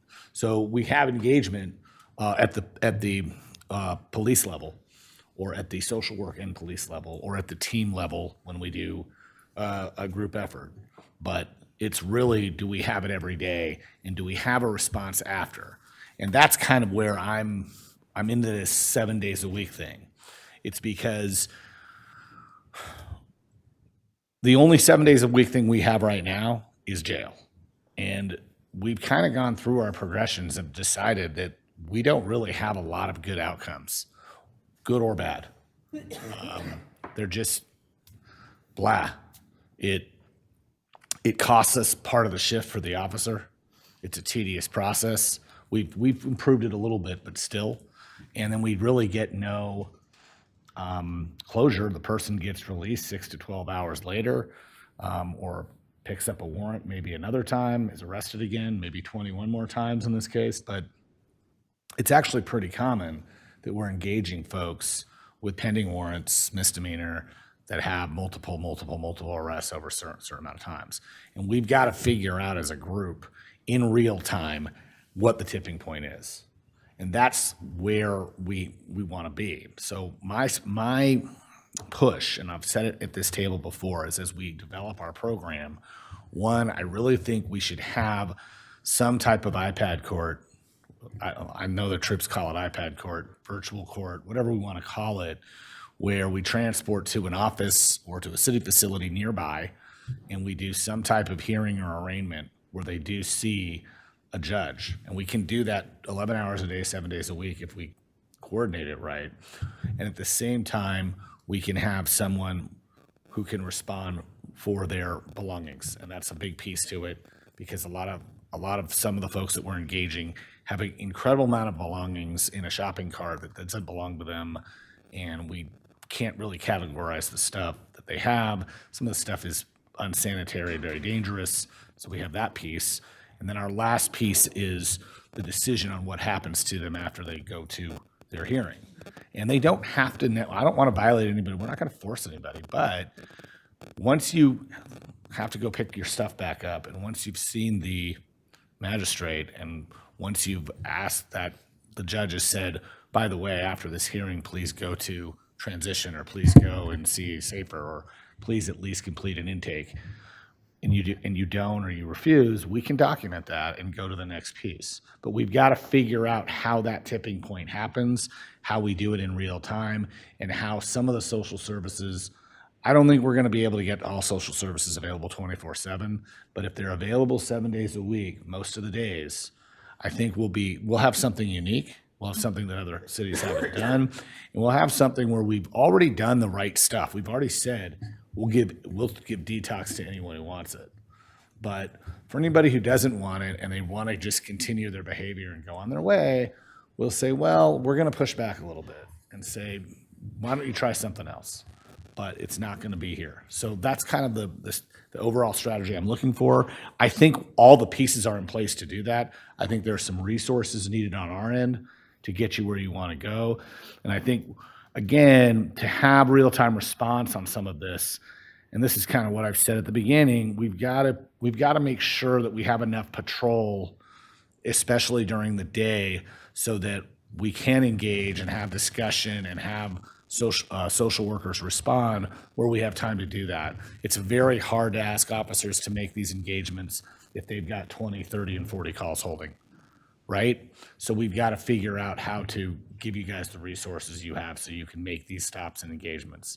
And I don't mind doing that, but if we get a call about someone panhandling, which is not very high priority arrest, but it happens to be someone that is already pending 3 or 4 matters in court or in city court and has some criminal activity, and we engage them, then it becomes a big discussion. And just saying get off the median isn't improving the quality of life for that person, nor the quality of life for the people who called the person in, nor it isn't. We're not moving the needle.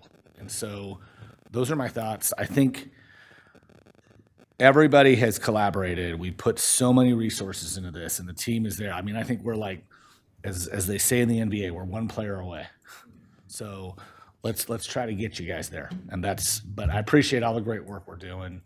And it sounds like that's some significant numbers in the rest of the first quarter, Chief. So hopefully we'll make a dent and see if some of the behaviors that that are being observed, especially by people on social media sending them in, we get to see a noticeable reduction. Thank you, Councilmember. Vice Mayor, and then Councilman Lee. All right, thank you, Mayor, and thank you, Liz and team, for the presentations. I had the opportunity to visit the SAFER Center with Supervisor Cano a couple of weeks ago, and as we were there asking plenty of questions, one of the things that stood out to me was that a number of people that are taken there for deflection are confused about what the services are that they're receiving, and they think they're getting shelter, not detox, and so then they end up leaving. And so are these deflections like, trying to figure out what I'm trying to say. What happens when they change their mind, and refuse treatment? Is there a follow-up with them, or do they end up, getting arrested? I guess just, can you walk us through that? Yeah, I certainly, thank you for that question. I certainly think there is a gap when it comes to data and us being provided the data, because we aren't informed of when someone leaves. So we can leave them there, but we don't get information as to whether they've remained there for treatment or they walked away. So there are things that we are going to be improving on in terms of, as you know, it was a CBI center prior to. So they're still doing CBI work, but then in addition to the Safer Center, so I think a lot of folks that have been to CBI before, they think, well, why are you taking me here? You know, but we're letting them know that it is in fact the Safer Center for the detox and the treatment there. But it really is working with the Safer Center to ensure that we have that plan. So we are doing a better job with collaborating with them to make sure that there's that piece. I should note, though, that not all deflections go to the Safer Center. They could go to CBI as well. So it just depends on what the person wants and chooses. And I'm not sure if it's like a HIPAA violation, them informing, so I was just curious how we're handling that. And Mayor and Vice Mayor Santa Cruz, I would just add that one of the things with the Pima County Health Department, they have a list of required outcomes and reporting. One of the things Community Bridges, in a meeting that I was in, they were committed to helping us track people through the system as much as possible. I don't know, we don't have that information today. We're still pretty early in the pilot, but my hope is that we can come back and be able to answer some of those questions about what happens when people leave and what are some of those results. So that is part of the work of this pilot, is trying to understand that better. Okay, thank you. I know that a lot of the concerns we get around transit safety is a lot of, for lack of a better word, like loitering at the bus shelters. It's not people necessarily getting on transit, but they're taking refuge there, sitting, sleeping, and along with, you know, the things that they're carrying. Is there any possibility, especially during these next couple of months that we're dealing with extreme heat, to have one of our teams try to direct folks to one of the cooling centers, and just as an opportunity to try to engage with them and connect them to services? Mayor, Vice Mayor Santa Cruz, I think that's a great idea. As we look at how we connect people to cooling centers, I think is really not just transit, but overall, I'm hearing that from our mutual aid groups. How are we going to get the message out? And I think our transit system, and if we're able to use ambassadors for that, I think that's a great way, and even our officers that are interacting with people. And Mayor, now that we have, you know, a dedicated funding source for transit around safety, I know you brought up the ambassadors, but I'd be curious if like we could add that to our team, our work. So that's part of the care coordination.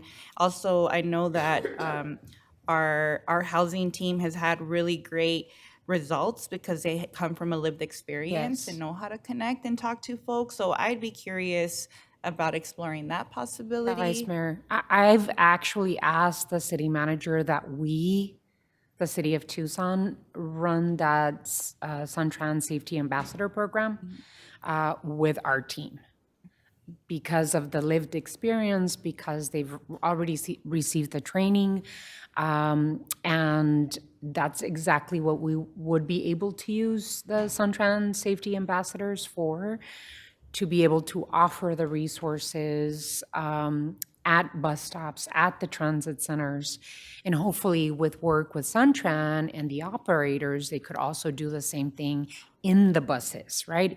In the transit lines that have the most concerns or complaints. Yeah, I think it's important that it's folks who can build relationships over time.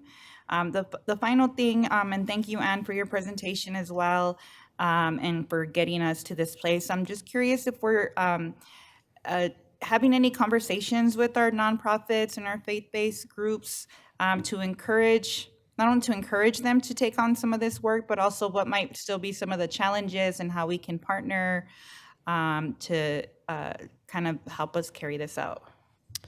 Yeah, thank you, Vice Mayor. So we are having conversations. That was part of sharing the draft with them to make sure, particularly the ones that have expressed interest in setting these up.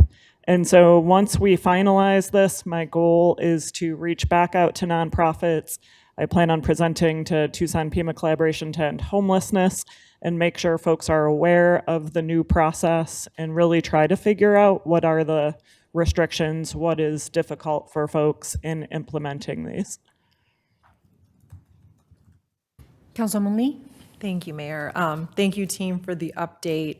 When I brought the public drug use ordinance concept to the table in September of last year, and we made a pivot to try to strengthening the existing tools and put the ordinance on the back burner, there were some folks that were very relieved, but there were equal parts people that were really concerned that we were abandoning the work. So I'm really grateful to hear this update today. And before I get into my comments on that piece, I just wanted to go to the chief real quick. You said there was a 67% increase in drug-related arrests. Could you talk a little bit more about that and what that number tells you as chief? Yes, certainly. So and that is the first quarter when you compare it to years 2024 and 2025, 67% increase, and that does not include paraphernalia arrests, so it's drug offenses. It just tells us that, the opioid crisis it continues to be an issue, and we continue to try to use our data and go out to those areas and make those contacts and engage with the folks that we think are engaged in criminal activity, and making those arrests and getting them into the court systems. But I think as we discussed earlier, there are opportunities to identify gaps in the data from the court data, and also service provider data on the full story, right, after the engagement, after the arrest. Mm-hmm. I kind of read it as our officers are out there doing a lot of work, and they've been very responsive to what the community has been concerned about and what we've talked about at the table, because that's also what I saw with that amount of an increase. Oh yeah, absolutely. And as you see our staffing numbers, it's not like we've increased those.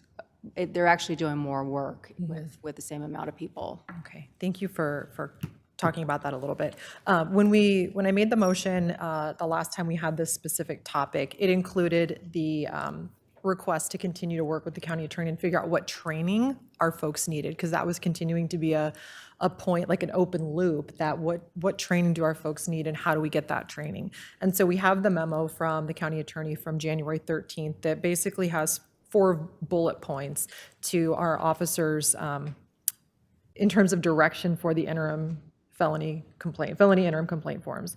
Anything you know firsthand about this arrestee that you think is important, your team's history with this person, any aggressive, assaultive, or threatening behavior, or FTA and arrest history. So that's the direction that we've gotten right. Include this information in the felony interim form, and hopefully that will yield the result of more of our officers' work actually moving forward through the system. So we have that.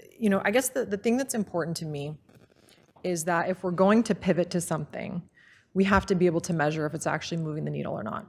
And I worked with the chief's team, the data team, to kind of try to understand what percentage of cases we're sending over and what percentage of cases are actually moving through the system.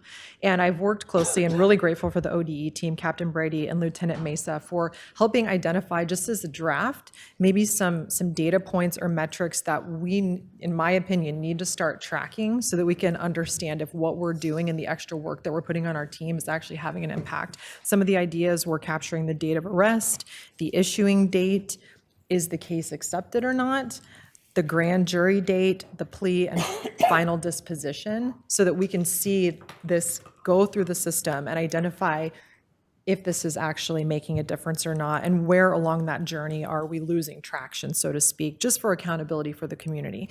And in digging a few levels deeper on that, it sounds like we have, again, some data challenges. We have an initial dump of data. I believe it's into the data lake where we've got TPD data, we've got data from the county attorney, and there's automation set up to be able to make a lot of this stuff visible. But from what it sounds like, we only have like 8 or 9 month old data for you guys to even be able to say, Mayor and Council, this is the percentage of our work that's moving forward, and this is the percentage of our work that's not. Is that what you're seeing still, Chief? That is correct, yes. Okay, so I'm going to ask Roy, because I'm not sure if it needs to be a Roy question or a mayor question, but we need to be able to get updated data to smash against TPD's numbers and understand what we're doing here, and is this work actually making a difference or not? So I guess my request would be, how can we ask the county attorney to make sure that the data is updated? I understand that it should happen automatically every 24 hours, but if their system is not being updated, it's not going to update in the shared system. Do you have any thoughts on that, Roy? Sure. Thanks, Councilmember Lee. And again, I want to acknowledge your leadership in this space around the public drug use ordinance and those sorts of things, and how we've been successful in sort of pivoting. As it relates to, and this is, I'll defer to my court colleagues who are in the back of the room, but this is a challenge not only for our court, but for Superior Court and Justice Court, in the sense that for a couple of reasons. One is, the reason why it's only 8 or 9 months old is because the data lake hasn't existed for a long time. And then also the data has to come from the county. So this isn't our data. The TPD data is fine, and we're good with that. The problem is we have to get the data from the county. So that's a larger conversation that I know that we've been having at the Safe City Task Force, as well as the Justice Metro Group as well. We've set up sort of stakeholders related to that data to make sure that we're sort of coalescing. And this is a larger conversation, not just involving criminal justice data, right? It's also public health data and those sorts of things. But the real challenge is that related to that last piece that you talked about, the disposition data, that can be a real challenge for courts, in the sense that dispositions don't always look the same, right? So maybe a case gets dismissed. There's a whole bunch of different exit points, and we can probably do a better job of communicating that to the mayor and council about.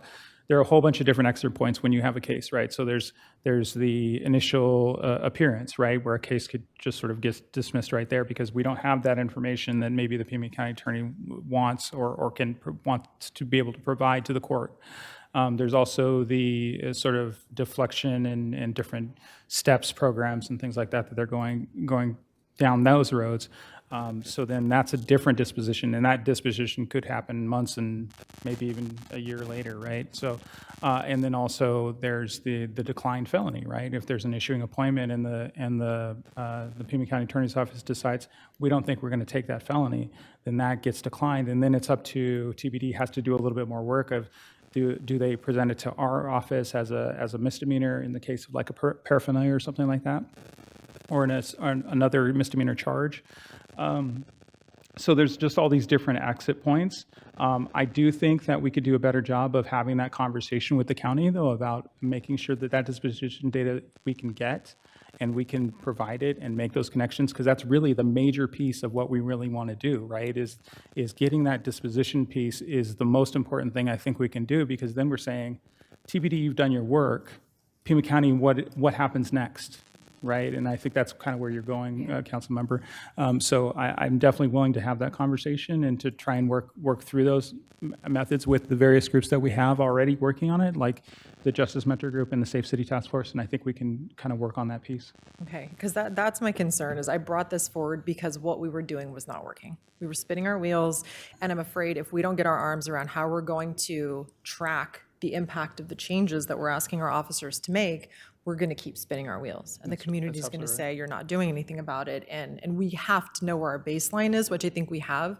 Roy, my understanding is that the data was put in once 8 or 9 months ago, and it has not been updated ever since, which is why we don't have any updated numbers. So things may have gotten drastically better, but we don't know. So we have got to get our arms around what data needs to be tracked. And I don't have a formal motion, so I'm going to kind of spitball it, but that's going to have to be part of what we do over the next 60 days to figure out what data points we need to track, how we're going to understand what data we need to make that metric make sense and start to track it over time.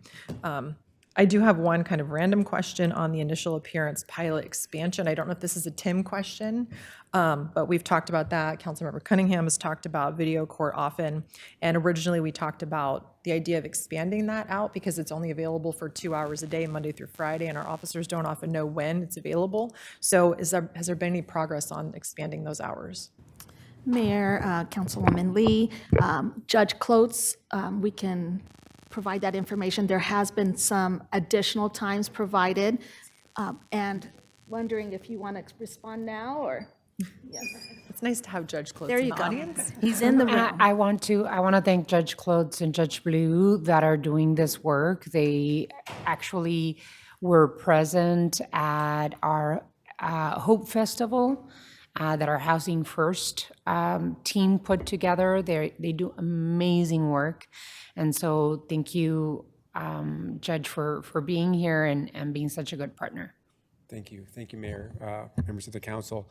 So the ATJ pilot program is expanding. What I'm trying to do is, for now, find out how much we can handle with our current resources.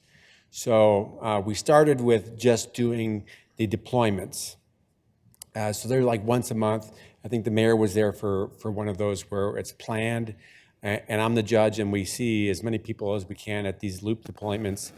And over that time, I've seen a tremendous change in how effective those programs are. TPD is getting better.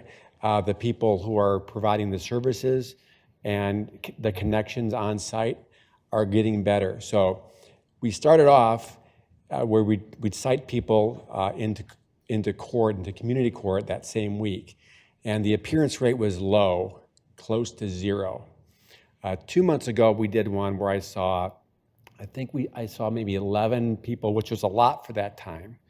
And we had 8 people, I think. I didn't bring my actual numbers, but I think it was like 8 people showed up.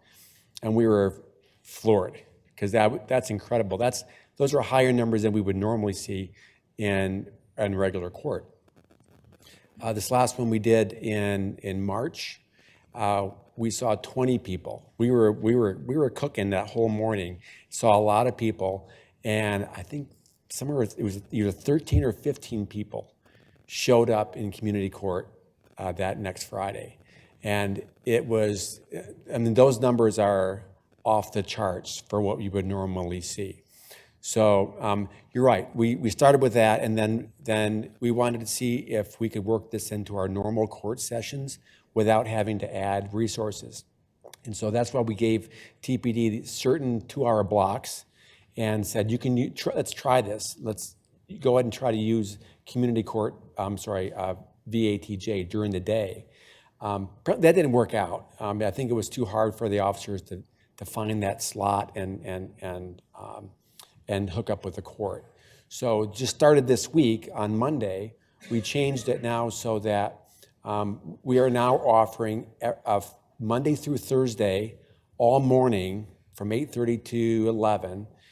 So they're standard blocks. TPD told us that the morning activity is really the best time for them to access this. So we're trying that now. Again, using our current resources during court sessions, because these are public hearings, even though they're simple and they're video, they're public hearings. So if we do them in court, they are public hearings. People can come in and watch if they wanted to, and that's part of the idea. It's very transparent. So we are hoping that as TPD gets more officers trained, and that's a big component of this, because there's a lot more officers than judges. So the more officers that learn how to use this tool, we have it designed so it's pretty simple, that we're going to see our numbers increase for video ATJ. So the way we're trying to grow it is within our current framework of resources during court sessions. And if we start filling up those sessions and it starts to get to be too much, then we have to look at either expanding the times or expanding the resources in terms of judge, court staff, et cetera. So Responsiveness to that feedback that we heard from the team and opening up those additional hours. That's really, really awesome. So thank you, Judge. I guess, Mayor, I have a not super formal motion, but just after talking, I'll go ahead and put one on the floor. May I be excused? Or Oh, you want me to yes, stay? I'm sorry. Okay. Do I get to excuse the judge? Thank you. Sorry, I'm used to that. No, you are dismissed, Judge. I can excuse myself. Thank you. Not a courtroom, dude. Oh my goodness, that's never happened before. So I just want to ask, by way of a motion, that the team, and I'm not sure who from the team needs to do this, but over the next 60 days, define the metrics and key data points that we need to track and identify any barriers that are preventing us from tracking that information. I guess that's the motion. There's a motion. I'm going to second it. There's a motion and a second. I don't think we need a motion to give direction, to be honest with you. But it's okay. I mean, I don't mind you doing a motion. I think that this is something that we've been working on, and we've been very clear that we want to see this data. But if you want to keep the motion, that's fine. I'm up to you. fine with whatever. I Okay. can withdraw it, that's fine. I Okay. just want to make sure that in 60 But days. can you read the direction? Because I think that's more important than the motion. The direction that we want, just so that we get the appropriate information, is most important, because I think I'm completely aligned with what you're requesting. Are you going to make me repeat that, Mayor? Because Well, I don't yes, remember what I ma'am. said. Did you just say it off off the top of my head? If I No. could try. Please, Roy. save Councilmember me. Lee, I think what you're really looking for is for us to work with the county attorney and Pima County in as well as Pima County courts to get better disposition data on the various deployments that we're doing to ensure that we're focusing on getting the result that we're working towards, if that makes sense. Whatever steps along the way, because my understanding is, as you pointed out, there are several different off-ramps. So at what point are we dropping off? And how do we not drop off, I guess, is the Yeah. question. Yeah, So absolutely. I think however we can map that out, and then again, understand who has the data and what's preventing us from accessing it so that we can understand where we're at. Absolutely. Well, I think we can focus on getting that data. Alrighty, so what do you have, Marisa? So we have a motion that's officially withdrawn, and is the second concur with the withdrawal? Yeah, that's fine. Thank you. Alrighty, so but we know what the direction that we want, yeah. Councilmember Barajas, and then we're gonna have to move from this item. All right, thank you, Mayor. So we all know, safety is a concern for our community, and we witnessed the importance of the discussion firsthand last night at the El Pueblo Center with the Safe City Connect meeting. There was a room full of community members. I kept watching. The staff had to get more and more chairs because the room kept just filling up with some of our Ward 5 neighborhood leaders, business owners, nonprofit partners, youth, families, elders, and some who are critical of our services engaged together. So I want to thank the mayor's office, city manager's office, as well as city staff that presented last night, because I do feel like that was a really insightful roundtable amongst everyone. And I too had a community roundtable a couple weeks ago with seniors at Sunnyside High School, and it was really insightful to have a long conversation with them around the community. I asked them what concerns do they have, and their top concerns was around gun violence and feeling safe in our public spaces, like our parks and our bus shelters and our buses, public transit, and just any public spaces going home. So last night, I was really pleased to see our freshman class president of Desert View High School, Alejandro, alongside his mom and his younger brother, attend the meeting and give input. So I would like to give the direction of adding a youth representative to the Safe City Task Force, if that's something that we can include, because as we're seeing right now, our violence is getting younger and younger, and that is something that is really concerning, specifically for, our young men in the community. And lastly, I encourage folks to get engaged and weigh in on this work. It reflects the concerns we have been hearing from across the community. So thank you. Yeah, absolutely. I think that adding a youth component to the Safe City Action Plan as well is something that you've been talking about, and I absolutely agree we have to. I've been very concerned, and I had this conversation with Chief Prieto about the young men especially that are getting involved in crime and the easy access to guns and them committing violent crime with guns. And so I think that we absolutely should include a piece of that in it, and maybe a couple of youth Safe City Task Force members, so that we can count their voice in that discussion. Mayor and Councilmember Bajas, I think that's a great suggestion, and I'm happy to move that along. Thank you. Alrighty, any others? Thank you so much. I really want to make sure that we also give direction on moving forward with the Suntran Safety Ambassadors program. And now that we will have access to additional funds, I know that we had a huge plan for for that $2 million, right, from the RTA, can we make sure that we revisit the conversations with Suntran, with TPD, and with the rest of the Safe City Task Force so that we can start moving in the direction that is most appropriate there? Alrighty. Thank you all so much. Really appreciate it. We have about 2.5 hours worth of conversations, and it's already 3:30, 40, 3:50. So just want to make all of us aware. We knew from the very beginning that this meeting was going to be a bear, but I think that we just have to move quickly if we want to be able to have the time to get all of the updates that we still have in front of us that I think are very important updates. So thank you, Chief. Thank you, Mr. Bemis. Thank you, Anchaneca, for all of the incredible work, and thank you, Liz Morales, for the incredible work that you're doing. So item 11, time has been set aside to provide mayor and council with an update on the 29th Street Thrive Zones. Ms. Morales? Thank you, Mayor. I'm happy to have Director Anchaneca come give us a brief update on the great work that's happening on the 29th Street Thrive Zone, and more importantly, to get your action and direction on the call for projects that was recently done for some exciting projects. So I will turn it over to Director Anchaneca. Thank you, Liz, and hello again, Honorable Mayor and Council. I'm excited about this agenda item. I know you have a really long meeting, but I think this agenda item will bring some positivity. So we're here to provide an update on the 29th Street Thrive Zone. I'm going to kick off the item providing just a little bit of background. I know we want to get through this quickly.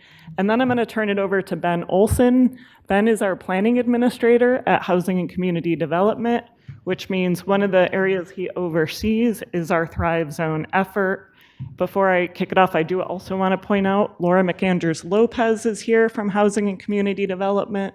Laura has been boots on the ground for the past several years, engaging the 29th Street residents, businesses, stakeholders, and so she's been working tirelessly in the 29th Street Thrive Zone. We also have Denise Ortega-Lorena, who is also doing work in our Thrive Zones, and so super grateful for the HCD staff. So just a smidgen of background, in 2021, when the City of Tucson was allocated the American Rescue Plan monies, and Mayor and Council created a framework for spending, you all allocated funding, building off of the successes of the Thrive and the O5 to expand our Thrive Zone efforts. And so HCD did some data analysis, looking at crime data, looking at poverty rates, and also, really importantly, looking at community assets and building blocks in terms of a reinvestment area. So with that all, eventually Mayor and Council selected the 29th Street Thrive Zone. And so this map shows what the boundaries are.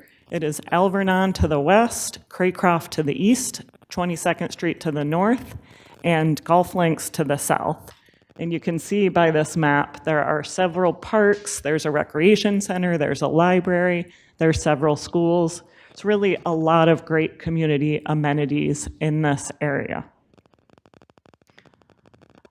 And so I talk a lot about Thrive Zones, and I do sometimes get asked, what do you mean when you say Thrive Zone? And so at HCD, we really look at 6 elements of a Thrive Zone.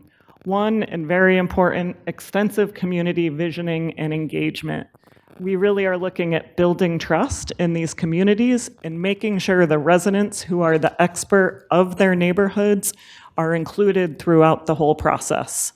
Similarly, we look at a joint leadership model to guide the process. For example, we have paid ambassadors or promotores who do engagement with their neighbors. They are residents of the Thrive Zone, and they get paid to do this work and help guide the effort. Also important is a comprehensive focus on neighborhood. We're not just looking at housing or just looking at transportation or just looking at workforce development. It's all the different pieces put together, which requires cross-sector collaborations. So we know there's incredible groups in this community, nonprofits, government agencies, businesses doing work. And so we never want to duplicate their efforts. We really want to harness their efforts. And then really important when we're talking about today's activity, in which we will be asking for action as we're trying to move forward with some of our action activities, a key component of our Thrive Zones is having funding for community-driven action activities. So as we are doing long-range planning, we know residents can get burnt out. And so for us, it was really important to include funding to have projects and show progress along the way. And so with that, I'm going to turn it over to Ben to talk about what we've been up to, what we're asking for today, and where we're going. All right. Thank you, Mayor and honorable members of the council. So we initially started with a variety of community touch points led by HCD staff. And this was engaging residents in everything from social events, movie nights, and then more and more asking questions, really engaging them in understanding what do they really care about in their community, what are they most invested in, and what would they like to see changed? What type of investments would they like to see over time, both in the short term through action activities and in the long term through large-scale neighborhood investments. So you can see some of the community touch points up here. These events really engaged community members from across the neighborhood, as well as a variety of community organizations. As we move forward, we engaged more and more community leaders through promotores, as well as other community organizations in leading many of these events. So Ann covered a bit of this history already with the selection of the Thrive Zone in 2022 and bringing on a Thrive coordinator. We also went for a Choice Neighborhoods Planning Grant, modeled off our original approach in Thrive in the 05. This is a HUD funding stream, I'll touch on in a second, to help us really with the long-range planning. And then we also did a lot of investment in local leaders and kind of helping engage the community in shaping what they wanted to see. As we're moving forward, kind of looking towards phase 2 of this, we're both moving towards implementing more action activities, which that's what we're kind of looking for approval here today, as well as kind of sharing some next steps around drafting the transformation plan and then securing funding for those longer term investments. This is, an overview of the Choice Neighborhoods Grant. This was awarded in 2023, $500,000 that really, again, helps us engage around planning around housing, so really looking at affordable housing in the neighborhood and the kind of the state of housing generally, doing a whole series of housing assessments, looking at neighborhood planning. So this has gotten input into investments. Where does the community want to see investments in roads, in parks? We've, I would say, engaged heavily at Freedom Park Center and Freedom Park, really turning that into kind of a space of connectivity. And then the people side of the plan, really engaging with residents around what services do they want to see and what type of civic engagement opportunities do they want to see in their neighborhood. In terms of the scope of this resident engagement, we've had over 76 community events, again, some led by HCD, many led by community partner organizations, and more now being led by local leaders in the community. And I think that's really the idea, is how do we really get the ball rolling, build the connections and kind of civic engagement and social capital that really leads to residents leading their own events. And this both helps promote health, promote connectedness, education outcomes, as well as improving public safety long term. So lots of engagement. We also engaged residents and community organizations in working groups, helping originally with a selection of action activities that we'll touch on today. And now we're doing extensive engagement in working groups around a people plan, a housing plan, a neighborhood plan, as well as not required by Choice Neighborhoods, but a health plan that's really aligned with the Prosperity Initiative. So these were the original action activities selected for funding by residents, by initial working groups. They went through an extensive kind of engagement, ideation, and voting process to get to these. Some of these are already being implemented. We had the groundbreaking event for the community garden at Freedom Park just a few weeks ago. And then a number of like the resource fairs. We just ran a job fair. We've done housing fairs. So a lot of this is ongoing within these selected action activities. 3 of these action activities, we've actually done a call for projects to community organizations to really get further engagement for large-scale action activities.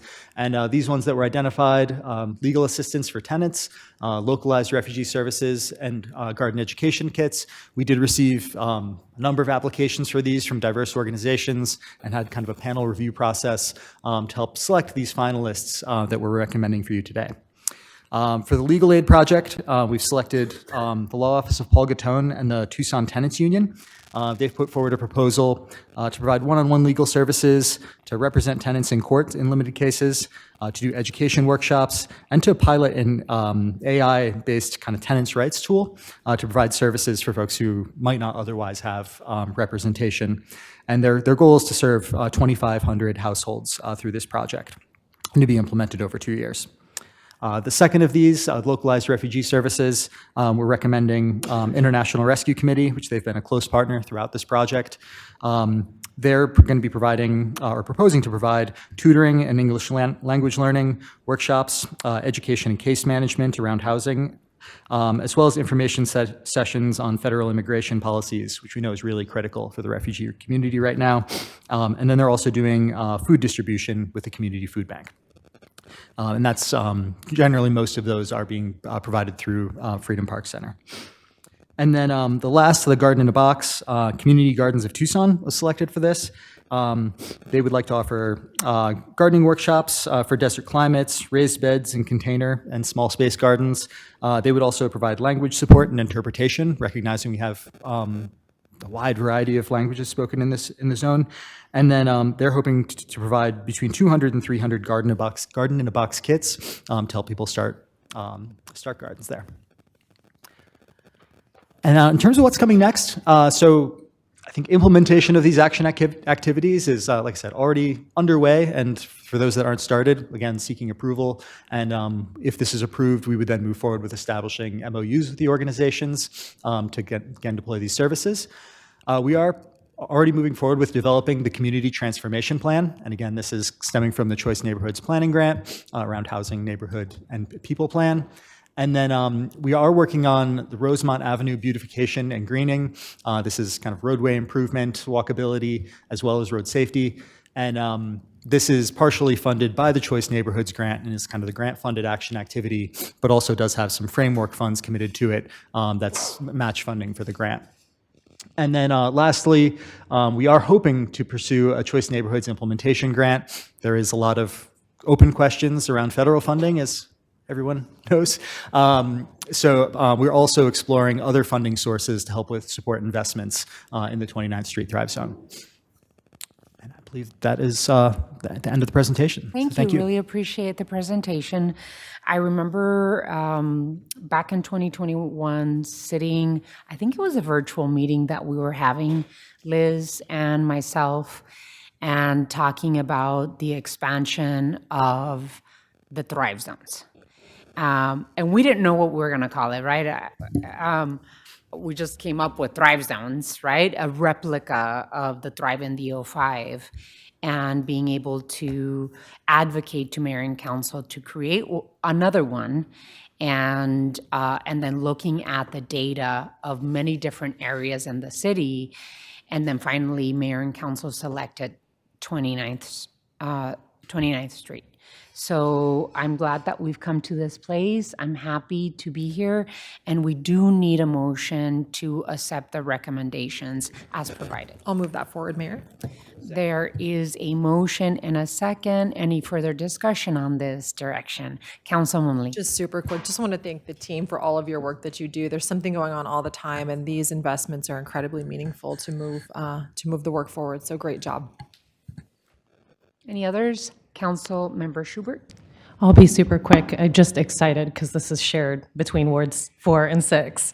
And I went to the groundbreaking for the garden at Freedom Park, and so I'm just wanting to express my deep appreciation for all the work of the 29th Street Thrive Zone and the visionary, work of the mayor and council in uplifting this kind of approach. It's really powerful. Just a few words, the legal assistance, so excited about that, and partnering with Tucson Tenants Union and Sky Island AI. Hugely important as affordable housing and predatory landlords remain an issue here in Tucson, especially lower income and English as a second language communities. Noticeably, participants seeking support, this is the part that I really love about this, is that there's no technology barriers. And so participants don't need to download an app or have a smartphone or register. They can simply text or call in order to receive the support that they need. So I think that's wonderful. And then just about the refugee community support, extremely important given the current environment of federal funding and the actions of federal law enforcement like ICE on the physical and mental well-being of refugee and immigrant communities. For those who may not be aware, the One Big Beautiful Bill now prevents refugees, asylees, and other humanitarian migrants from obtaining SNAP benefits, otherwise known as food stamps. Additionally, due to language barriers or difficulty in providing work or education history, it's also now more difficult for refugees to find sustainable employment. We learned a lot when we met with IRC a few months ago. So there's a lot of fear right now, and providing support for this beloved community through programs like the 29th Street Thrive Zone shows the City of Tucson's values in action. So thank you so much, enthusiastic support for this endeavor. Any other comments or questions on this? So I too want to thank Anne, your team, Thrive Supervisor Laura Lopez. I know that she's here. Thank you so much, all of the people, organizations, neighbors that work in this. It's clear that the community is helping shape what's actually getting funded here. So appreciate all of the work. And, one of the things that I have worked on for decades is neighborhood reinvestment. I started my professional career in Pima County, working with Pima County neighborhood reinvestment and transforming communities who have faced decades of historic disinvestment is something that is near and dear to my heart, and the work that you're all doing with these communities is pretty amazing. So thank you so much. I'm looking forward to continued work with the organizations that were selected for this by the community. So really absolutely needed work that we are funding. And, I made a face when you talked about Choice Neighborhood grant funding.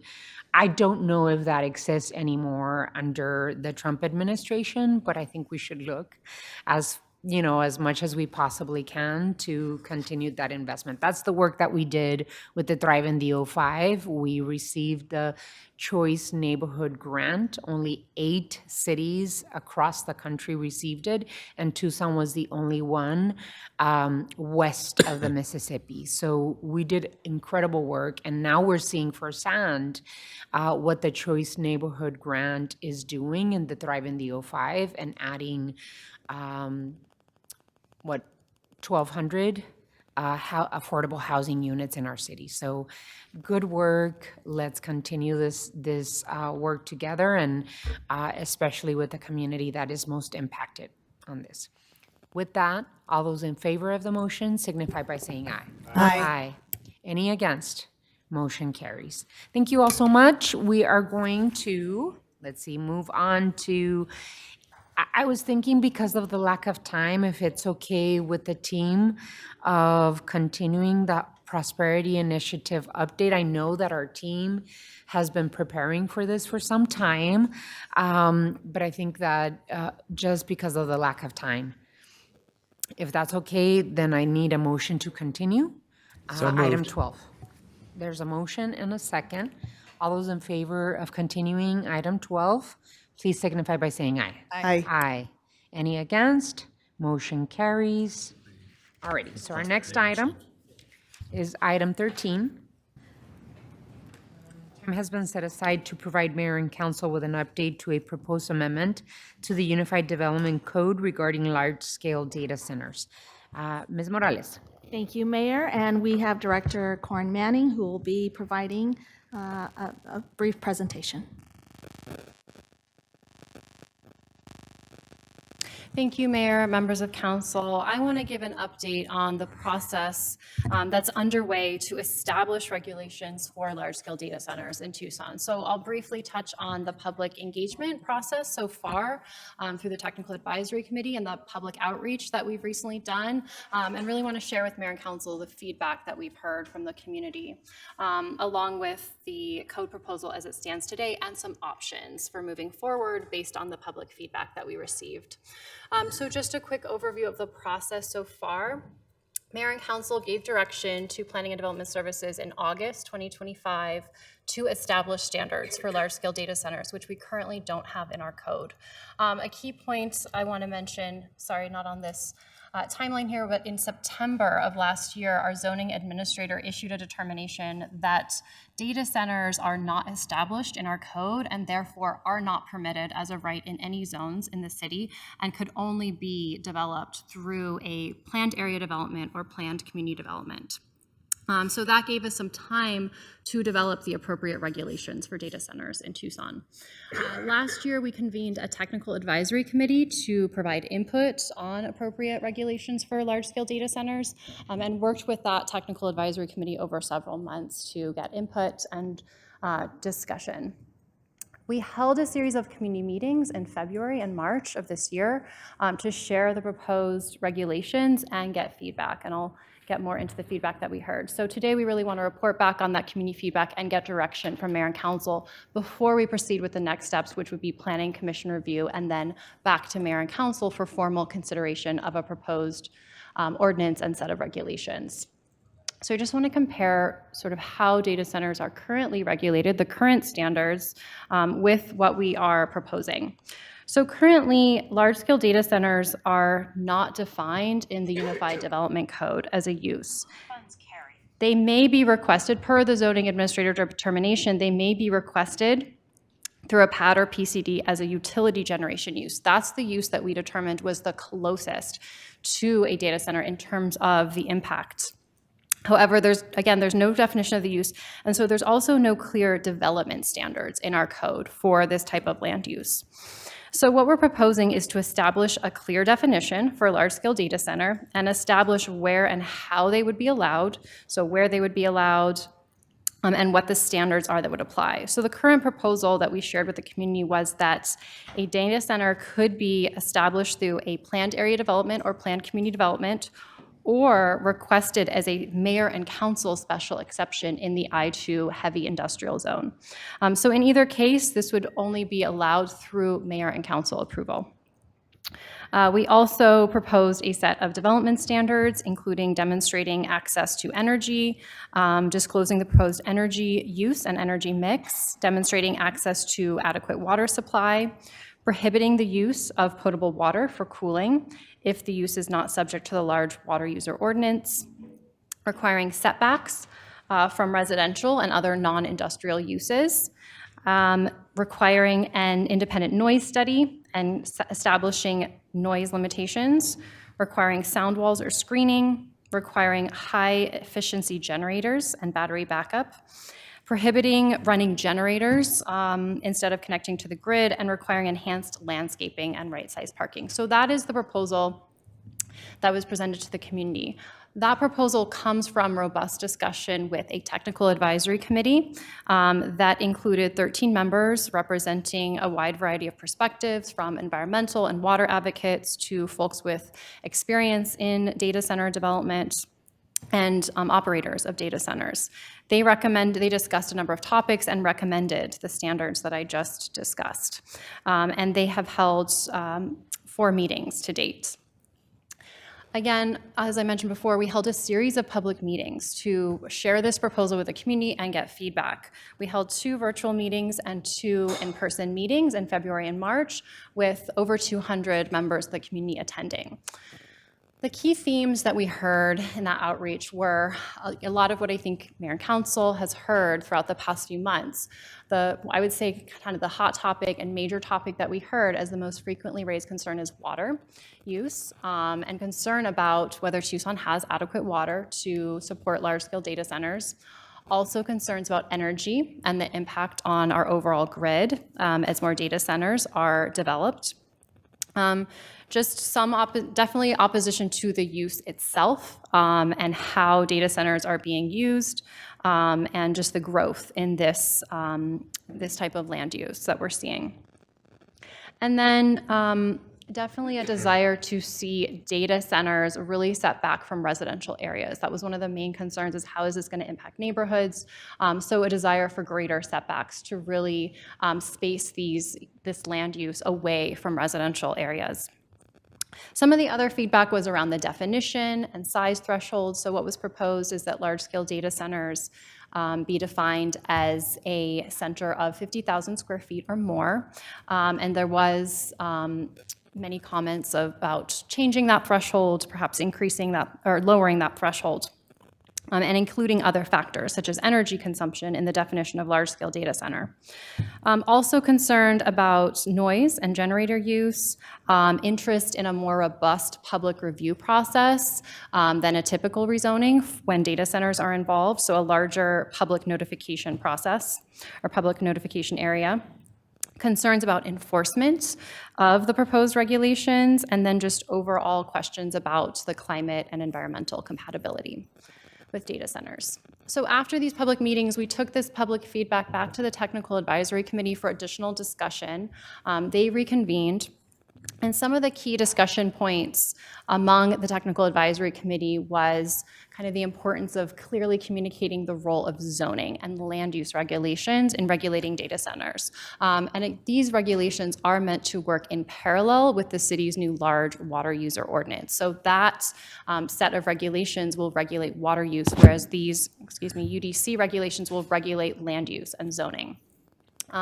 So again, just trying to reinforce that this amendment is intended to establish the land use review process and land use regulations. A number of areas that TAC members were supportive of the public feedback and recommend modifications to the proposal are expanding the public notice area beyond the original proposal, looking at energy consumption as an aspect of the definition of large-scale data center, and considering water quality protections, cooling technology, and environmental monitoring in the standards. So just to kind of go over where the proposal is in terms of the proposed development standards. These are some of the areas with, I would say, higher levels of consensus where the proposal has not been modified significantly since the public review or based on recommendation from the Technical Advisory Committee. Some of that is the water supply. So the Technical Advisory Committee agreed that the city's large quantity water user ordinance will provide appropriate regulations for the water use of large quantity water users. And in addition, the proposed data center land use regulations would prohibit the use of potable water for data center cooling if that data center is not subject to the large water user ordinance. Another area of more consensus on the Technical Advisory Committee was for noise limits at the property line, sound walls or roof screening, generator use, so requiring battery backup during any power disruptions and prohibiting load shifting, meaning running generators instead of using grid power. Also, a lot of support for the energy disclosure requirement for applicants, an enhanced landscape border, lower parking requirements, and heat mitigation measures that would include increased vegetation and more open space on site to mitigate some of the urban heat island effect that we're seeing with data centers, so more tree canopy and vegetation. Some of the areas where we see potential for revision to the current proposal based on the public feedback and Technical Advisory Committee that we want to propose to Mayor and Council are, one, the definition. So what was proposed initially was to include facilities greater than 50,000 square feet of gross floor area. What a potential revision would be to include, in addition to the size, a power consumption threshold.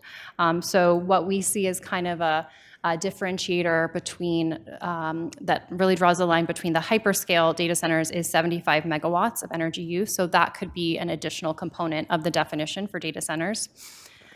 In terms of the zoning, the original proposal that we took to the community was to limit data centers, large-scale data centers, to I2 industrial zones through a special exception process, or to allow them through a PAD or PCD.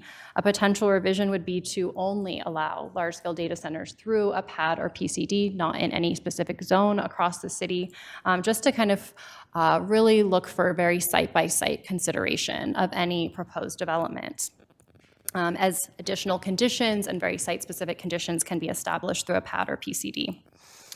Another area to consider is the review process and notice. So proposing to expand the notice area to property owners within a half mile and neighborhood associations within 2 miles of the development, to encompass areas that might be affected by a large-scale data center.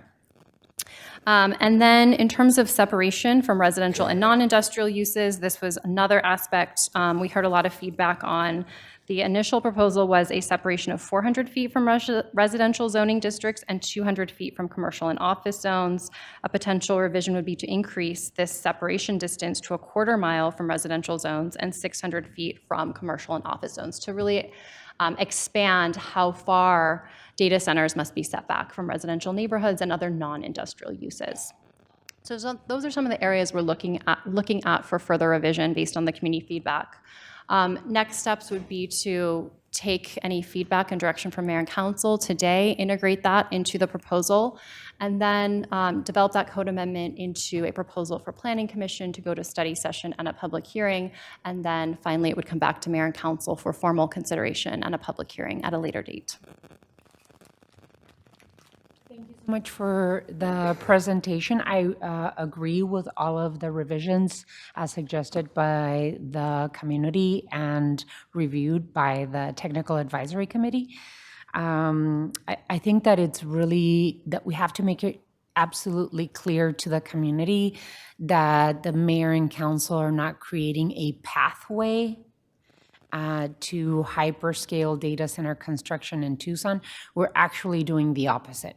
We are creating guardrails that prepare ourselves to be able to institute the highest threshold that any type of development can do in the city of Tucson, which is basically coming back to mayor and council and receiving the yay or nay.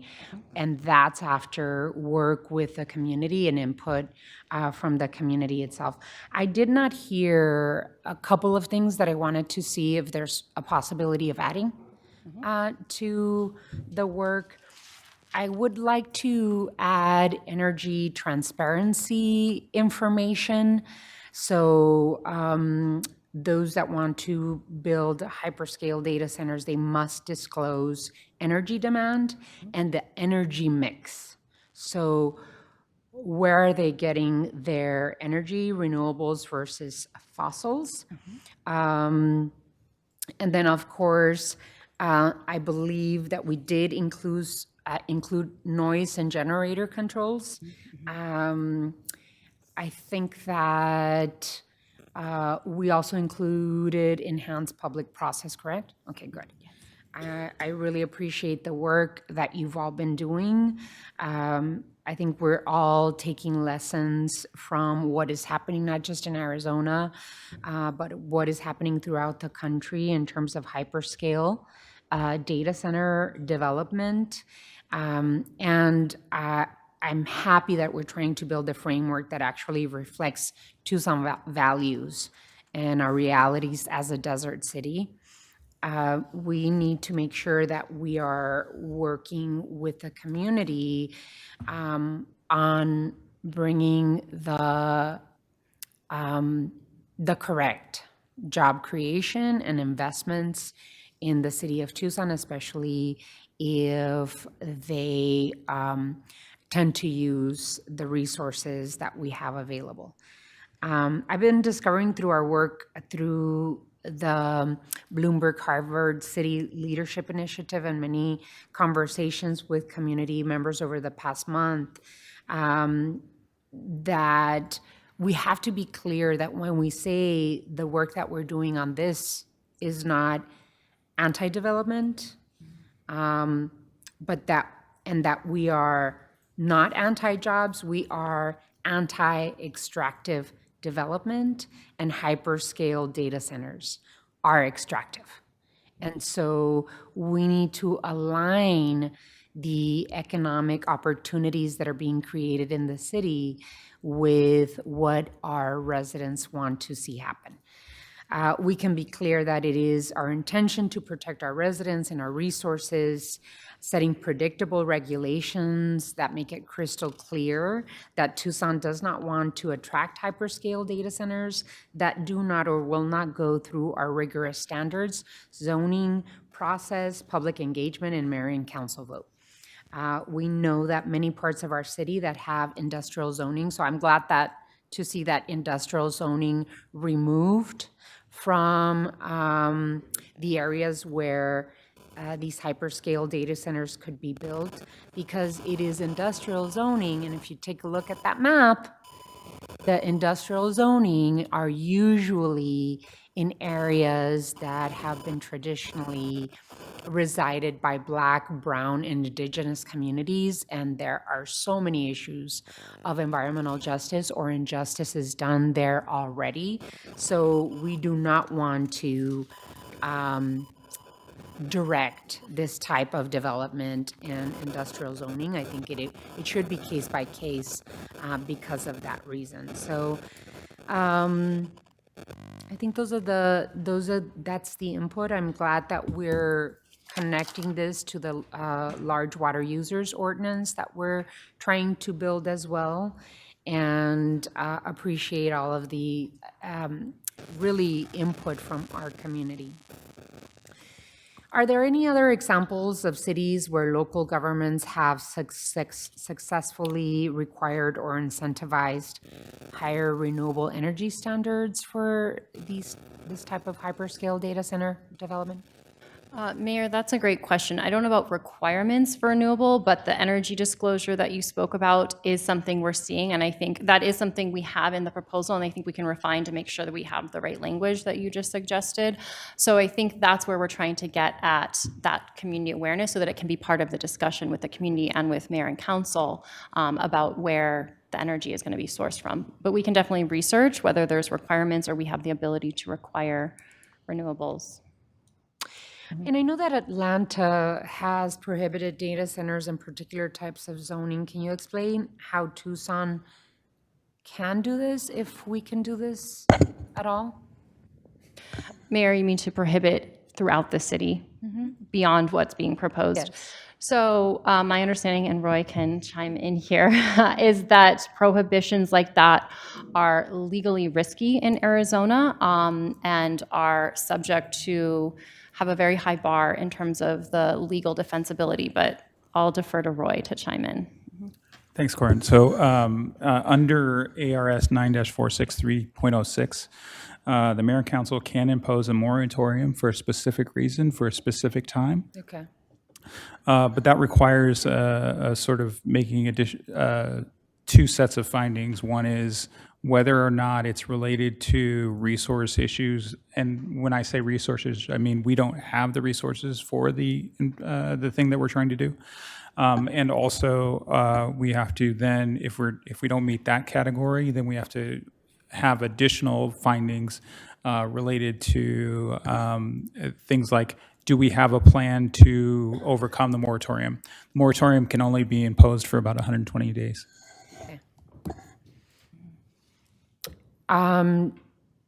So we would have to go through the ACC or the state legislature, or what is? No, it would be a local process. So there's a public hearing required. There's findings to be required. There's as I mentioned before.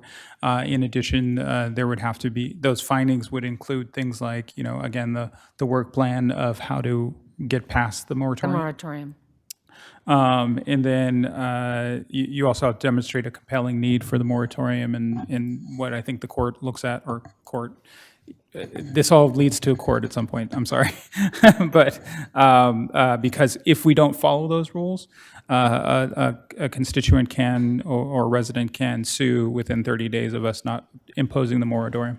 Okay, alrighty. I'm going to open it up for my colleagues on the council, Vice Mayor, and then we'll just go down the road. City Attorney, so to understand what you're saying, we could only impose a moratorium of 120 days.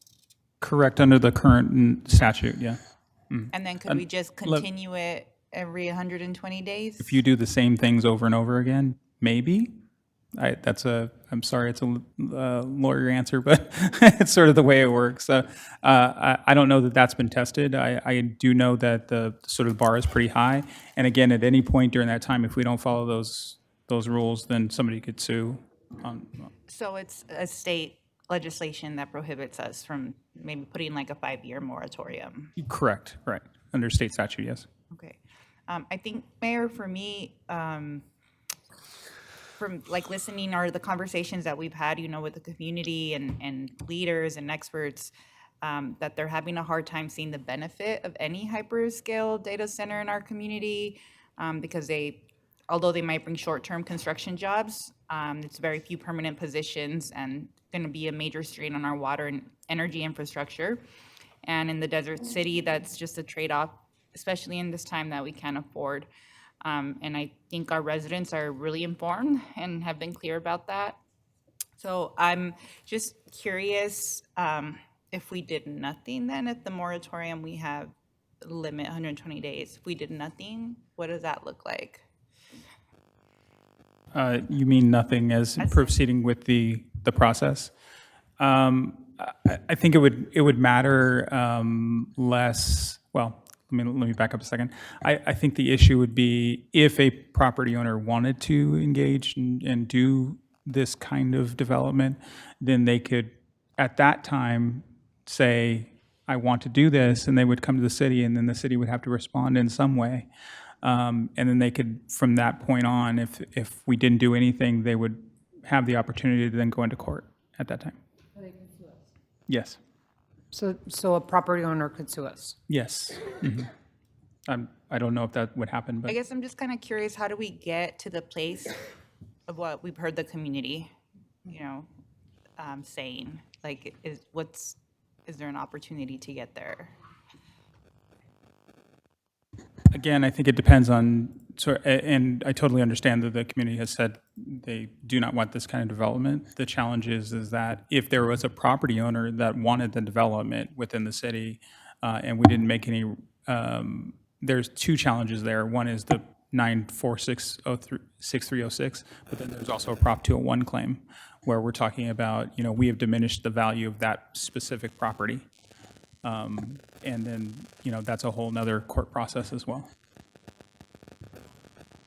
I guess in my view, it's best if we provide the highest threshold, go with the input from what we've heard with our technical advisory committee, and then have that, right? And at the end of the day, the mayor and council will have the ability to say no.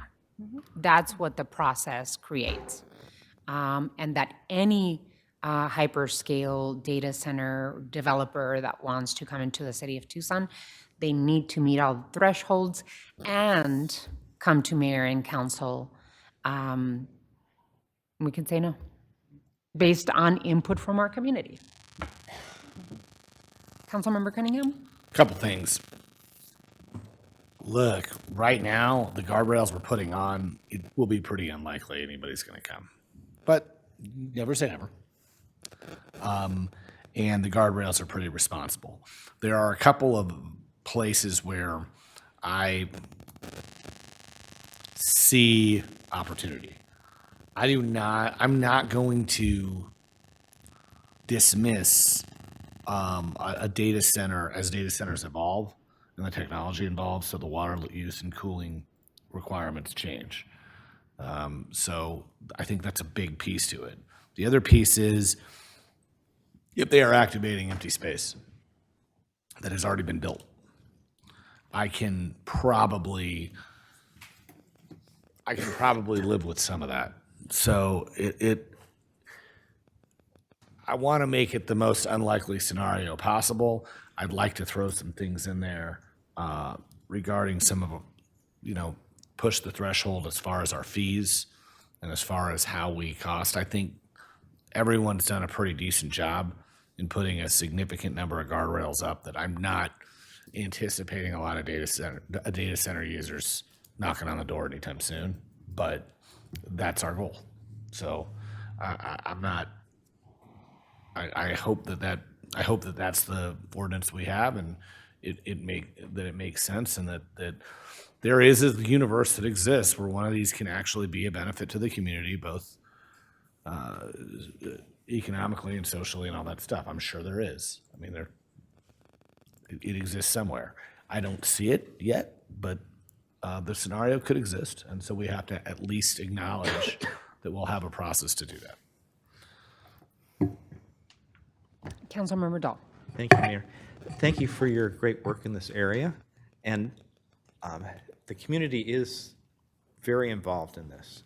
And I appreciate the Vice Mayor asking the question, can we do what the community really seems to be wanting to? And it's clear that we put ourselves in a dangerous position of being overturned without having any guardrails if we just ban it. So I agree with the mayor, let's make the highest possible guardrails. And towards that, I've been thinking about the size. One of the things the community says is can we make the size lower? I know that you probably had some rationale for this size, and I don't think we need to discuss it now, but maybe before the Planning Commission clearly talk about the size. Offhand, I'd say let's have it and make it 25,000 square feet. Why not?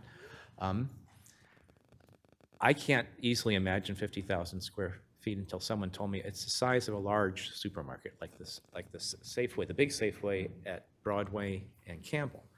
It takes me a long time to shop when I shop there because I go down every aisle. So that seems pretty big. And you mentioned that we don't regulate energy in zoning, but in a sense we do. Some of the measures that we're proposing are about energy. So I like the idea of an energy threshold being another criteria for whether it throws the proposal into this hyperscale process. And I'm not sure what that amount is. Again, maybe the folks at the Planning Commission can examine that. I don't understand tiers. I think they're just both. It's, if it's above this in size, if it's above this in energy use. Boy, the diesel generators really bother me. That's the worst way to create electricity. And we know that bad actor ones have been running a lot more. I like the idea of outlawing load shift. The question is, how do we know? How do we enforce it? Maybe we don't have generators. Why don't we require on-site solar with battery backup? It's a sunny day. The solar should be able to run the system. If it's not a sunny day, they have batteries for 3 or 4 days. I would like that. And I've been thinking about notice, too. I like all the extensions of notice farther, but there are groups like the No Data Center organization and others that have been doing a lot of research on this, and we would want them as people who are commenting if we get a proposal. Is there a possibility of creating a standing notification list that people can apply to, and then you have it so that people who are very interested would get a notice? And I know that we would notice the ward office. Let's notify all mayor and councils it's going to come to us. That would be helpful. The extensions that you put on there with the vegetation, more open space, that's so logical to mitigate the impacts that other communities are seeing with these data centers. Again, thank you for going through this process. I think we're on the right track. Councilman Lee? Thank you, Mayor. Thank you to the team and for everyone who has been involved in this. I agree that the definition is really, really important. I'm also thinking the power utilization is more important than the size, right? Because there are data centers already in town that are just storing people's photos, which is a whole different ballgame than hyperscale. So I think it's really important that we have clarity around the definition, more so than the size, arguably. The other piece, you addressed the moratorium and the options with that. I just want to reaffirm the current protections that are in place so the community is aware while we go through this process. I know we have the large water users. But Roy, can you also talk about, and I know the city manager worked with, I think, the zoning administrator to make sure that there is some protection in place while we go through this process. So I don't know who's the best to answer that, but I just wanted to make sure that was out there. For to Corin, because she was more involved in the work. She would know better than me. That's fine. Yeah, thank you, Councilwoman Lee. Mayor, there is a zoning administrator determination in place that basically says this use is not defined in our code. So the most similar use is basically a energy generating use in terms of the impact, and that can only be developed through a PAD or PCD. So that's currently what's in place. And in the zoning administrator determination, it specifically said we would be developing standards for this use and creating a definition over the next few months. So that is a stopgap measure, as you said, that right now they wouldn't be allowed except through a PAD or PCD that would have to go to mayor and council. What this does, if mayor and council choose to go the route of only allowing them through a PAD or PCD, the difference is that then there would be standards in place. Right now, we don't have any standards in the code that suggest these are the things we're looking for. Setbacks from residential, noise, energy, water use, all of those components that we've heard from the community then could be established in the code, and still proposed data center would only go through a PAD or PCD process. And additional conditions and standards could be established based on the specific site and specific proposal as well. Corin, if you don't mind, if I could add just a bit to that. I also think it's important to recognize that we have existing PADs and PCDs in the city, and it's imperative that we get through the process of defining a code around this use so that we're belt and suspenders, not just on forward-looking PADs and PCDs, but also existing PADs and PCDs. Excellent. Councilmember Barajas. Thank you, Mayor. I want to thank Vice Mayor for bringing up the topic of our moratoriums, because that is something that I want to dig deeper and figure out what other cities, what other jurisdictions, mayor and councils did around that. I believe City of Tulsa possibly is one of the cities, but just to ask questions, and then also the cities too that have the large-scale data centers. I would love to hear and gather more research around those impacts and how we could share that with the community, because I think in the beginning we heard a lot of the environmental impacts, but we didn't hear enough of the environmental impacts this could bring to the community. And then, yeah, just my concern is, when I look at this map, Ward 5, we face a lot of this heat and environmental burdens, and I want to make sure that our community doesn't experience more. So, thank you. Councilmember Schubert. Thank you. I'll keep it brief because everybody else already said all the things I wanted to say. So just adding my voice to the interest in exploring what other cities have done, because in Ward 6, we've also heard quite a bit from folks who are saying, didn't you hear us before? We don't want these here. Can't you do a ban or a moratorium? So I do think it's important to do our due diligence there. In the meantime, I support the suggested changes, and I agree with the approach of enforcing the highest possible threshold. I was at a lunch last week with a super businessy type who said, this is going to make it impossible. So I don't know if that makes anybody feel better, but they're saying, wow, these are really stringent guidelines. This is going to make it impossible for data centers. And I was thinking to myself, I think that's okay. So just appreciate everybody who's taken part in the public sessions. And for anybody who's tuning into this, I want to underline that these recommendations are likely going to be considered next by the Planning Commission, and it's not too late for constituents to let us know on the council how you feel, and to just keep an eye out for upcoming agendas and public hearing opportunities to share your feedback. But thank you so much, Corin and PDSD staff. Thank you so much, everyone. Thank you for the incredible process. I just want one additional thing that I heard some of my colleagues on the council mention. Are we considering, instead of the square footage, perhaps the definition of large load data centers that are 20 megawatts or more? I know that you had 75 in there somewhere. Yes, Mayor, that is something that we are considering adding to the proposal, is a megawatt threshold as well. And that's something we would continue to refine and do a little more research on what is the appropriate threshold for energy consumption.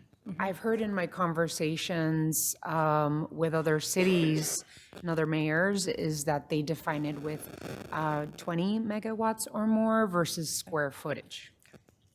Or you can use both. Thank you for that feedback, Mayor. Yeah, That's I very just helpful. wanted to make sure that I mentioned that. Alrighty, so we're not voting on this yet. There's still more process to be had.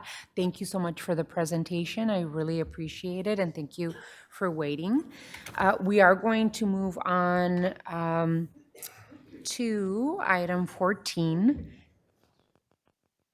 Time has been set aside to provide mayor and council with an opportunity to discuss action on renaming the Cesar Chavez and Dolores Huerta holiday and establishing a process for decommissioning and/or removing city assets with Cesar Chavez's name or image. This is an item that I requested because I wanted to make sure that I received your input. We had to act, meaning I and the city manager and department directors had to act quickly in light of the information that we recently discovered about Cesar Chavez. And we wanted to make sure that we acted quickly, but I believe deeply in the possibility of having community input, especially on the renaming piece. I think that decommissioning or removing city assets with Cesar Chavez's name or image is something that we can move forward on as a city, but the renaming is something that I would highly appreciate. We have some sort of input from community. I'm one of the co-founders of the Cesar Chavez Holiday Coalition. Recently, the coalition added their name, Dolores Huerta's name, to the coalition and requested that we add it to the holiday. This was about 2 years ago. The coalition has been doing work for more than 20 years now. And they've put together marches and rallies and car shows and demonstrations, and they're still very much active. What I have seen recently is that they are very inclusive of young voices. This year and last year, they brought into the coalition young people within schools, young mecha clubs within Pueblo High School, Pima College, Tucson High, Rincon University, and other young people in Sunnyside School District that have been participating. I think that is important that we include the next generation in this conversation to be able to find a way to not erase the movement, the farm working movement and the Chicano movement from the name.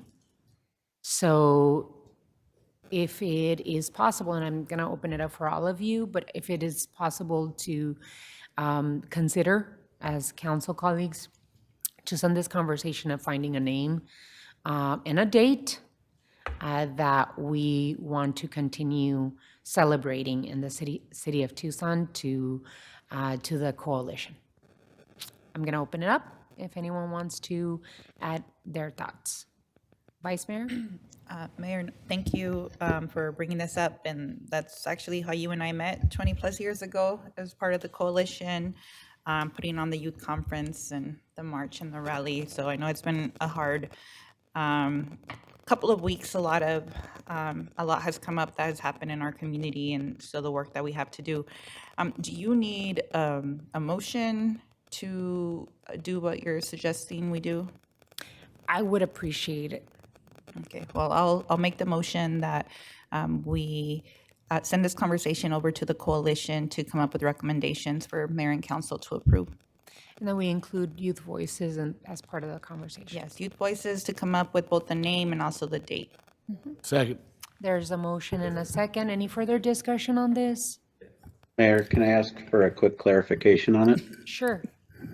I would also like to know that the mayor and council are as part of this, endorsing the fact that we took action to remove certain items.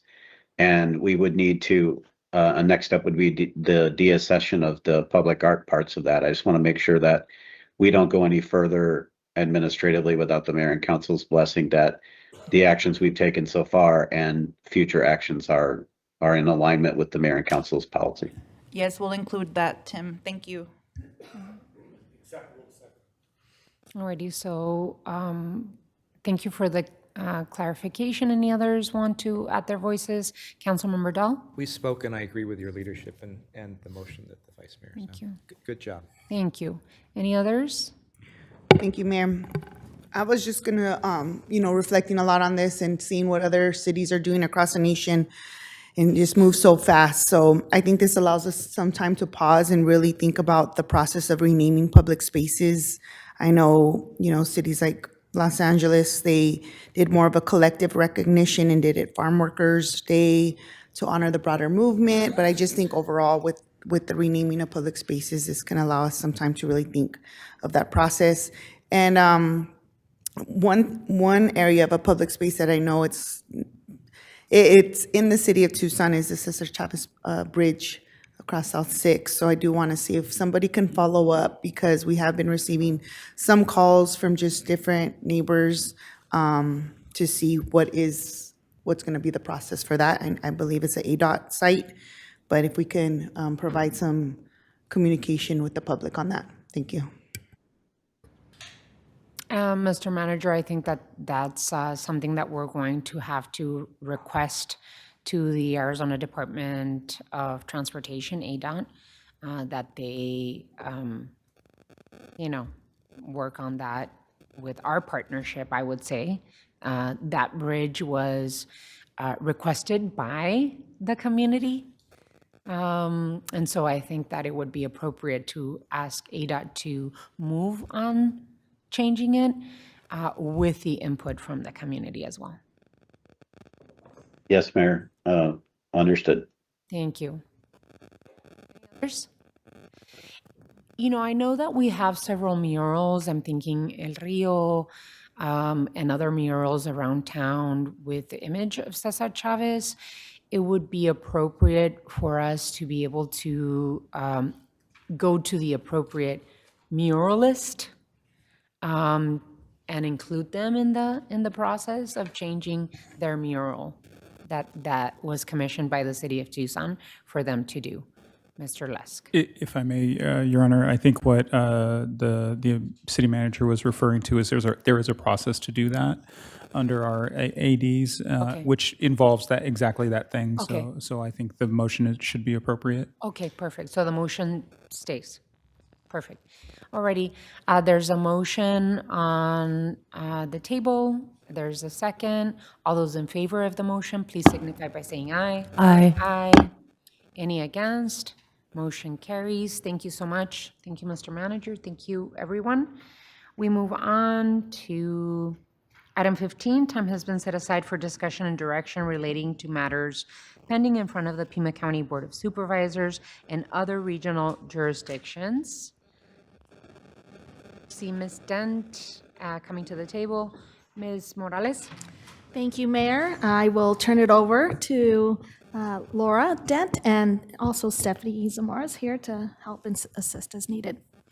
Thank you so much, Liz and Honorable Mayor, members of the council. Today we are passing out hard copies of our reports today. On top, you'll find the regional report followed by the state report and then the federal report. So if you all would be so kind as to take one and pass it down. And given that you're just receiving these hard copies now, I will summarize a bit of the regional report very briefly. And these would include recent actions and discussions at Pima County, Town of Marana, Town of Sahuarita, as well as Rio Nuevo. So Pima County Board of Supervisors recently directed staff to evaluate renaming the Cesar Chavez holiday, as well as identify county assets bearing his name and image. Additionally, the board outlined the hiring process for a new county administrator, and that job posting will be available publicly on April 15th. They separately related to issues from the sheriff's office. They directed outside counsel to prepare and request a formal report from the sheriff. Some of those details, again, are included in the printed report.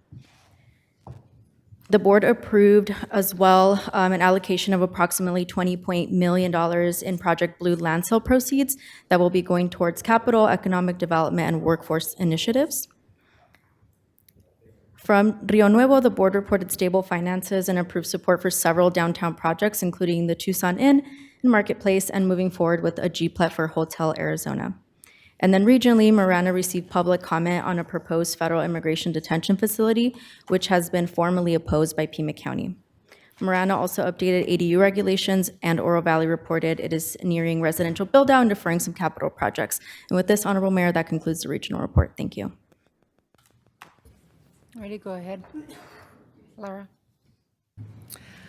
Thank you, Mayor, members of the council. Good afternoon. At the state level, which we'll get started there first, the legislature returned today from a short break. Lawmakers are moving into a new phase of the legislative session, so all of the standing committee meetings have now come to a close, and lawmakers are moving into kind of more of a voting season and ramping up budget negotiations. So we should expect Republicans to potentially share a budget proposal soon to counter the proposal that Governor Hobbs submitted earlier in the year.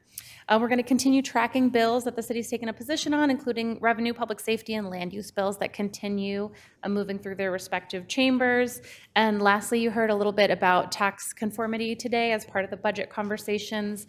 I'll be planning to share an off-agenda memo with you soon with some added context around that. This is really going to have longer term implications, potentially uplift some other issues that could have implications for revenue in the future, just so as you're having these conversations, you're really looking to the horizon around what we might see moving forward. So I'll submit that soon. On the federal front, Congress is currently in recess and returning next week. Obviously, while Congress has been away, we've been seeing a lot of rhetoric on the foreign policy front, which we're seeing appears to be cooling down now. At the same time, the president submitted his fiscal year 27 budget proposal. That was submitted on Friday, and as last year, it includes major cuts to domestic programs that are really critical to the city. Included into that, the elimination of CDBG and home funds, proposing major changes to the Continuum of Care program.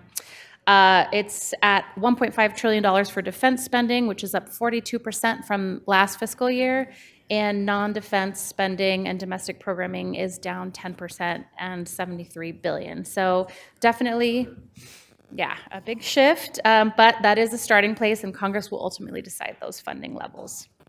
And that will conclude my report for today. I'll be able to answer any questions.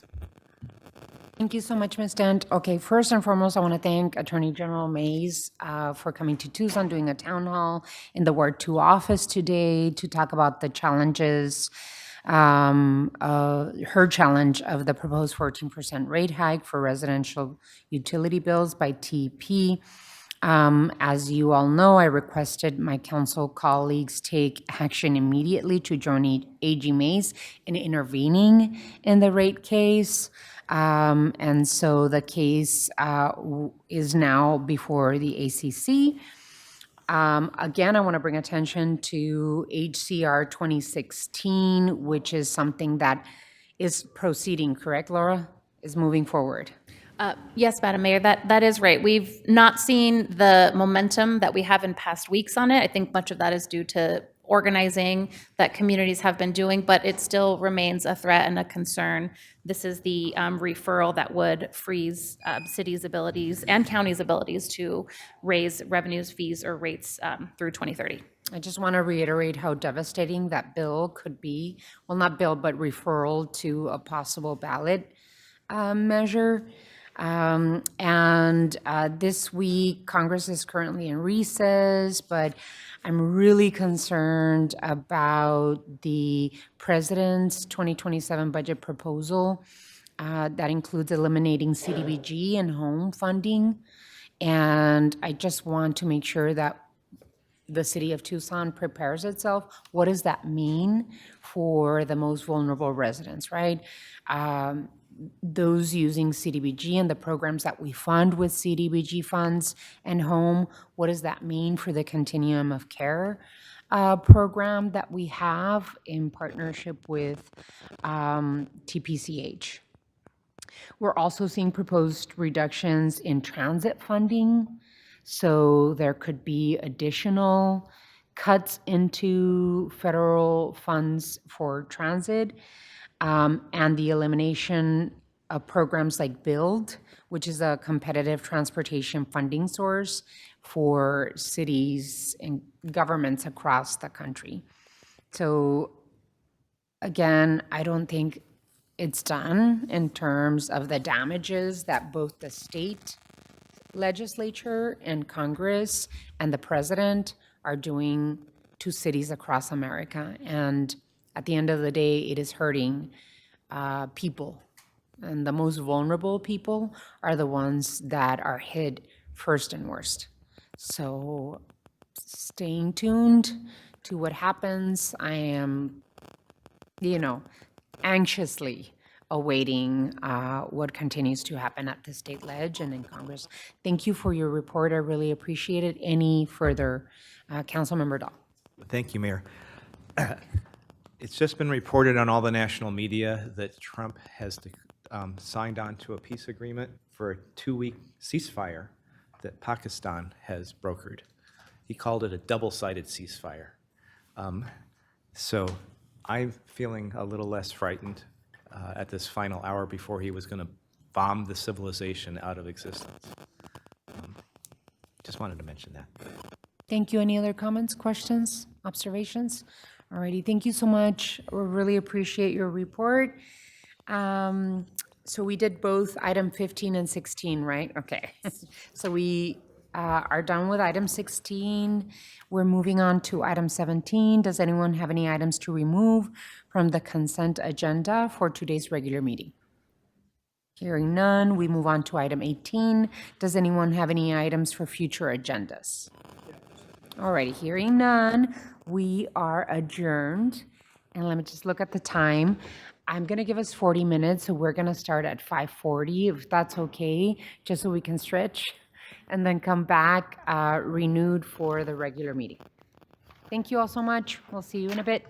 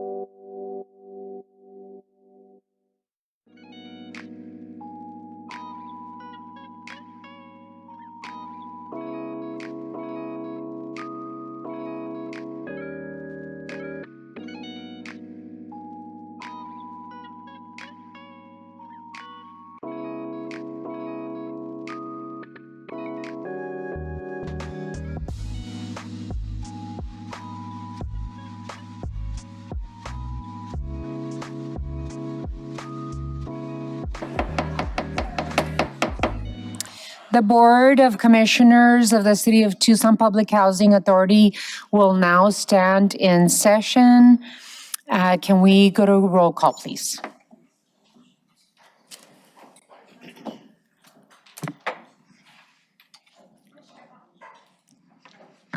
Commissioner Hawkins? Aye, I'm here. Commissioner Schubert? Here. Commissioner Barajas? Here. Commissioner Lee? Here. Commissioner Dahl? Here. Commissioner Cunningham? Here. Commissioner Santa Cruz? Here. Chair Romero? Here. Item 2.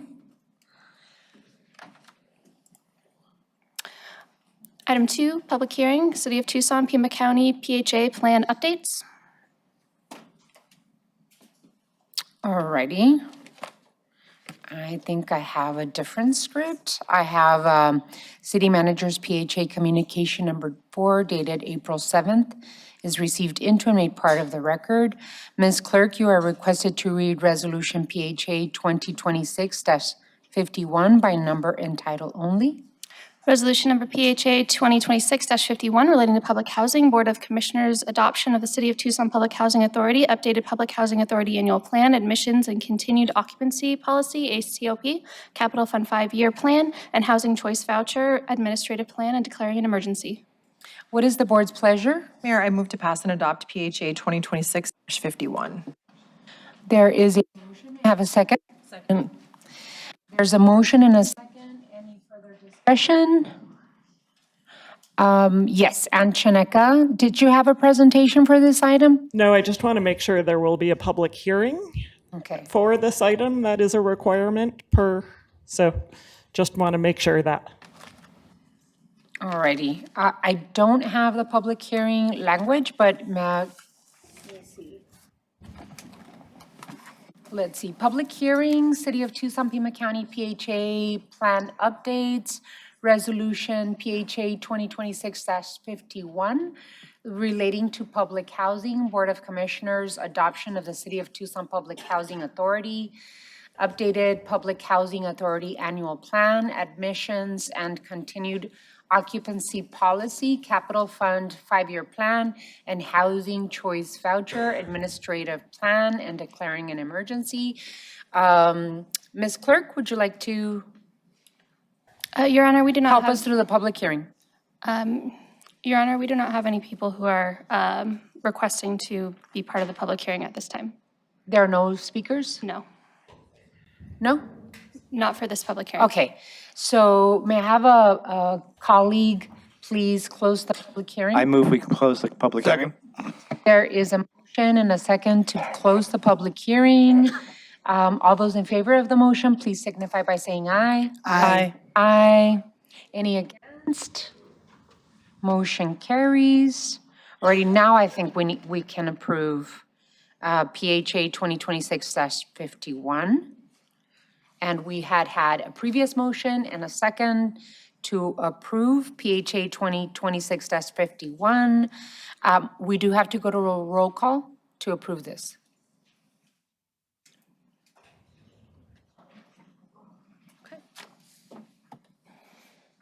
Commissioner Hawkins? Commissioner Schubert? Aye. Commissioner Barajas? Aye. Commissioner Lee? Commissioner Dahl? Aye. Commissioner Cunningham? Aye. Commissioner Santa Cruz? Aye. Chair Romero? Aye. The motion to approve Resolution PHA 2026-51 passes by a vote of 8-0. Item 3.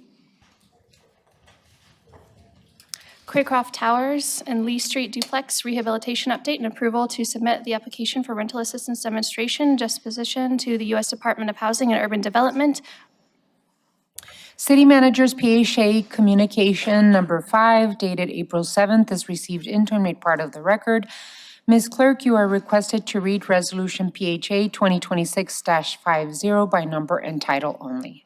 Resolution number PHA 2026-50 relating to affordable housing and community development, authorizing the reposition of certain public housing units located at 1635 North Craycroft Road, Tucson, Arizona, to 85712, and declaring an emergency. What is the board's pleasure?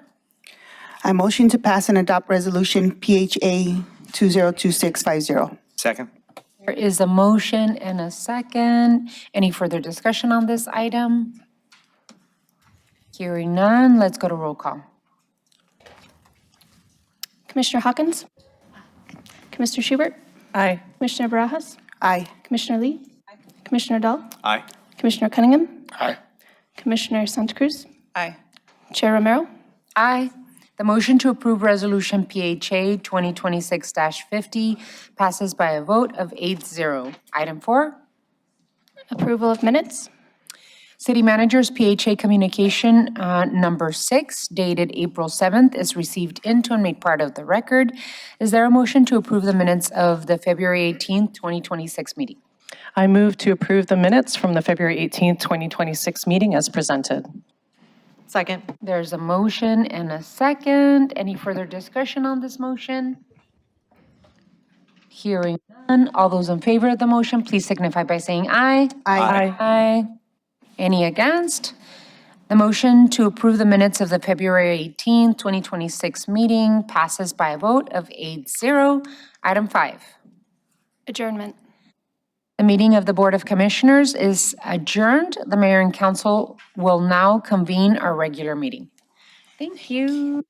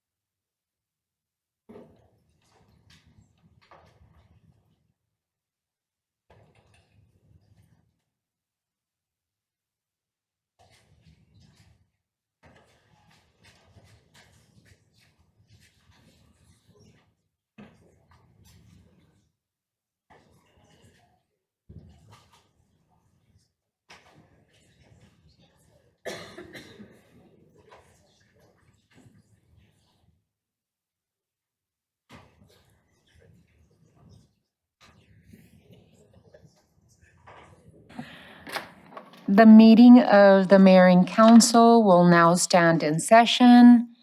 Let's go to roll call. Councilmember Cunningham? Here. Councilmember Dahl? Here. Councilwoman Lee? Here. Councilmember Barajas? Here. Councilmember Here. Vice Mayor Santa Cruz? Here. Mayor Romero? Here. Before we go to item 2, the city attorney will go over the rules of decorum for the mayor and council meetings. Mr. Attorney? Honorable Mayor, Arizona's open meeting laws provide that members of the public may attend and listen to the proceedings during tonight's public meeting of the mayor and council. Arizona law also allows the mayor and council to enforce rules and procedures for public attendance of the meeting to ensure orderly behavior and to prevent unnecessary interference with the public meeting. Here are the rules that apply. The rules require decorum and orderly conduct by the members of the audience. No person attending the meeting shall engage in conduct that disrupts or otherwise impedes the orderly conduct of the meeting, including any statements or conduct that interrupts the persons who might be addressing the mayor and council or that disrupts the discussions of the mayor and council. The mayor has the authority to ensure compliance with the rules of orderly conduct. If disorderly or disruptive conduct continues after a warning, and this is that first warning, the mayor may direct the removal of persons from the chambers and/or recess the meeting itself. If disruptive behavior makes it necessary to clear the chambers, the persons who have disrupted the meeting will not be allowed to return to the chambers for the remainder of tonight's meeting. As a final note, please be aware that interfering with or preventing this lawful public meeting from being carried out in an orderly manner not only violates the rules of participation, but also violates Title 13 of the Arizona Revised Statutes. Thank you, Mr. Attorney. Item 2. Invocation, Pledge of Allegiance, and appointments to boards, committees, and commissions. The invocation today will be given by Pastor Philip Cruz, Rincon Mountain Presbyterian Church. After the invocation, I ask that you remain standing for the Pledge of Allegiance.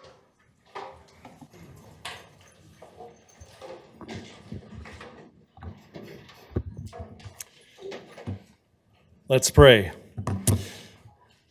Almighty God, as we come before you this Tuesday evening, we come Just a couple of days after many in this city have gathered in houses of faith to celebrate the resurrection of Jesus Christ from the dead.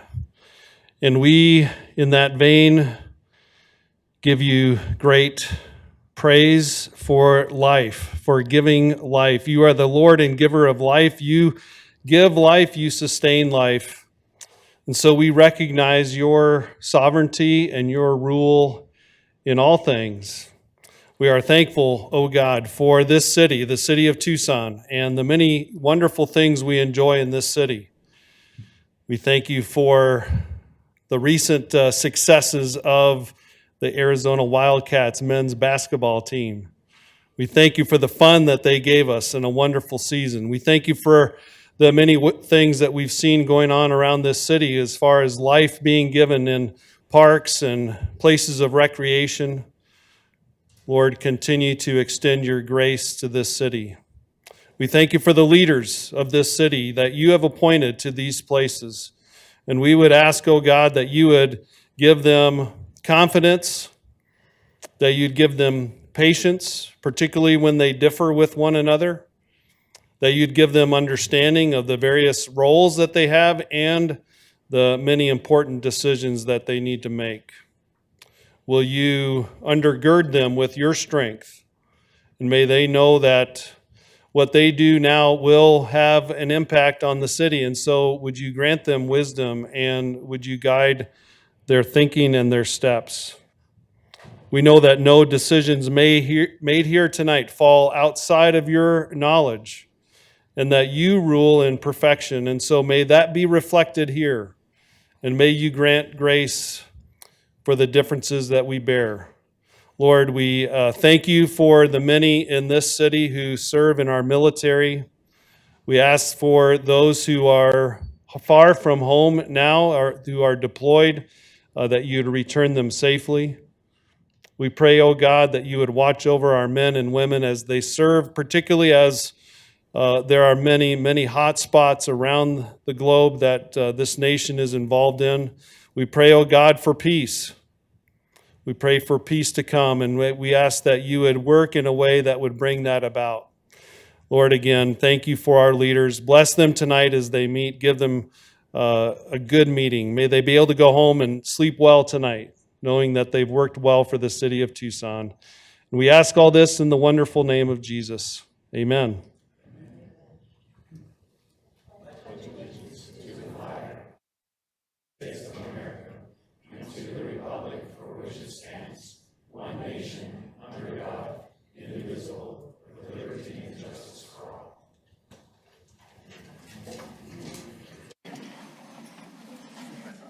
Thank you, Pastor Chris, for gracing us with your presence and your lovely words. Thank you.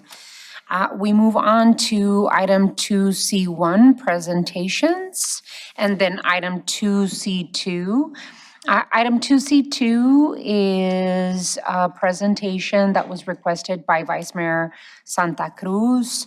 I'd like to welcome the Pima Community College 2026 women's basketball team and celebrate their national championship victory tonight.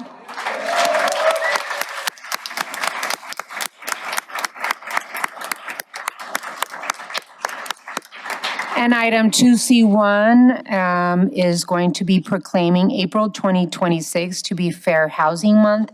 And as I usually do, of course, Vice Mayor is going to come with me and present the championship basketball team with a recognition and a proclamation. But I'd like to invite all my colleagues, if you'd like to join us, to present to our champions, and then, of course, the proclamation on Fair Housing Month.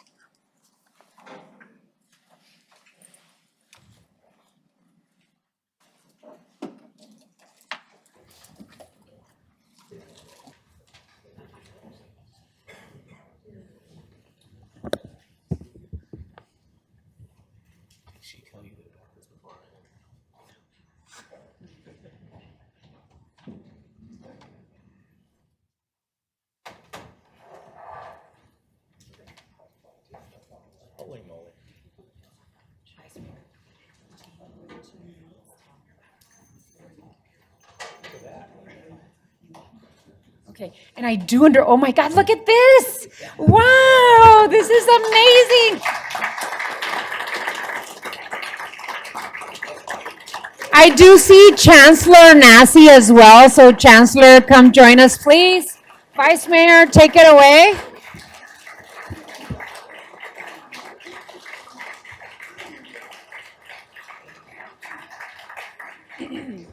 All right. Buenas tardes. Good afternoon, Mayor. Thank you for the opportunity to recognize our student athletes here on the west side, but they represent the entire city and we're super proud of them. And so we have today here, and I'm sorry if I butcher your last names, Rainwater,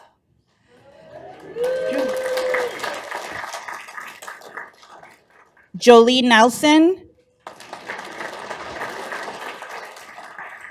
Navia Orenda,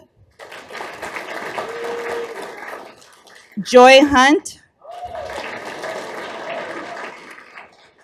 Lucy Fisher, Tegan Martin, Kalia Gonzalez, Adia Chi, Casey Coolidge, Kylie Sowers Miller, Melissa Nelson, Lucy Land, Gabriela Sanchez, Sylvia Garcia, our head coach Todd Holtis,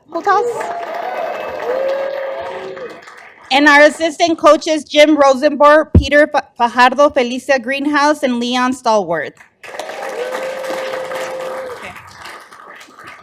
We also want to acknowledge, because it takes an entire village to train these players. So we have the strength and conditioning coach, Vanessa Campillo, team managers, Camila Bilbaso, Jorge Franco, and our athletic trainers, April, Jesse, Kylie Hagerstrand, Bethany, I can borrow, maybe?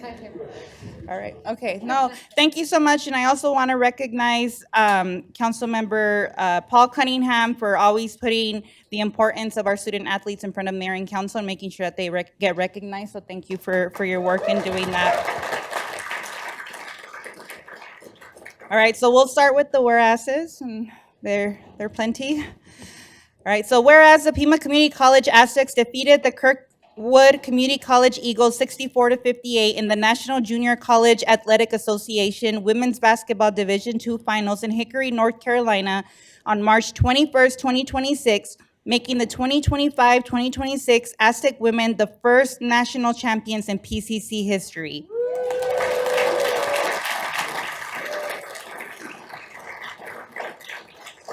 Whereas the members of the 2026 NJCAA national champions are Rainwater, Jolie Nelson, Navia Orenda, Joy Hunt, Lucy Fisher, Tegan Martin, Kalia Gonzalez, Adia Chi, Casey Coolidge, Kylie Sowers Miller, Melissa Nelson, Lucy Land, Gabriela Sanchez, and Sylvia Garcia. Whereas the 2026 NJCAA national champions were coached by head coach Todd Holtis, assistant coaches Jim Roseboro, Peter Fajardo, Felicia Greenhouse, Leon Stallworth, strength and conditioning coach Vanessa Campillo, team managers Camila Basso, Jorge Franco, athletic trainers April Jesse, Kylie Hagerstrand, and Bethany Igboro, and athletic director Ken Hakome. Whereas before becoming national champions, the Aztecs made PCC history with their first 30-win season, going 30-4 and ending on an 18-game winning streak. They also earned the Arizona Community College Athletic Conference Division II regular season championship and the Region I Division II championship. Whereas the women's basketball program has now won 20 games or more for 10 straight seasons. Whereas head coach Todd Holtis has also named the NJCAA Division II Coach of the Tournament. He earned his 400th career win with Pima Women's Basketball November 4, 2025, with 19 years as a head coach. Whereas the National Junior College Athletic Association is the national governing organization of community college, state, college, and junior college athletics throughout the United States. Whereas the Pima Community College Athletics Program serves to reinforce the attitudes, values, and overall mission of the college, which promotes lifelong learning, integrity, leadership, good citizenship, diversity, and academic excellence, in concert with developing student athletes' physical skills and abilities. Whereas I, Lane Santa Cruz, subbing here for Mayor Regina Romero of the city of Tucson, Arizona, do hereby proclaim this recognition of the distinguished record and accomplishment of Pima Community College 2025-2026 Aztecs National Junior College Athletic Association Division II National Champions, and witness whereof I have hereunto set my hand and caused the seal of city of Tucson to be affixed this 7th day of April 2026. Woo!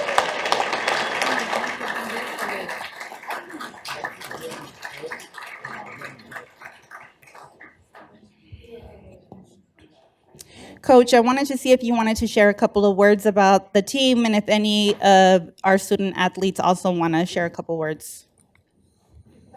I knew how that was going to go. I'll just take a few minutes because it's a monumental achievement, obviously. But I think that the thing that I'm proudest of is that we've been doing this for years, and to win a national championship, things have to fall in line a certain way. And it's not because we did anything different than we did in the past. It just was our time. And so these girls up here, these ladies represent not just this year's team, but all the previous teams that have gone through Pima Community College. And they also represent Pima Community College. I know that I've been here since 1997, and I've worked at Pima for the last 19 years. And I take a great deal of pride in representing Pima, Tucson, Southern Arizona, anywhere we go. And any of you that follow sports know that it's not just women's basketball that's great at Pima. There's a lot of great sports at Pima. And so I always take a lot of pride in what we do at Pima. And Dr. Jeffrey Nassy is our new chancellor who's been here, and he's been a great supporter for us. And we couldn't do that without the city's support, without our governing board support, and the great coaches that we have. So we're always taking a great deal of pride. Thank you so much for this recognition. Thank you. And hopefully we can do it again next year, but we're going to relish in the fact that we did it this year and not worry about next year yet. Thank you all.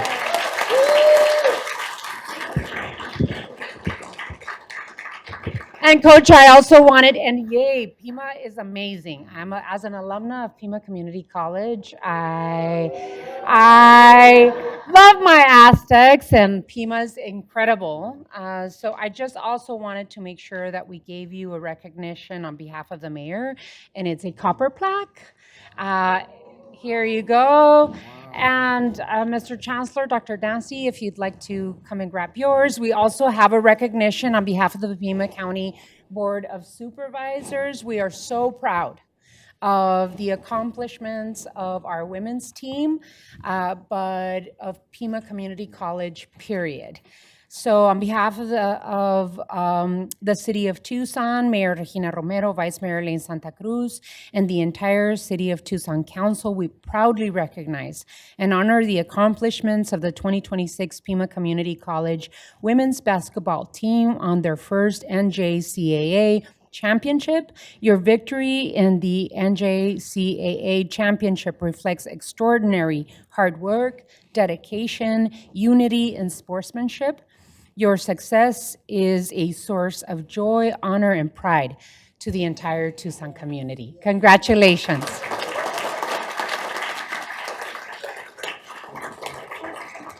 And if we can, Dr. Nassy, did you want to add some words? And then I want to ask the team just to get close over here so that we could take a nice picture. Dr. Nassy. Thank you, Mayor and members of the council. It's an honor to represent this great college, this tremendous community, and these student athletes, students first, athletes represent what's so great about our community's college. So thank you. It's an honor.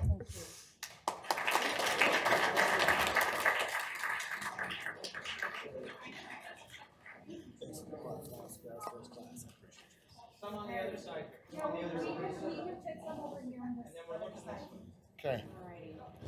Half and half. There we go. Diane, go up front. Go on, scoot up front. There you go.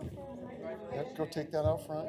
There you go. Somebody want to hold this? Help, May. I think you should hold it. Oh, yeah, you should hold it, yes.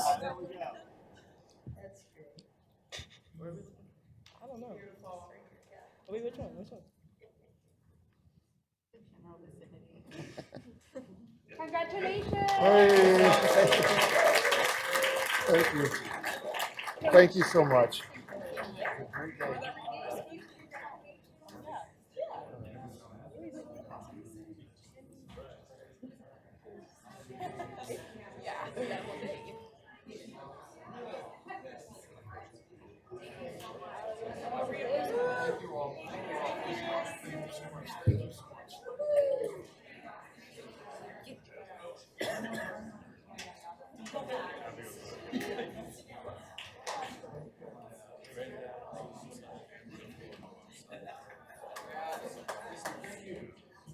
Thank you so much. Really appreciate the incredible achievement. Last but certainly not least, we're going to celebrate Fair Housing Month. And let me invite our guests that are here that are so important to making sure that we provide not just fair housing, but affordable housing that is fair to our community and that treats people with dignity. And all of the people that I'm going to call, let me see, our guests are Housing Community Development Director Ann Shaneka and Deputy Director Jason Thorpe.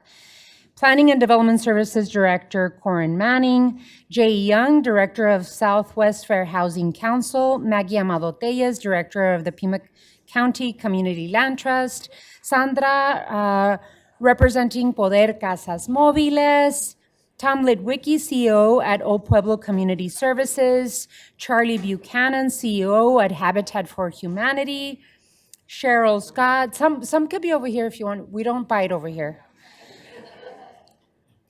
Cheryl Scott, homeowner through Habitat for Humanity. Zion Aldrete, City of Tucson resident. Christopher Ortega, affordable housing developer at GHK Properties.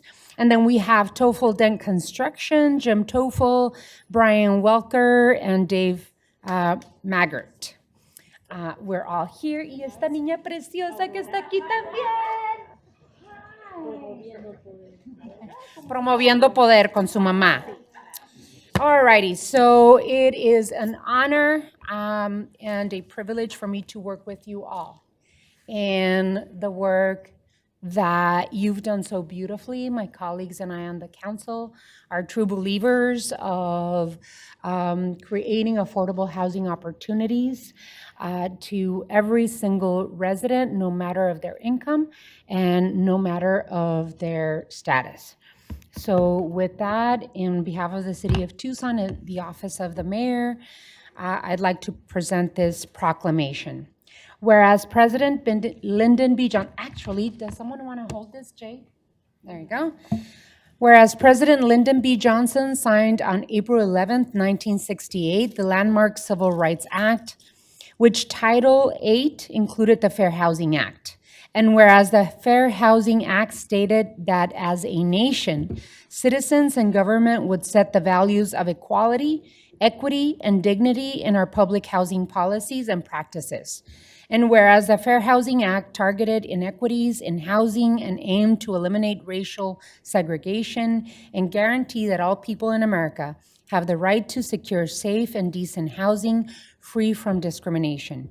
And whereas Tucson recognizes that housing is interrelated with other critical issues, including climate resiliency, community safety, and social equity. Whereas the Tucson Mayor and Council made housing a top priority and adopted the Housing Affordability Strategy for Tucson in 2021, and adopted the Source of Income Ordinance to curb discriminatory denial for people with housing choice vouchers. And whereas Tucson recognizes that past practices of lending and sale of homes, including racist covenants, conditions, and restrictions, created inequities and segregated housing patterns. Whereas Tucson communities of color and marginalized families and homeless individuals continue to face discrimination and obstacles to safe and healthy housing. And whereas Tucson remains committed to removing existing barriers to housing and to strive that all residents have access to housing. We urge the U.S. Department of Housing and Urban Development to preserve rules that protect people from housing and lending discrimination. Now, therefore, I, Regina Romero, Mayor of the City of Tucson, Arizona, do hereby proclaim April 2026 to be Fair Housing Month in this community. Encourage all of our residents to reflect on the importance of housing for all and to work towards the goals so that individuals and families and children can live securely and safely. In witness whereof, I have hereunto set my hand and caused the seal of the City of Tucson, Arizona, to be affixed this 7th day of April 2026. Congratulations, and thank you so much for all you do.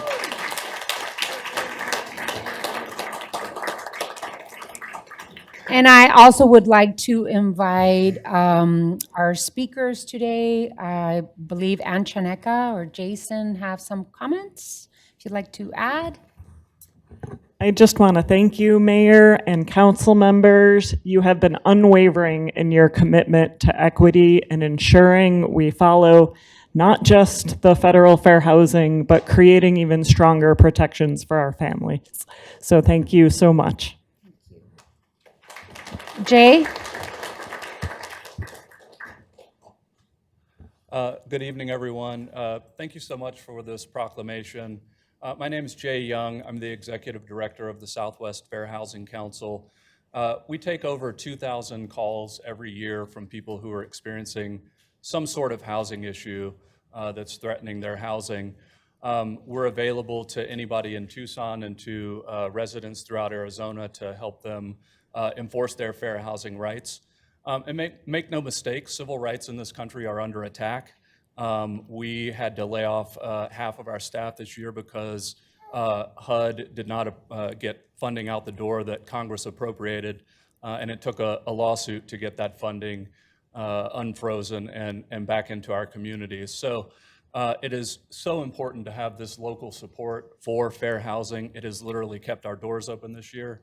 And so I just again want to thank Mayor and Council for your continued support of fair housing, and not only support, but going the extra mile with source of income protection and just paying attention to this important issue. So again, thank you for the proclamation and happy Fair Housing Month.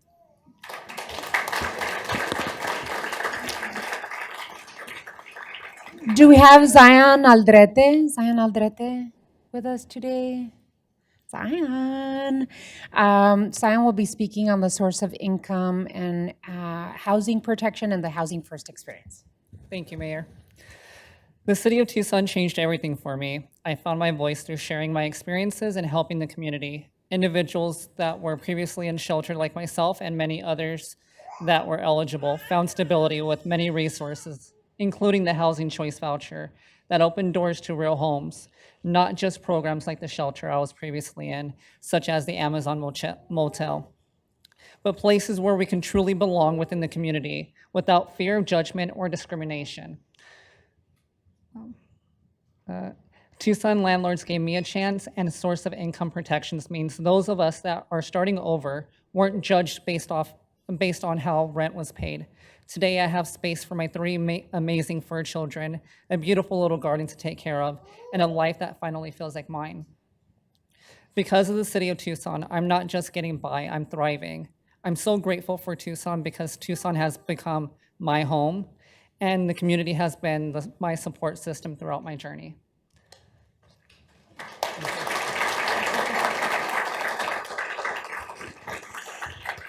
And Zion became a Housing First navigator with the City of Tucson's Housing First program. And so he also has a job with the City of Tucson. And we're so lucky to have you. And Cheryl Scott, also recent homeowner through Habitat for Humanity. Thank you, everybody.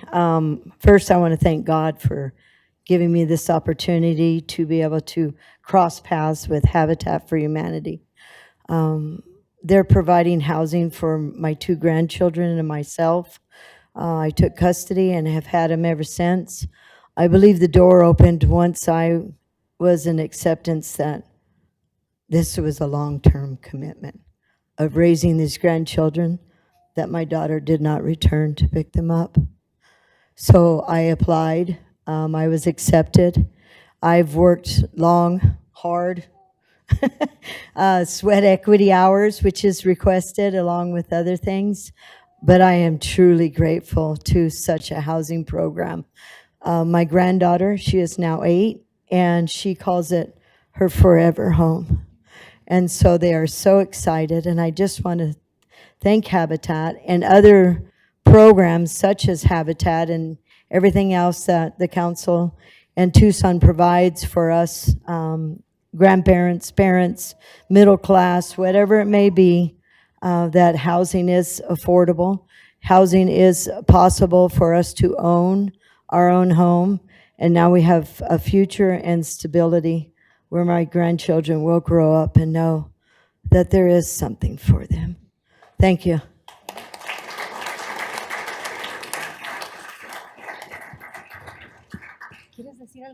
Does the baby have anything to include?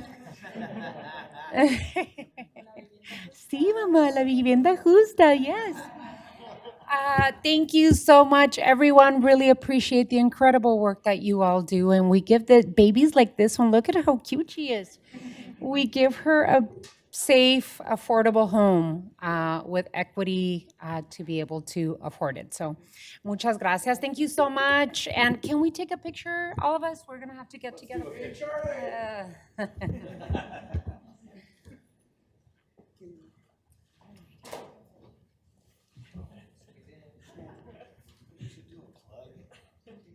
you get a chance, talk to Charlie and get out and build some homes with Habitat. Yes, that's right. It's one of the coolest things you can do. Thank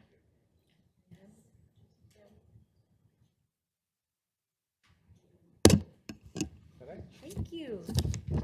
Thank you. Felicidades.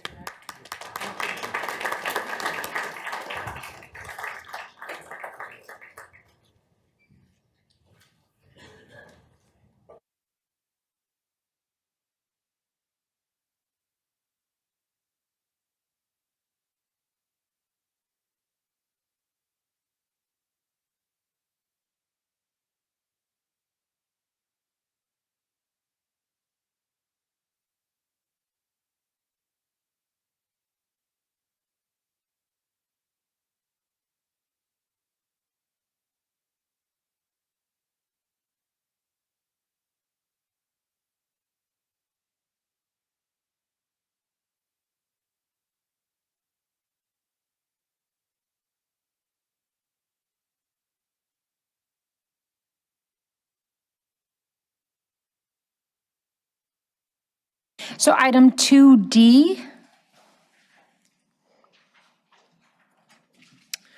Appointments to boards, committees, and commissions. City Manager's Communication Number 92 dated April 7th is received into and made part of the record. There are no appointments to be made at this time, but are there any personal appointments to be made at this time? Seeing none, I'm going to ask my colleagues on the council to provide me a point of personal privilege in moving items 9 and 10 before all of the other items. I have a council colleague that has very important work to be done with a child that is being recognized and participating at an event. So if we may, there's no objection, then we're going to move on to item 9. Item 9, rezoning, ordinance adoption, TPENT 0323-00018, TEP Vale Substation, South Rita Road, RH to I-1, Ward 4. City Manager's Communication Number 97 dated April 7th is received into and made part of the record. This is a request by Tucson Electric Power Company on behalf of the property owner, Unisource Energy Corporation, to rezone 125 acres of a 219-acre parcel from RH Rural Homestead Residential to I-1 Light Industrial for the expansion of the existing Tucson Electric Power Vale 345 kilowatt and 138 kilovolt substations with the construction of one, a new 200 megawatt battery energy storage system and switchyard, and two, a new 230 kilovolt transmission substation, a switchyard, and a transmission power line, and three, a second 200 megawatt battery energy storage and switchyard, and four, an expansion of an existing 138 kilovolt substation. The city manager and zoning examiner recommend approval of the rezoning request. Is the applicant or representative of the applicant present? Good evening, Mayor and Council. For the record, Stephen Eddy on behalf of Tucson Electric Power. Are you agreeable to the proposed requirements? We are. Alrighty, thank you so much. I appreciate it. Thank you. Madam Clerk, you are requested to read Ordinance 12238 by number and title only. Ordinance number 12238 relating to zoning, amending zoning district boundaries in the area located approximately 0.7 miles south of the intersection of Interstate 10 and Rita Road in case TP ENT 0323-00018 TEP Vale Substation, Rita Road, RH2I1, and setting an effective date. Councilman Lee? Mayor, I move to pass and adopt Ordinance 12238. There's a motion. Second. There's a second to the motion. Any further discussion? Hearing none. All those in favor of the motion, please signify by saying. Oh, discussion. Yes, absolutely. Roll call. Councilwoman Lee? Aye. Councilmember Cunningham? Councilmember Dahl? Aye. Councilmember Barajas? Aye. Councilmember Schubert? Aye. Vice Mayor Santa Cruz? Aye. Mayor Romero? Aye. Ordinance 12238 passes by a vote of 7-0. Item 10. Item 10, approval of site-specific sales tax development agreement with Costco Wholesale. City Manager's communication number 99 dated April 7th is received into and made part of the record. Madam Clerk, you are requested to read Resolution 24101 by number and title only. Resolution number 24101 relating to economic development incentives, authorizing and approving a site-specific sales tax development agreement between the City of Tucson and the Costco Wholesale for development of a retail facility located at 9748 East Old Vale Road, Tucson, Arizona. Councilman Lee? Mayor, thank you for moving these up, and I move to pass and adopt Resolution 24101. Second. There is a motion and a second. Any further discussion? Hearing none, let's go to roll call. Councilwoman Lee? Aye. Councilmember Cunningham? Aye. Councilmember Schubert? Aye. Councilmember Barajas? Aye. Councilmember Dahl? Aye. Vice Mayor Santa Cruz? Aye. Mayor Romero? Aye. Resolution 24101 passes by a vote of 7-0. Thank you for granting me that privilege. Really appreciate it. Alrighty, now we go back to item 3. Mayor and Council report, summary of current events. City Manager's communication number 94 dated April 7th is received into and made part of the record. This time has been scheduled to allow members of the Mayor and Council to report on current events. These are to be current events of activities within the community, not position statements on policy issues. Does any council member have anything to report at this time? Alrighty, Councilmember Cunningham. I'm going to take this time to acknowledge the accomplishments of the 2025-26 Arizona men's basketball team. They went to the Final Four for the first time in 25 years.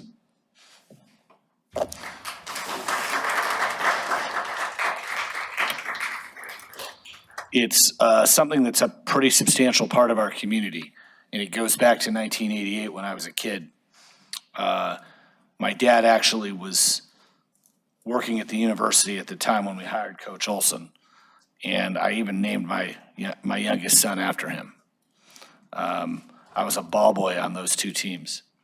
I will say that we've done a lot of basketball stuff in the last month, considering Palo Verde High School and the Pima women's team today.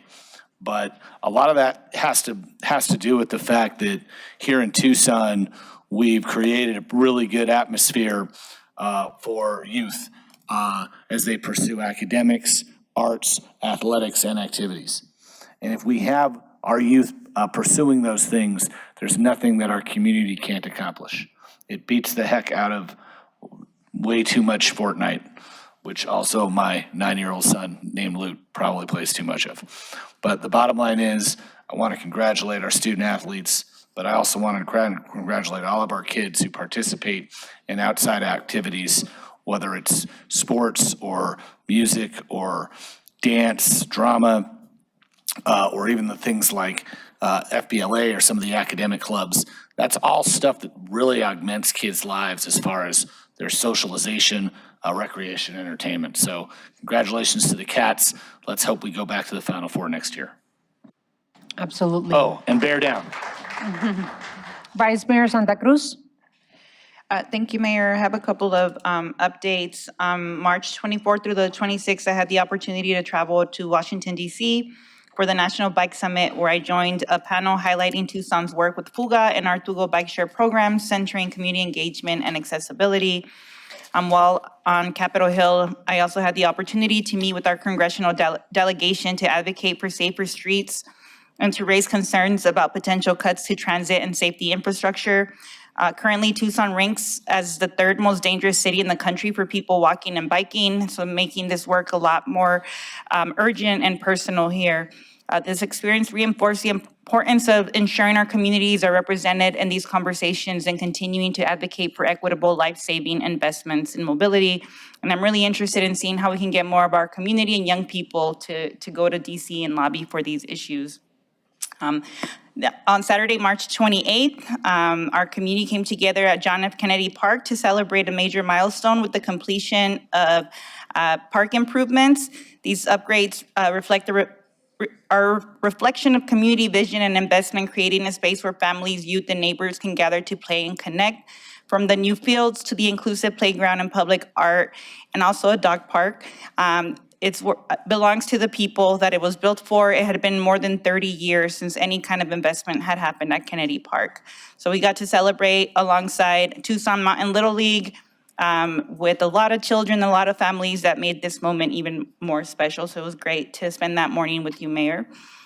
On March 31st, I had the honor of attending Dr. Maria Teresa Velez's 10-year anniversary remembrance.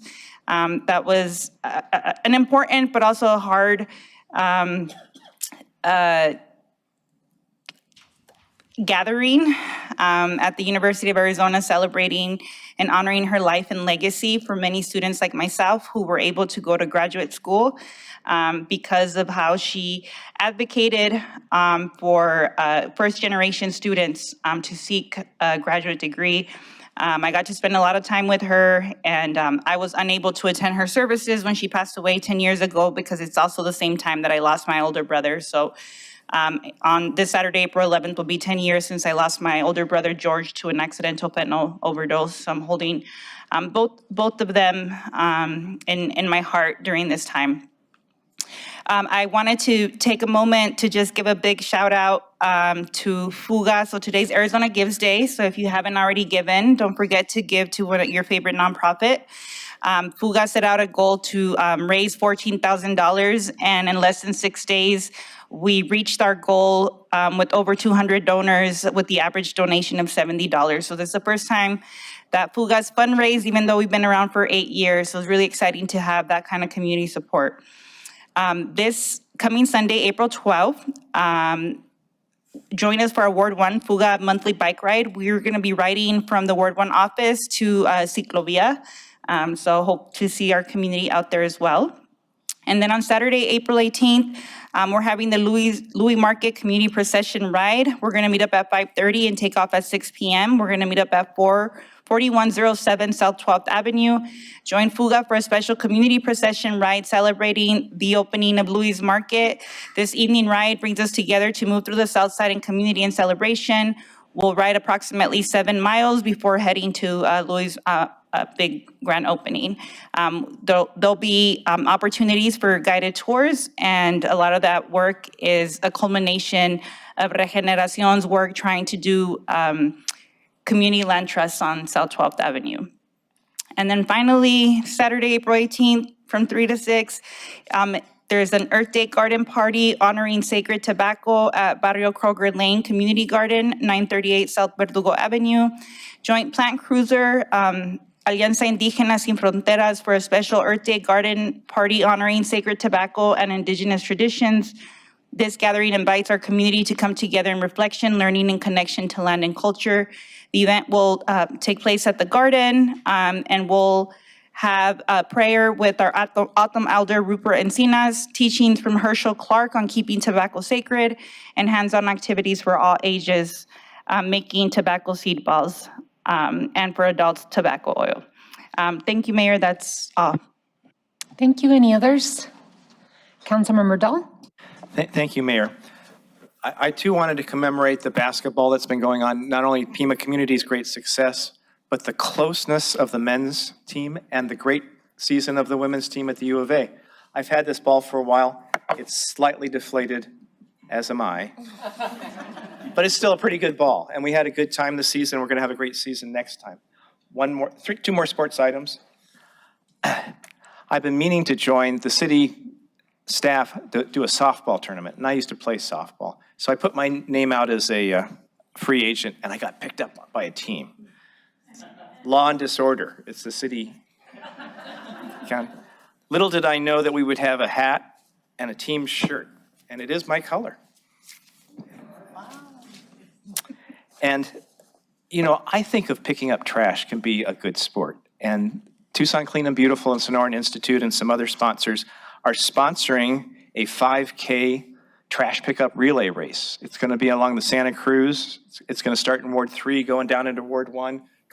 You'll be ferried back. If you don't want to, or if you're not able to do the physical work, you can volunteer at one of the stations where the trash will be dropped off. You can earn a t-shirt. I don't think it'll be that color. And it's called, oh, I lost it here. The Rio 5K Relay. And you can get more information from either Tucson Clean and Beautiful and or Sonoran Institute. Thank you, Mayor.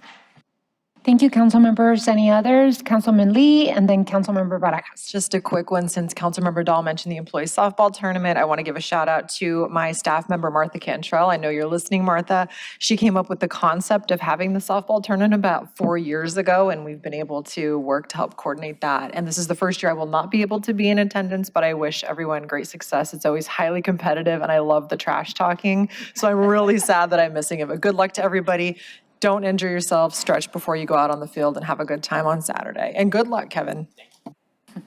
Thank you, Councilwoman. Councilmember Barajas and then Councilmember Schubert. Yes. Well, from basketball to boxing to wrestling and from youth programs to the college level, Tucson's local athletes are making a powerful impact on the national stage. March was an exciting and eventful month for our community, especially in the world of sports here in Ward 5 and beyond. As a proud alum of both the University of Arizona and the University of California, Los Angeles, March Madness was truly a roller coaster. I would like to congratulate these athletes and these athletic leaders. Again, congrats to the Pima Community College 2026 women's basketball on their national championship.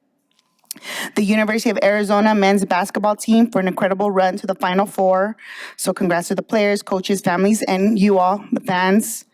To U of A Athletic Director Desiree Reed-Francois for her leadership. To the wheelchair basketball talent from across the nation who Tucson hosted at McHale at the NWBA National Championship. To Barrio Centro boxing legend and dedicated community leader Neda Agredando, owner of Aslan Boxing Gym, for earning a spot in a professional boxing league. To Sunnyside High School grad Sergio Vega, a wrestler at Oklahoma State, for finishing an incredible undefeated season in winning an NCAA national championship. I don't know if Detective Pina's here in the room. If he is, I want you all to give him a round of applause because his 14-year-old Patrick Pina III, yes, his 14-year-old son captured a national title at the USA Wrestling 16U Championships. Congrats to you and your family. And this young man will be attending Sunnyside High School next year. So I'll probably be reading congrats in a year. And as a UCLA grad, I also wanted to recognize Gabriela Hawkes, UCLA guard from Caramillo, California, who made history as the first Mexican-American woman to win an NCAA basketball championship. So congrats to you, Bruins. I want to extend a heartfelt thank you to the Sunnyside High School educator, Dr. Shannon Foljek, who recently brought a group of high school seniors to our Ward 5 office a few weeks ago for a roundtable discussion centered on their research on under-discussed current issues. I look forward to your final presentation. On Thursday, our Ward 5 team and neighbors of all ages were proud to attend the world premiere of Anita, running now until the 19th at the Leo Rich Theater. Special recognition goes to Julian Eduardo, a longtime Ward 5 leader, for his incredible performance. Our Ward 5 Neighborhood Association leaders, residents, small business owners, families, and students attended last night's Safe City Connect meeting at El Pueblo Center. I encourage our Tucson community to attend one of the upcoming Safe City Connect meetings coming up Wednesday and Friday in person and also virtually online. These forums are important dialogues helping to shape a safer, healthier city for all. Some upcoming events I'd like to share. You can now support local vendors at the Nuestro Tianguis neighborhood swap meet held every weekend from 8 a.m. until 2 p.m. at the Flowers and Bullets Farm. This Sunday, April 12th, join Ward 5 in partnership with Sunnyside Foundation, Barrio Restoration, Tucson Clean and Beautiful, Barrio Spirit Yoga, and the Las Vistas Neighborhood Association for a community cleanup. The cleanup will take place 9 to 11 at 3200 South Forges Avenue, followed by a community party. Carne asada will be provided. Stay tuned for a town hall on extreme heat and climate accountability on April 22nd, which is Earth Day, with us here at Ward 5 at El Pueblo Center, hosted by Veterans Power America and other community organizers. I did attend both your panel, Mayor and Vice Mayor, and our Congresswoman and Climate Leader, Vanessa Gallego, last week. It was an awesome turnout, and I look forward to more conversations. And lastly, sometime this summer, I don't want to say the date because I don't want you all to get too excited, but hold the date for this summer soon. We will have a grand reopening celebration for Santa Rita Park. More details to come. Thank you all. Councilmember Schubert? Thank you, Madam Mayor. I will open my current event report with an update about traffic violence that has occurred since our last council meeting. At least 4 people have been killed by traffic violence since we last met. These are folks who had families, friends, and communities. It includes a 62-year-old who died on April 1st, a 37-year-old pedestrian who was hit on April 4th, as well as 2 women who were killed in a crosswalk with a hawk beacon on March 19th, a 71-year-old and a 60-year-old who were beloved and known for their compassion and tireless devotion to their community. And we hold their memory in our hearts. Fatalities year to date, this time last year we only had 17 fatalities.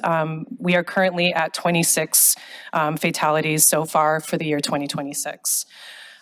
Past current events that we took part in as the Ward 6 office, we attended the Public Safety Communications Department Awards Ceremony, as well as the Tucson Fire Department's annual awards dinner. We also attended the Silver Spike Jubilee at the historic train depot downtown to honor the 146th anniversary of the arrival of the first train in Tucson. If you have not been to the Southern Arizona Transportation Museum, admission is free of charge to community members. And there's a lot of cool stuff to look at.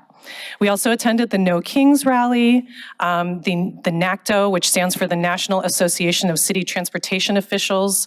They hosted a roundtable along with the city of Tucson about bike share programs and shared micromobility, so that was really cool. I also attended my first ever Passover Seder at Kol Ami Synagogue and want to thank Rabbi Malcolm Cohen for welcoming us. And I also attended the screening of the Mobile Homes, the Last Affordable Housing documentary at the historic Y. It's a 4-part documentary collaboration between Arizona Public Media and Arizona Luminaria about the hidden crisis inside Southern Arizona's mobile home parks. It is available to watch online if you missed it. I think it's a must-see for housing advocates. I also want to shout out the Climate Town Hall that I attended, that Mayor Romero, Vice Mayor Santa Cruz, and Congresswoman Adelita Grijalva spoke at. And I want to acknowledge Casa Cardo. I attended a celebration dinner at Southside Presbyterian Church last month. Casa Cardo paid off their mortgage. It is a residential program for women and their children seeking asylum for a period of 2 years. So this gives them an opportunity to get the support that they need to establish themselves in the U.S. and to heal from the trauma related to migration. So congratulations to Casa Cardo. And then upcoming current events, there will be an in-person rates and fees public meeting on Saturday, April 18th at the Clements Center. That's in Ward 6. There's also a Safe City Action Plan session for Wards 3 and 6 happening tomorrow at the Donna Ligon Center. I'll be there. I heard the mayor's going to be there. Kevin might be there too, because it's Ward 3. We'll see. These sessions are to provide information, share action items, and offer space for community questions about Mayor Romero's Safe City initiative. You can find a draft of the action plan on the website, so we encourage you to take a look at that before you come to the session so that we can use our time for more questions and real discussion. April 22nd is the last day to provide comments about your experiences with electricity bills for the Attorney General's TEP rate case. There's a telephone-only option on April 8th, and on Wednesday, April 22nd at 10 a.m., you can make your comments really quick before the hearing starts. Also, Pima County residents who are interested in serving the region are encouraged to apply for the RTA's Citizens Accountability for Regional Transportation, also known as the CART Committee. Preferred professional expertise includes backgrounds in audit, finance, and multi-project capital planning, project management, engineering, construction, land use, and more. So bottom line, if you're interested in serving as the Citizens Accountability body for the RTA Next Plan, apply by April 30th, and details will be continued to be shared in the Ward 6 newsletter. And then finally, hope to see you at Ciclovia next Sunday. Ward 6 will be at Catalina Park, and we're going to have a bike decorating station. And I heard that the firefighters are going to be there to spray people with their hose. So hope to see you at Ciclovia. Should be a great time. And that's all I have. Thank you, Mayor. Thank you so much. Really appreciate it. April is Sexual Assault Awareness Month, and this past Thursday, I joined the Southern Arizona Center Against Sexual Assault on the University of Arizona campus to proclaim April as Sexual Assault Awareness Month. This April marks the 25th anniversary of Sexual Assault Awareness Month being recognized nationally and here in Tucson. During the event, we stood in solidarity with survivors and honored the advocates who work every day to support healing, strengthening systems, and creating cultural change. This year's theme was 25 years stronger, looking back and moving forward. And it reminds us that while meaningful progress has been made, there is still so much work to do to protect people from sexual assault. Sexual violence impacts people of all backgrounds. It is a human rights issue that requires all of us to be part of the solution. I am grateful to SACASA for their decades of life-saving support, education, and unwavering advocacy for survivors in our community. And as a past board member of SACASA, I truly appreciate firsthand the work that SACASA has been doing for decades here in Tucson.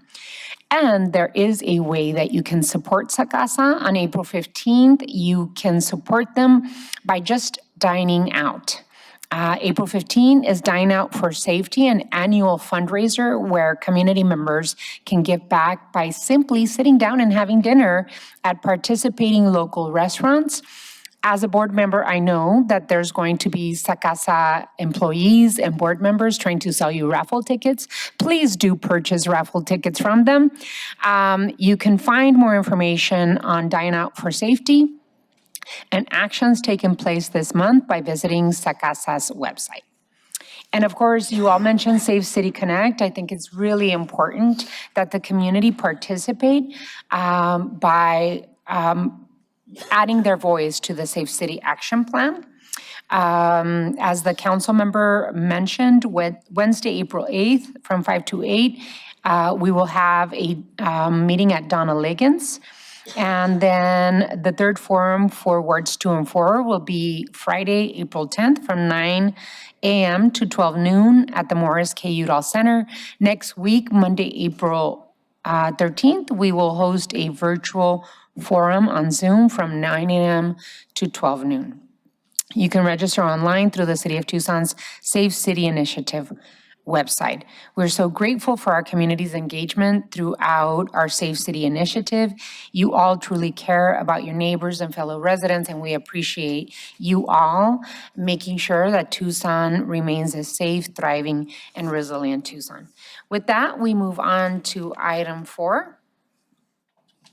City Manager's Report, Summary of Current Events. City Manager's Communication Number 96, dated April 7th, is received into and made part of the record. This time has been scheduled to allow the City Manager to report on current events. Mr. Manager?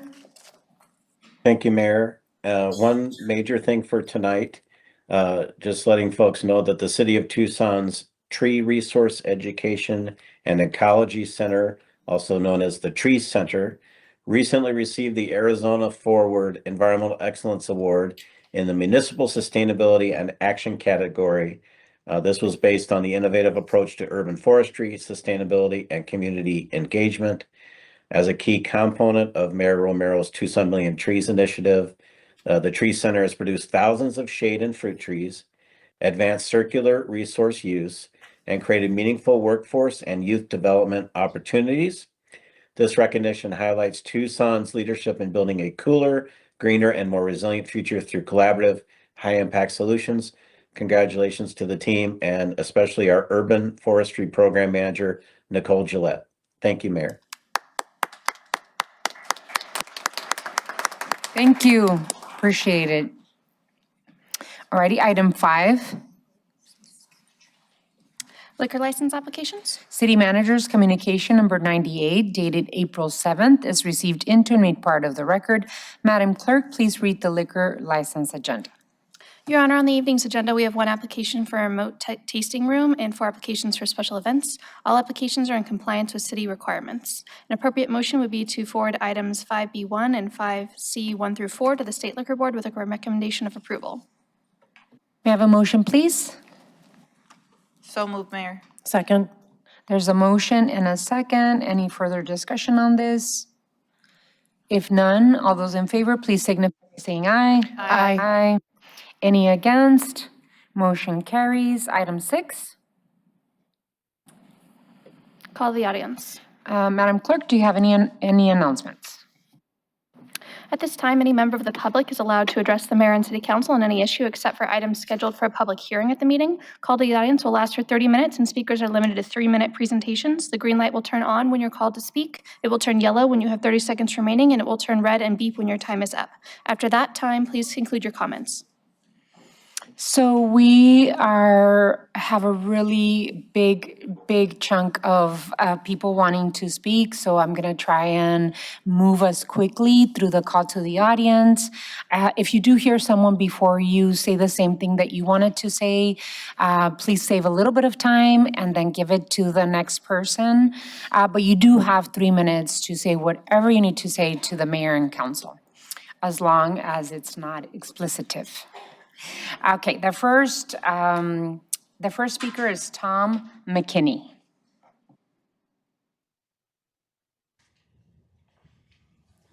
Good evening, Mayor and Council members. My name is Tom McKinney. I'm the CEO of Interfaith Community Services.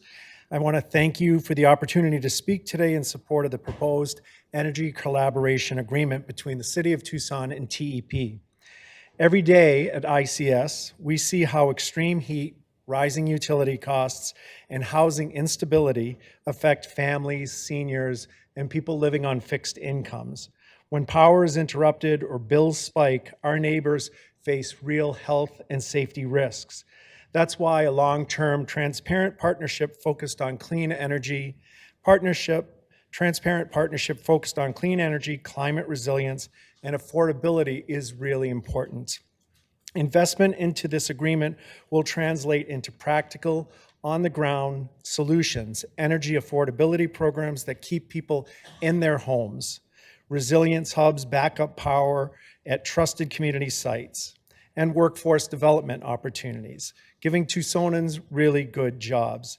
The agreement's flexibility is also important. It allows us to make changes as the best programs are built and change over time.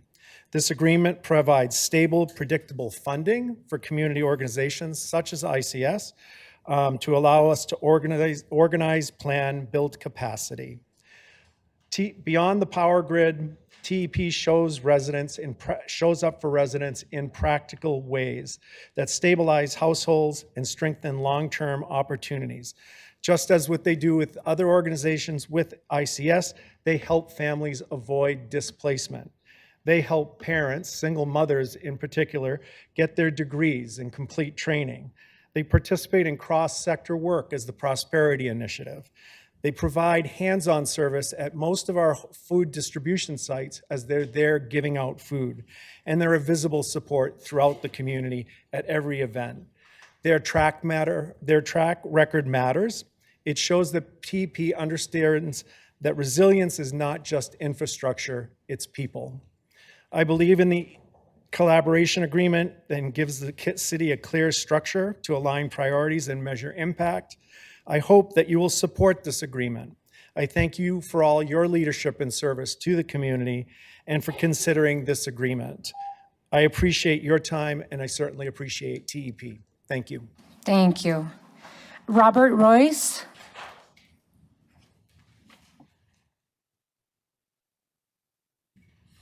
Thank you for the opportunity to speak this evening.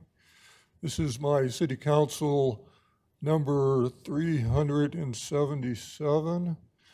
At least 100 and some of them were promoting aldermanic government for our city.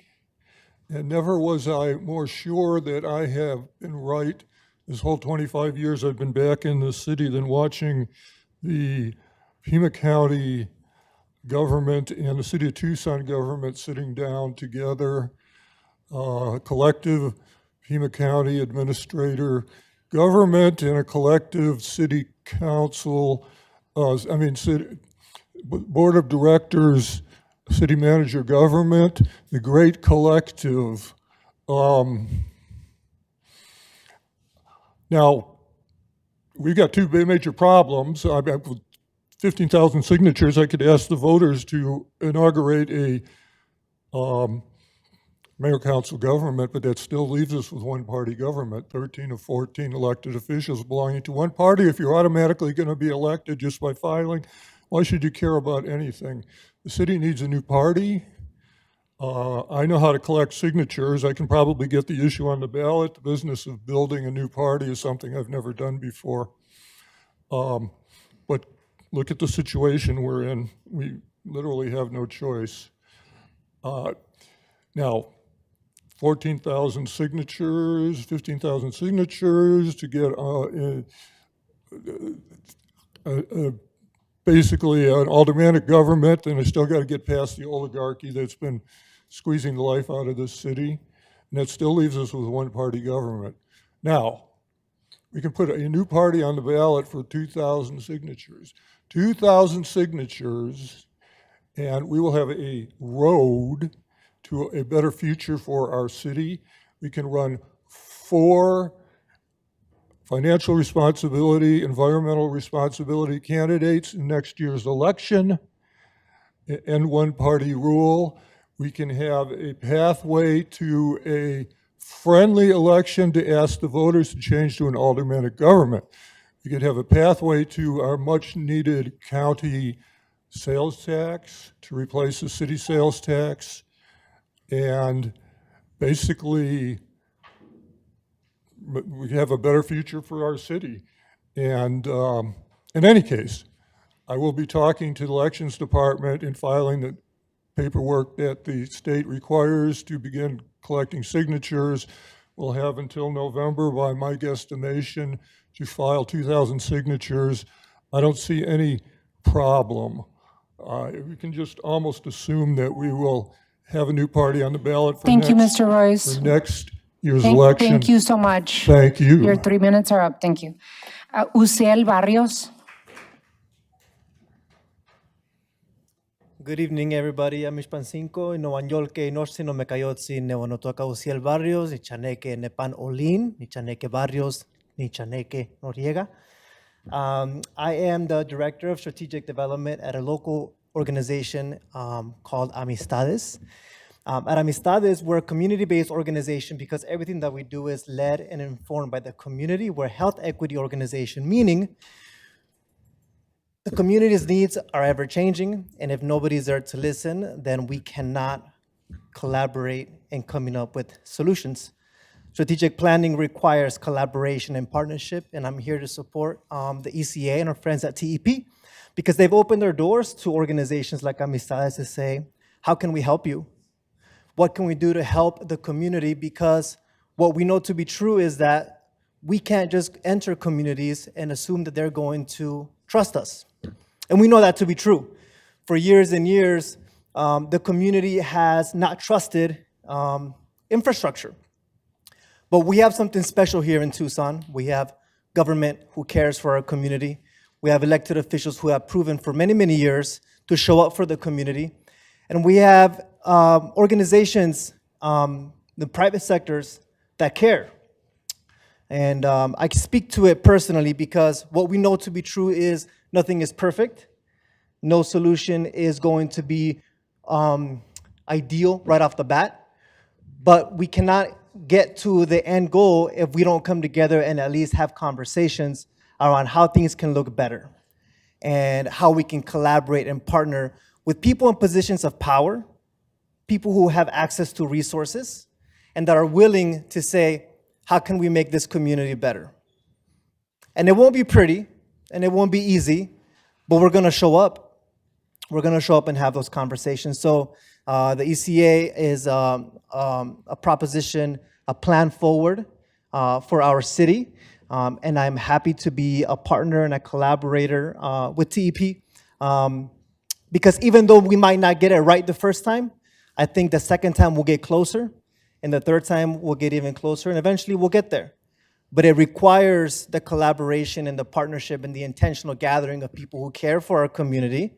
And it requires us to show up humbly and say, we might not have all the answers today, but we have people like Steven, we have people like Wendy, we have people like Shaylin who say, hey, Amistades, come in here and help us figure this out. Because we don't know what we don't know, and we only know if we show up to listen. So thank you to our mayor and council for allowing me to come up here and speak on behalf of Amistades and in support of TEP. Thank you. Thank you, Mr. Barrios. Miriam Robles Soto.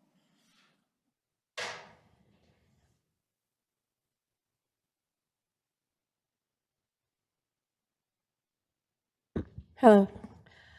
So I did email you guys this plot, and I hope that someday you open your email and see it, because I know you get too many emails. Basically, what this is the historical data of weather in Tucson for more than 100 years. As you all know, in March of 2026, for the first time ever, we hit 100 degrees in our city. And I went back and I pulled all the data, and we never had 100 degrees in March before. So just a little bit of some highlights from this data. This is not just a couple outliers. I pulled this, by the way, from weather.gov, okay? We can see a clear upward trend on the data. If we look at like 100 years ago, and we count how many 100-degree days we had, 100 years ago, the median was 50 days per year. If we go up to like after the year 2000, and we look at the median for that period of time, from 2000 to 2020, the median is 68 days, but from 2020 to 2025, the median is 83.5 days of 100-degree days weather. So what I'm trying to say here is climate change is here, okay? We cannot take shortcuts. We cannot afford greenwashing agreements from TEP. We cannot put our futures in the hands of a company that is bragging about their profits to the rest of the world. I am urging you to please delay the agreement with TEP, press them to deliver better solutions, shorten their agreement. I know we don't have $4 billion to buy them out. I understand that. But I also want to bring some additional data. TEP is actively working to bring large-scale data centers to the Tucson area. Recent studies show data centers create heat islands, warming up the land up to 16 degrees. Can you imagine extra 16 degrees? Because when I imagine, I am worried about my daughter's futures. But what TEP is doing, they're just imagining our electric bills, and they're just imagining the dollar signs. You know, so again, I think it's shameful that TEP is trying to worsen our climate emergency and profit from that. Please, I understand we want to bring investment to Tucson, but please bring the right investments, not data centers, please. Thank you. Thank you. Vanessa Gallego. Vanessa Gallego.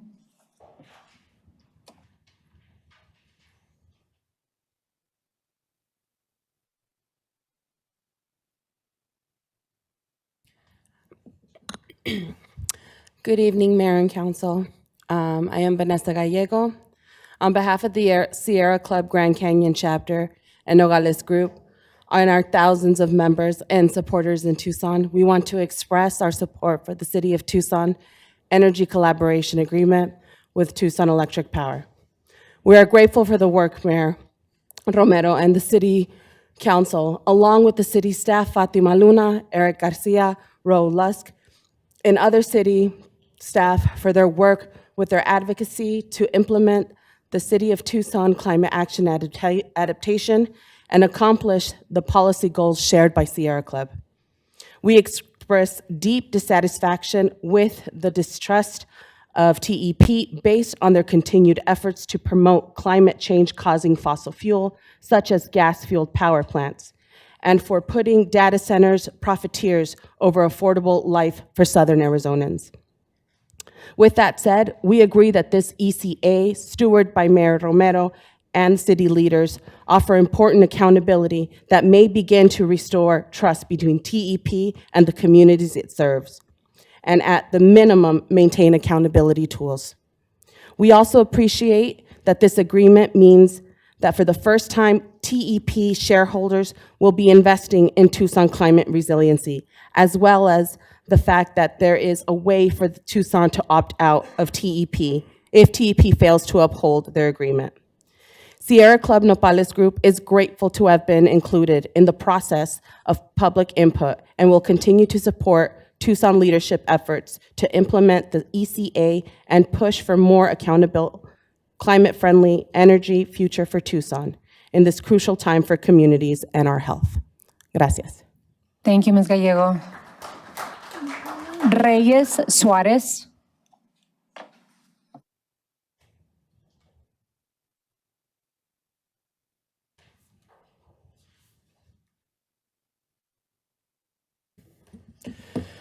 Good evening, Mayor and City Council. I'm here on the 30th day of the illegal war in Iran. Just today, our president threatened to wipe out a civilization by the end of the day. Anyway, my name is Reyes, and I'm a Tucson native, and I'm representing myself.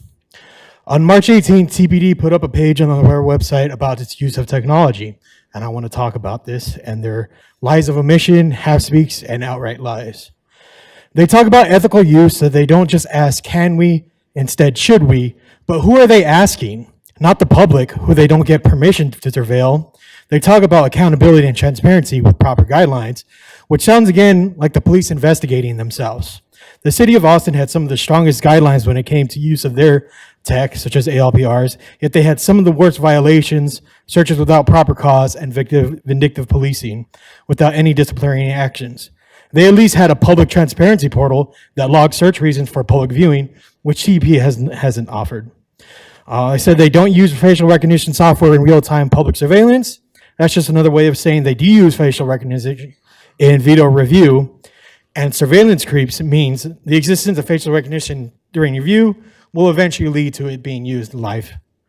That's just the way it works. The justification, one thing existing right now leads to the next thing. We started with red light cameras, traffic cameras, then we moved over to ALPRs. Now we got drones. It's sickening. Where's the line? When does it stop? They said they don't use facial recognition to establish probable cause. Ostensibly, like ALPRs, it doesn't determine targets. Targets are selected previously and then tracked. And again, if DHS gets a hold of said footage data, they aren't allowing it following any due process. They're just picking people up, and there's no court to see what their due cause was. So probable cause is worthless in that sense. We don't use technology to monitor people, private lives, or social media without legal authority. Legal authority here does not mean judicial warrants. It could literally be an administrative warrant from ICE and the FBI that doesn't carry any proper permit to justify this type of surveillance. Need I remind you of the NSP 7 memo that labels anyone a domestic terrorist if they don't hold traditional values on capitalism, religion, immigration, gender, race, and Americanism. The barrier for legal authority couldn't be lower. We don't share personal identifying information outside vendors for commercial purposes. Again, they're using third-party software with an AI black box, meaning that the way this data is handled is only visible by the manufacturer, not TBD.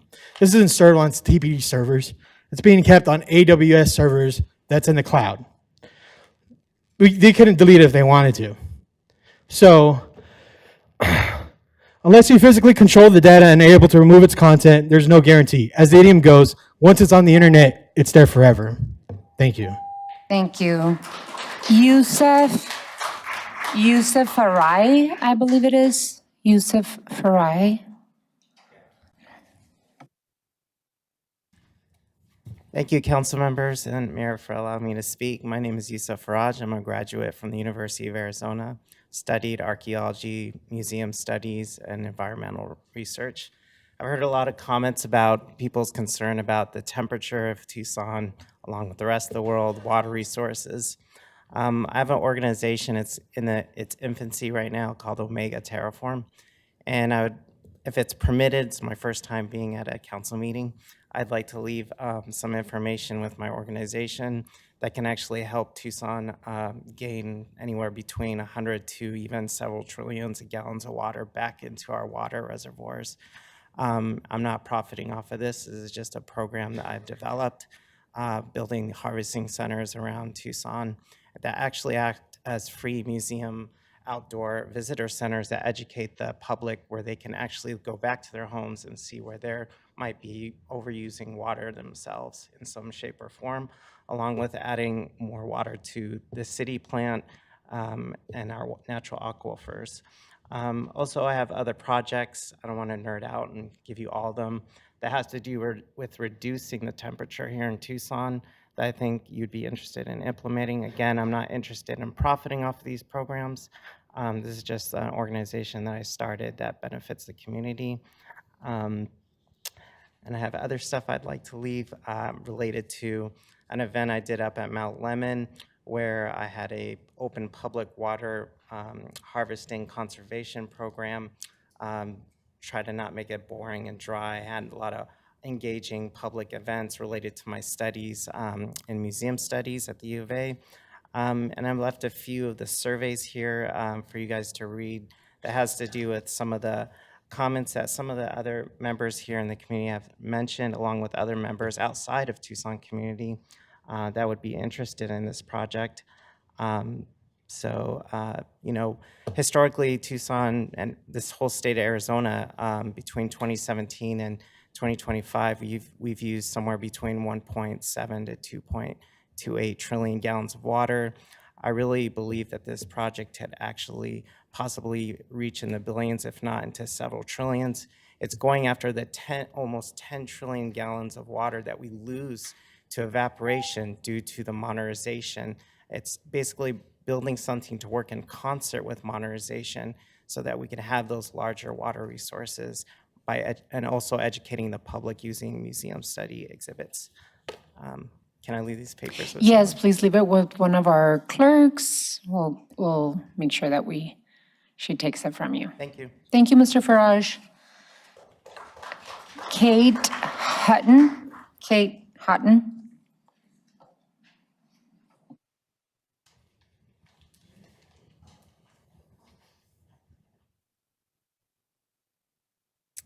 Good evening, Mayor, Vice Mayor, and council members. I am Kate Houghton. I am the Co-Executive Director of the Coalition for Sonoran Desert Protection. It is nice to see you this evening. I am here to express our support for the Energy Collaboration Agreement with Tucson Electric Power. I will admit this was not our first position. We wanted more from the agreement, but this is not permanent. It's a first iteration that we can refine and strengthen over time, and you've already strengthened it based on the feedback that you have heard from the public. In the meantime, it lets us at least try to advance our climate goals here in Tucson. We've heard a lot about that this evening. The Citizens Oversight Commission is a critical part of our support for this agreement. We're hopeful it will provide transparency, accountability, and the opportunity to improve year over year, or the opportunity to pull out of this agreement if need be. So we believe this is a practical step in the right direction, and we encourage your support this evening. Thank you very much. Thank you, Ms. Hutton. Hillary Van Osberg.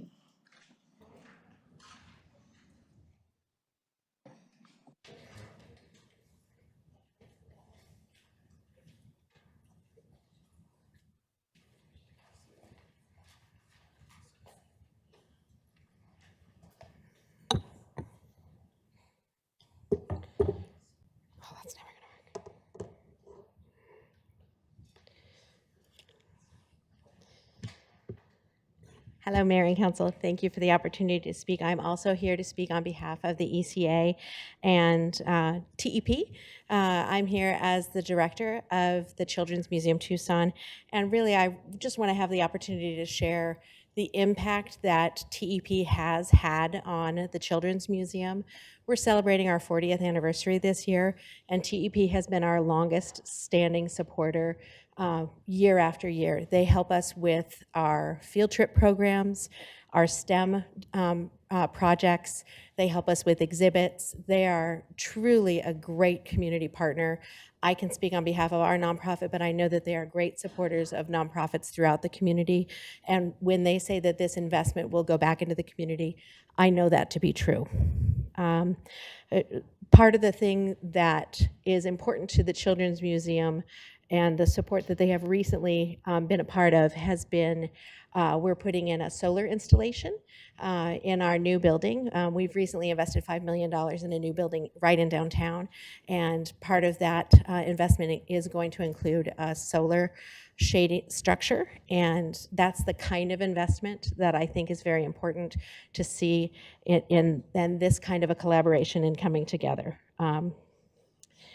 TEP's support as a trusted community partner for this kind of nonprofit solar project and through similar work with other nonprofits is well known, and I'm very comfortable saying that we think that this is a project that will be good for our community, and we're happy to speak on behalf of it.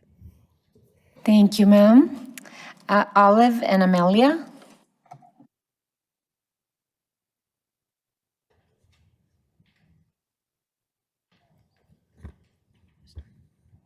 Okay, our names are Olive and Amelia, and we live here in Tucson, and we are here representing the youth.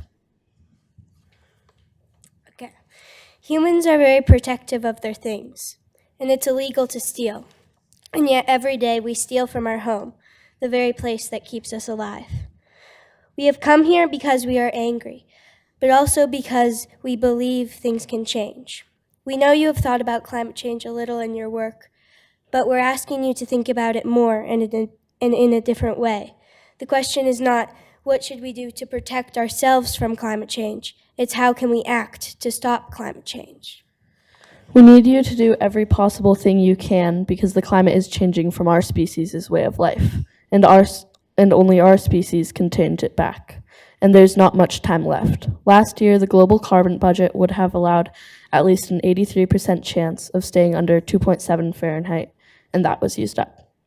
There is still a plan for a 50% chance of staying under 2.7 Fahrenheit, but that's just a flip of a coin. We don't want the whole world's future up to a flip of a coin. We need the emissions to go down faster than our current plan. We're not asking you to spread awareness. We've been doing that for years. We're asking you to spread action because we all need to change our selfish ways, and you can make sure we can do that. We could reduce the number of cars in our city if you, leaders, put more effort into public transportation. You should add more streetcars, trains, and electric buses to our city so that people don't need or want to drive their cars. You should do that sooner or later because prices just keep going up, and so does the warming of our planet. Then, when policies change, and only then, the car pollution in our city would go down. We also don't understand why Tucson doesn't require more sustainable energy sources built into buildings and other parts of the city. But not just that, we also think that people's total energy use should significantly go down so that even with more sustainable energy, we only use it when we absolutely need it. Our city should not support or buy from any factories or power plants that burn fossil fuels or harm the environment. Then, to make your action count on a national or global scale, we need you to spread the action you take to other places and tell them to spread the action to more places. Because we are in the midst of mass extinction and we need you to do everything you can to protect our home, the plants, the animals, and the futures of your children. We need you to unite people. We need you to work together because in situations like this, there is no left or right. There is only life or death.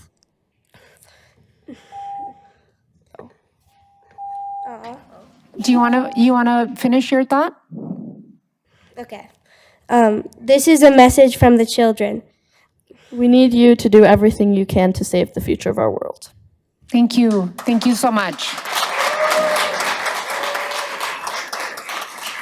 Thank you. Ben Riley. Ben Riley.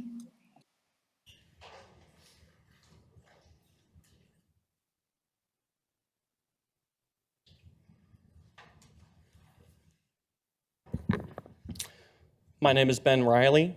I am a local retail worker, and I am here today to speak to the mayor and council about public power. TEP has been consistently price gouging the people, and I believe we, like our sister city Phoenix, need to choose public power. We already have a great public utility system in our Tucson water system. So why are we beholden to TEP? The reason is simple: corporate greed. As a city, we are chained to TEP, a corporation that isn't even American owned.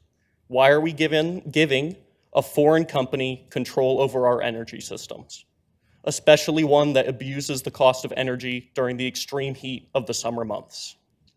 The fact that the city is currently trying to put through a 25-year franchise agreement is unacceptable. The city owes the people the right to determine their future and must, at minimum, shorten the term length on this extension. I believe public power is the best way to give the people freedom of choice over their energy. With that freedom, we, the people, could choose how we collect our power and move away from wasteful energy and towards solar and other sustainable energy sources and make this city more affordable for all. Thank you for your time. Thank you, Frank Grijalva. Frank Grijalva.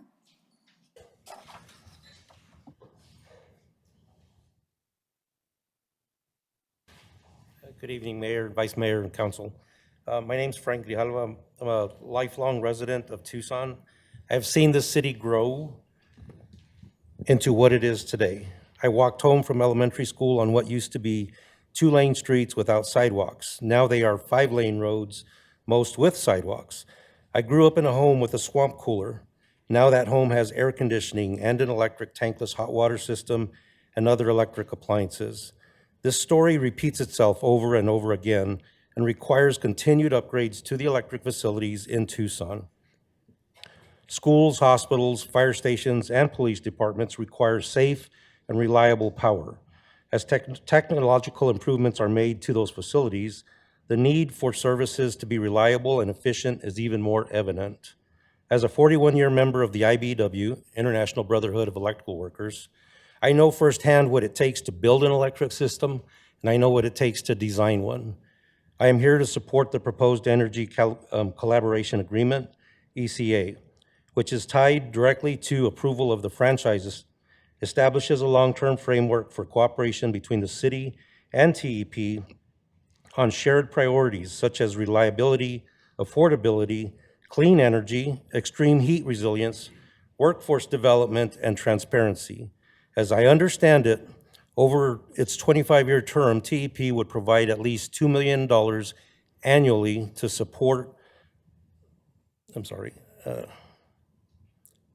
to support these community priorities, creating a dedicated, predictable funding source, and is not recovered through customer rates. As a community volunteer, I see other benefits to the community not stated in the ECA.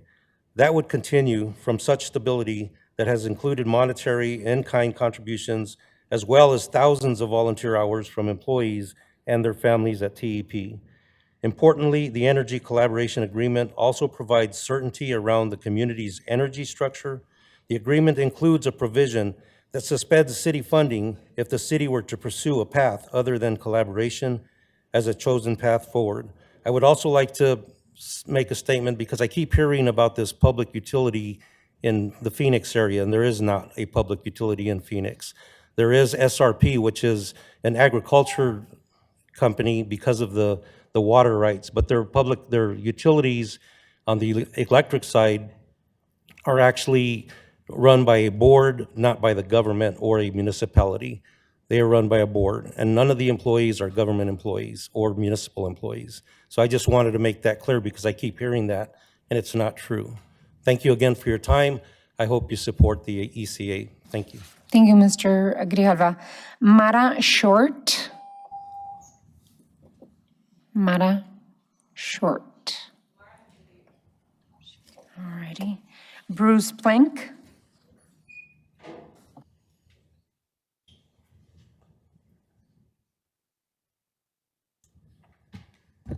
Good evening, Mayor, Vice Mayor, and council members. My name is Bruce Plank. I'm a resident of Ward 2.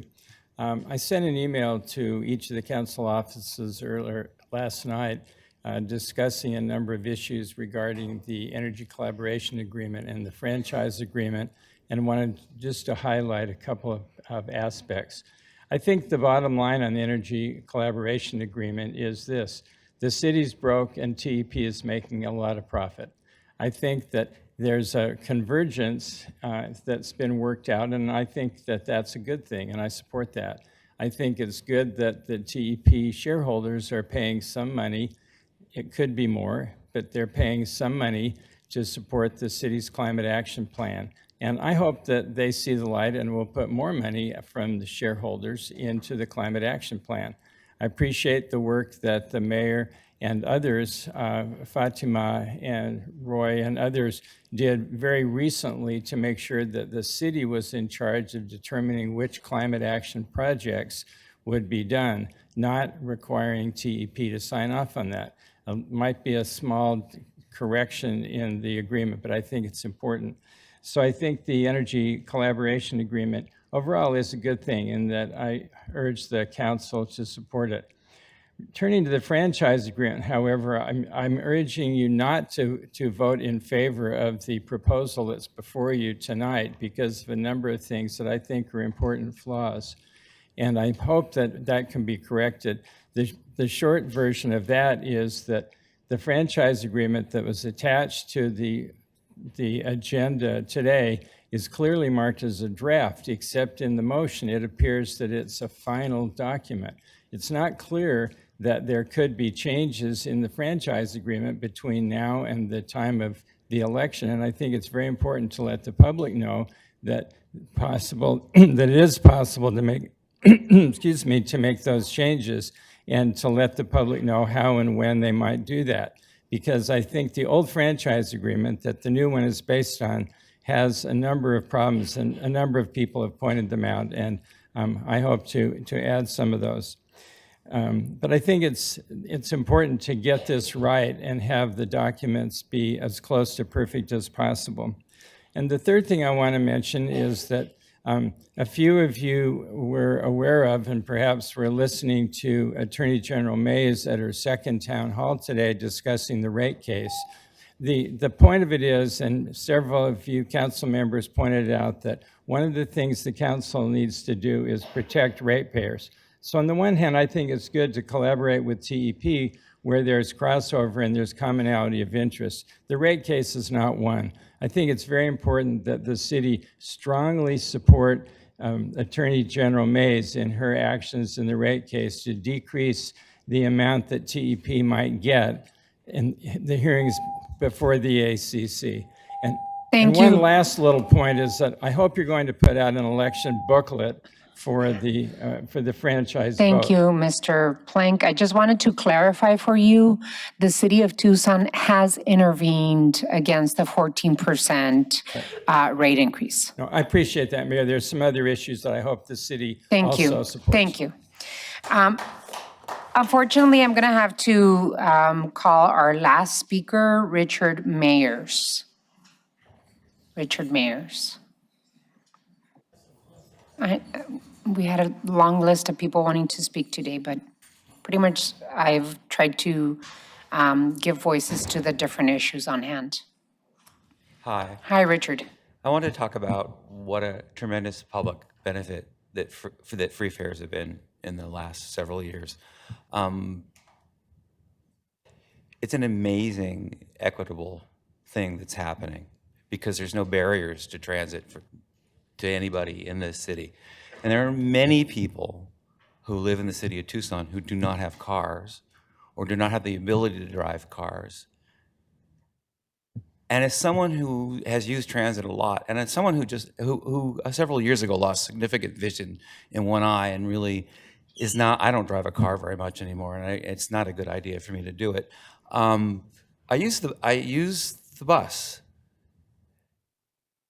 and it changed my life because I had the power to go back and forth between my shop and be safe. The bus is safe. I know that there are people who think the bus is not safe for various reasons. There are things that happen outside the bus that aren't safe, but buses themselves are statistically very, very safe. I'd rather be in a bus than be in a car, and I certainly don't like walking along Stone Avenue, which is where my shop is, as the sun sets, which blinds me tremendously, and dealing with the cars that are right next to me. So again, the bus has been a tremendous boon to me. It's allowed me to survive in my life. It's allowed me to gain confidence to be able to walk with the visual loss that I have. It's pretty scary when it first happens because your whole world goes upside down. Nothing makes sense. I can't recognize people's faces anymore. But I don't want to go on for too long. But the bus is tremendously equitable, and I think it scales in a way that nothing else does. I really appreciate El Pueblo Housing and the work the city's doing with community housing and affordable housing. That department is amazing. But it happens slowly and incrementally, whereas when the bus became free, it happened all at once. And I'm going to be very sad if that goes away, and it's going to change things for a lot of people's lives. I hope you can think about that as this decision comes up. Thank you. Thank you, Mr. Mayor. That was the last speaker for call to the audience. We move on to item 7. Thank you everyone so much for coming to express your opinion to us. Item 7, no, Mr. Salvatierra. No, I am so sorry, we're done. I'm sorry, sir, we've already closed the call to the audience. Item 7. Consent agenda. Reports from the city manager on the consent agenda are received into and made part of the record. Madam Clerk, you are requested to read the consent agenda. Item 7A, approval of minutes. Item 7B, authority to acquire right-of-way for the Highway Safety Improvement Program Hawk Package 1 project. Item 7C, authority to acquire right-of-way for the Highway Safety Improvement Project Hawk Package 2 project. Item 7D, authority to acquire right-of-way for the Bilby Road Modernization Project, 12th Avenue to Country Club Road.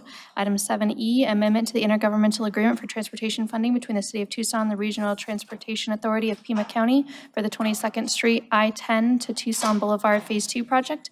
Item 7F, amendment to the intergovernmental agreement for transportation funding with the City of Tucson and Regional Transportation Authority of Pima County for the Valencia Road I-19 to El Veron project.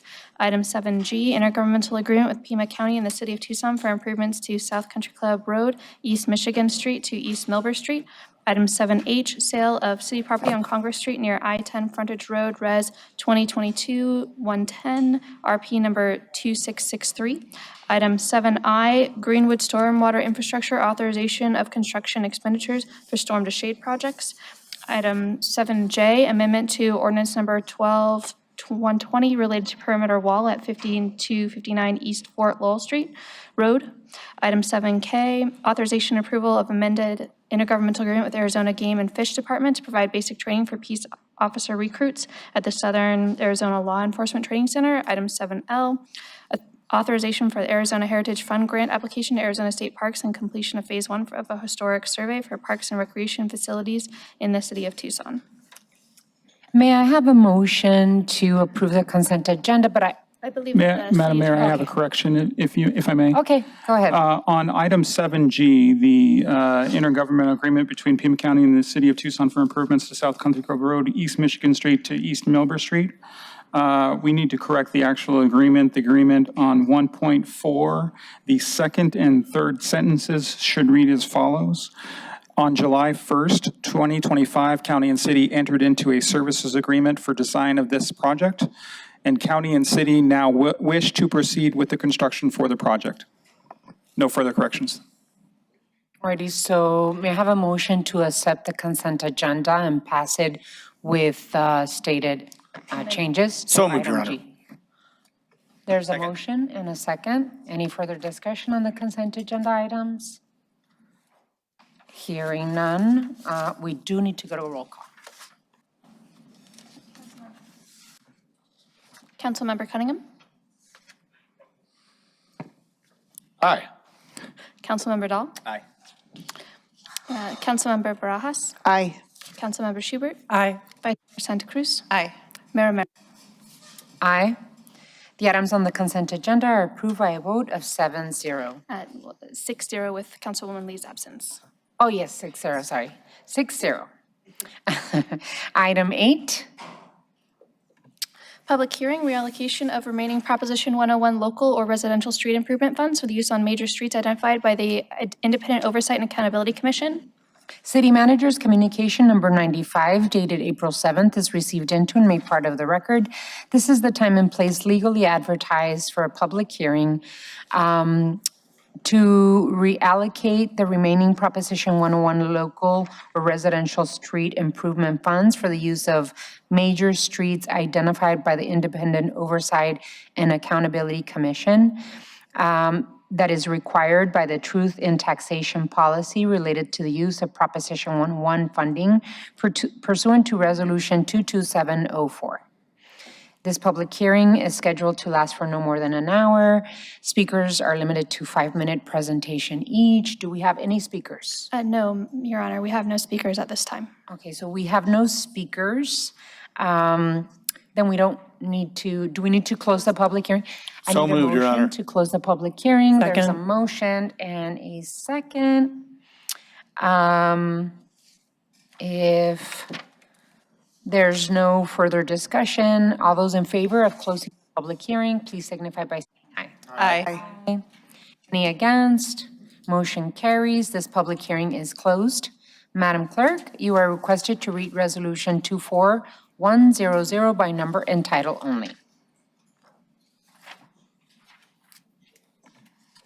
Resolution number 24100 relating to transportation in Park Tucson, authorizing and approving the reallocation of the remaining local or residential street improvement funds for use on major streets identified by the Independent Oversight and Accountability Commission and declaring an emergency.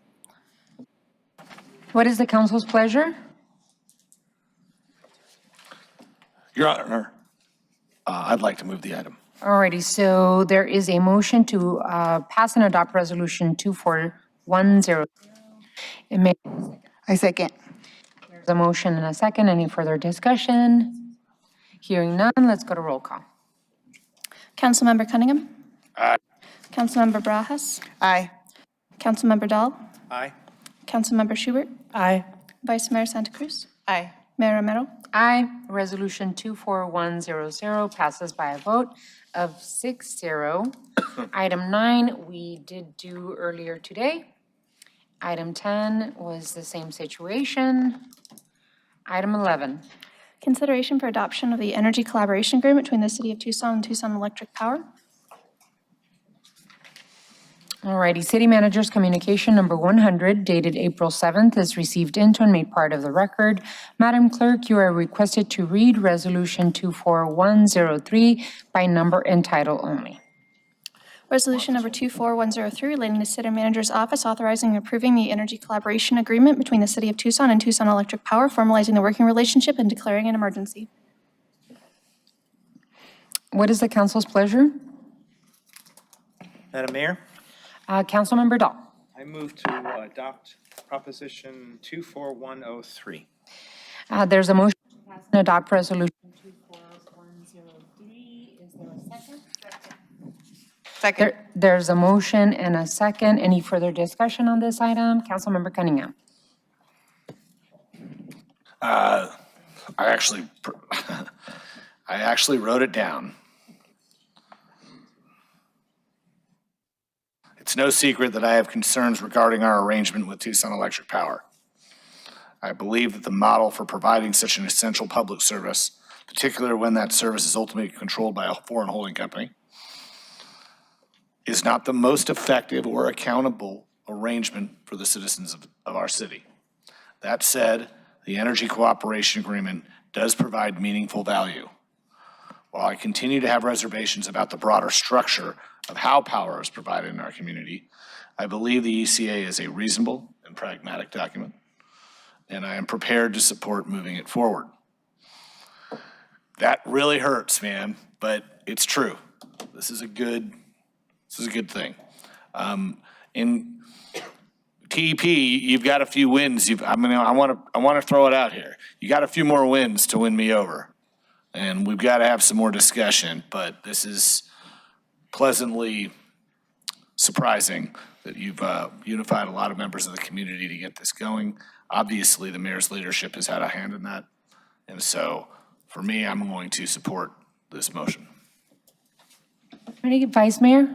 Thank you, Mayor. I wanted to save my remarks from the conversation earlier for right now.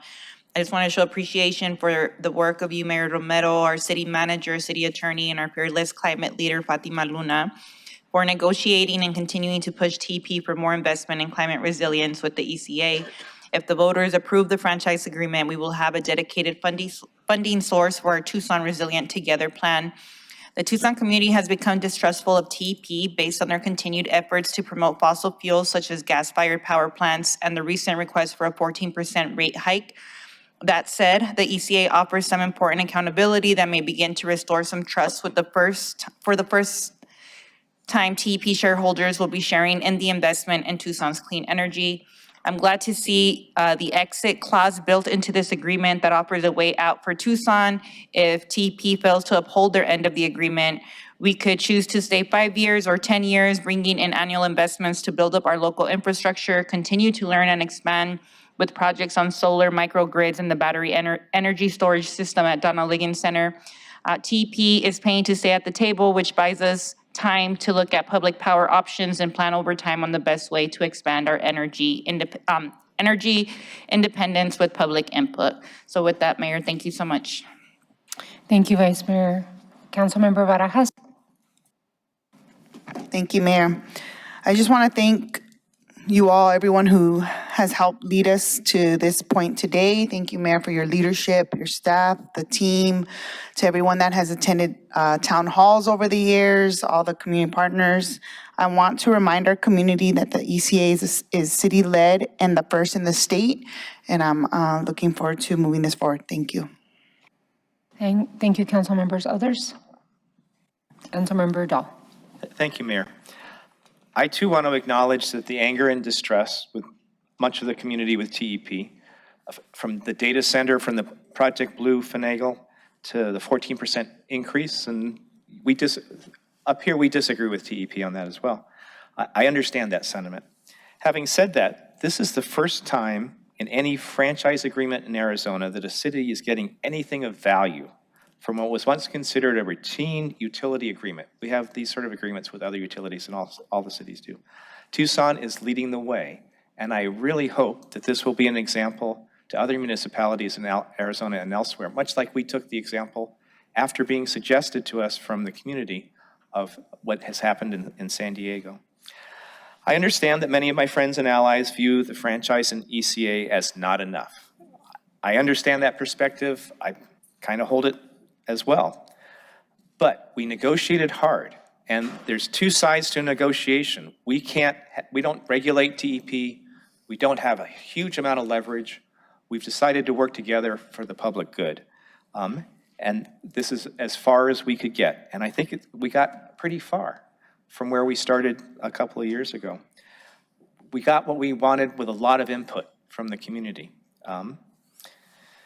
So I think it will help us work towards the climate change, clean energy things we need to do that the young girls were telling us about, and which affected me and reminded me of my roots.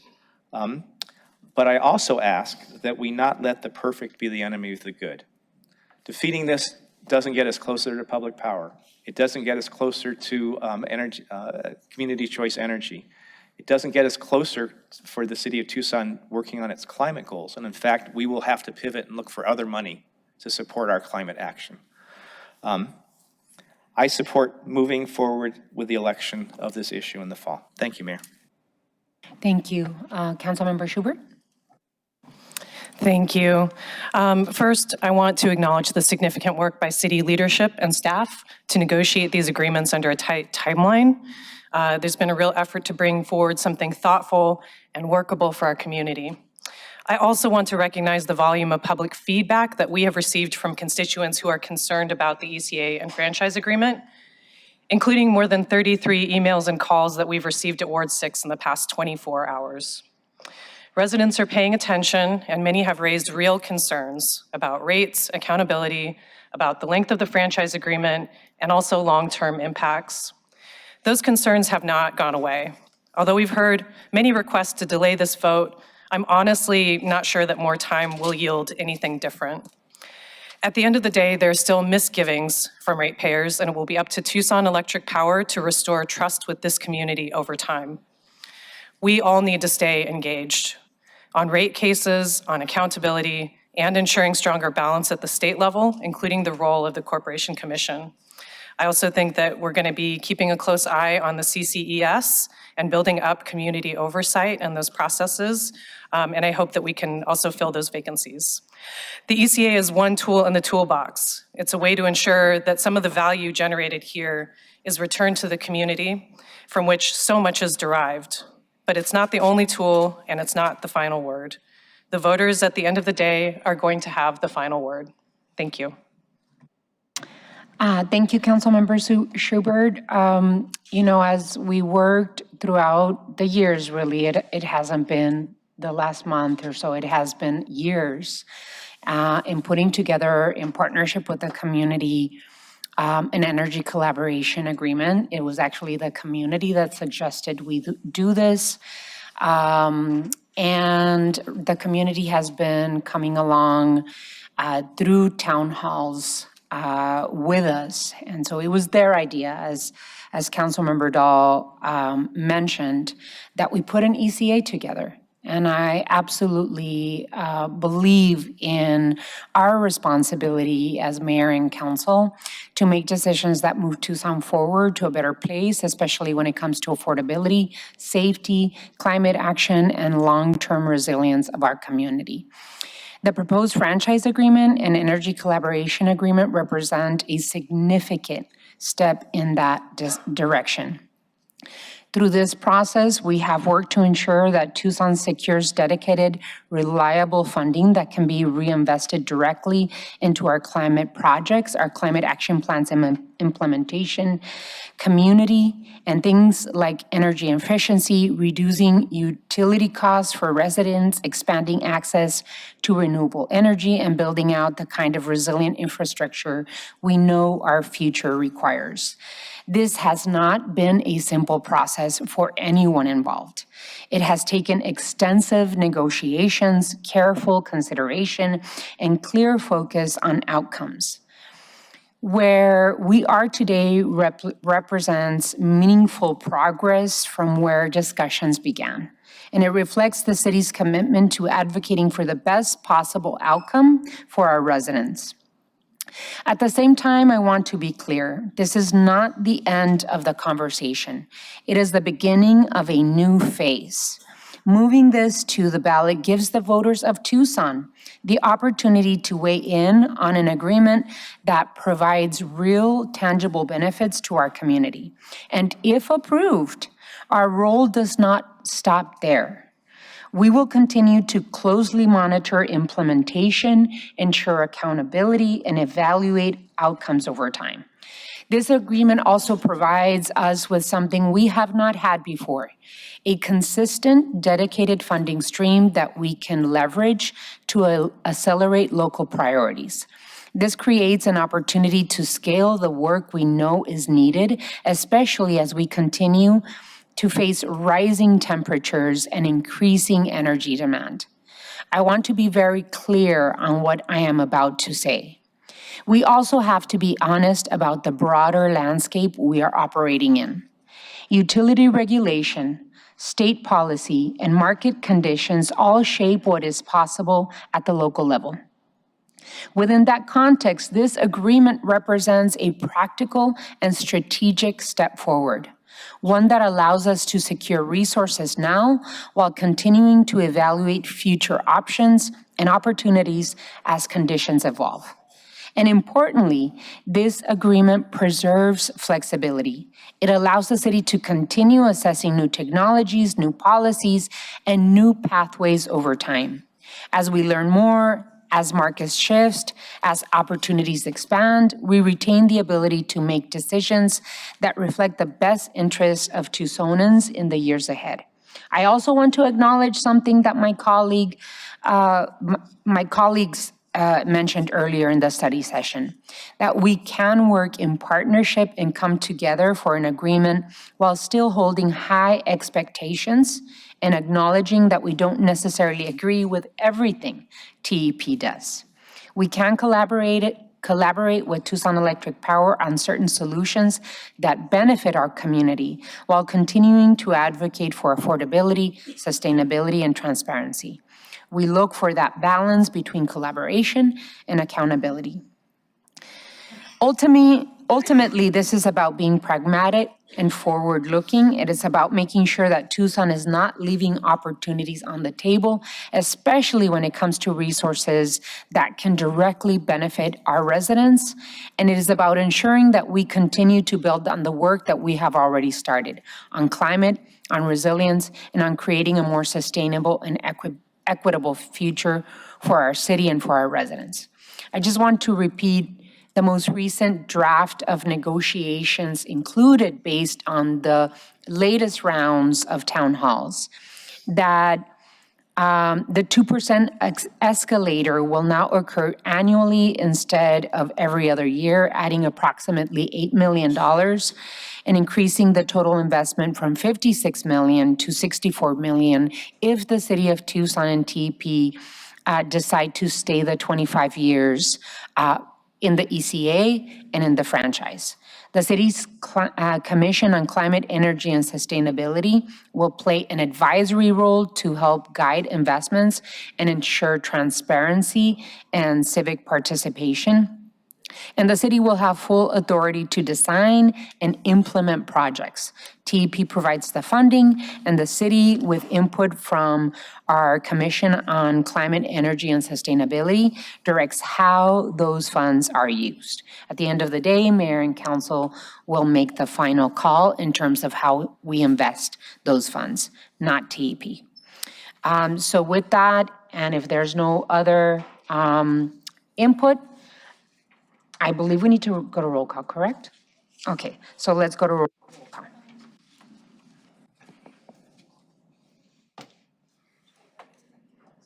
I think Kevin did the motion. Councilmember Dahl? Aye.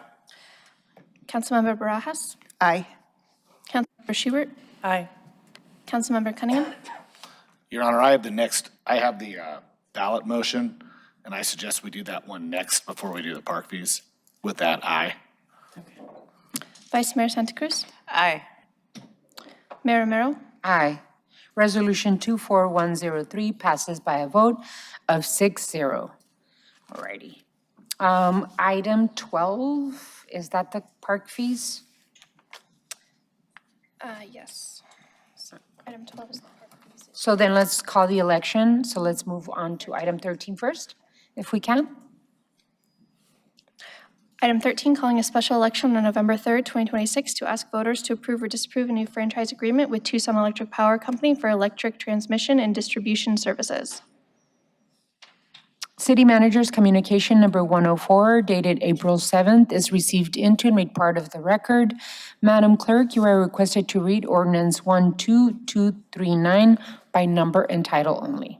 Ordinance number 12239 relating to franchises pursuant to Chapter 17 of the Tucson Charter, calling a franchise election on November 3rd, 2026, for the purpose of submitting to the qualified electors of the City of Tucson a ballot measure to approve a non-exclusive franchise to Tucson Electric Power Company for electric transmission and distribution services, calling the franchise election as a vote by mail election and declaring an emergency. Mr. Attorney, do you have any changes to make? Madam Mayor, I don't have any changes for this item. Okay. Just to clarify, based on a comment that I heard earlier, the substantive language is available for revisal up to 30 days before the election. Okay. Alrighty, so what is the council's pleasure on this item? Madam Mayor, I move we pass and adopt ordinance number 12239. There's a motion. Second. There's a motion and a second. Any further discussion? Councilmember Cunningham? I think it's really important to acknowledge that whether you support the franchise agreement or not, as it comes out, that the voters should have a choice on whether or not it gets passed. I'll be supporting this. Alrighty, any further discussion on this item? Hearing none, let's go to roll call. Member Dahl? Councilmember. Vice Mayor Santa Cruz? Aye. Councilmember Schubert? Aye. Councilmember Barajas? Aye. Councilmember Cunningham? Mayor Romero? Aye. Ordinance 12239 passes by a vote of 6-0. Thank you. We go back to item 12. Item 12, notice of intent, initiation of proposed new increase in modified fees and updated discount program for Tucson Parks and Recreation. City Manager's Communication Number 102, dated April 7th, is received into and made part of the record. Madam Clerk, you are requested to read Resolution 24102 by number and title only. Resolution number 24102 relating to Parks and Recreation, approving and directing publication of a notice of intent to establish new fees, increase existing fees, and modify certain Parks and Recreation fees, and to adopt an updated discount program, setting the date for mayor and council consideration approval of the proposed fees and declaring an emergency. What is the council's pleasure?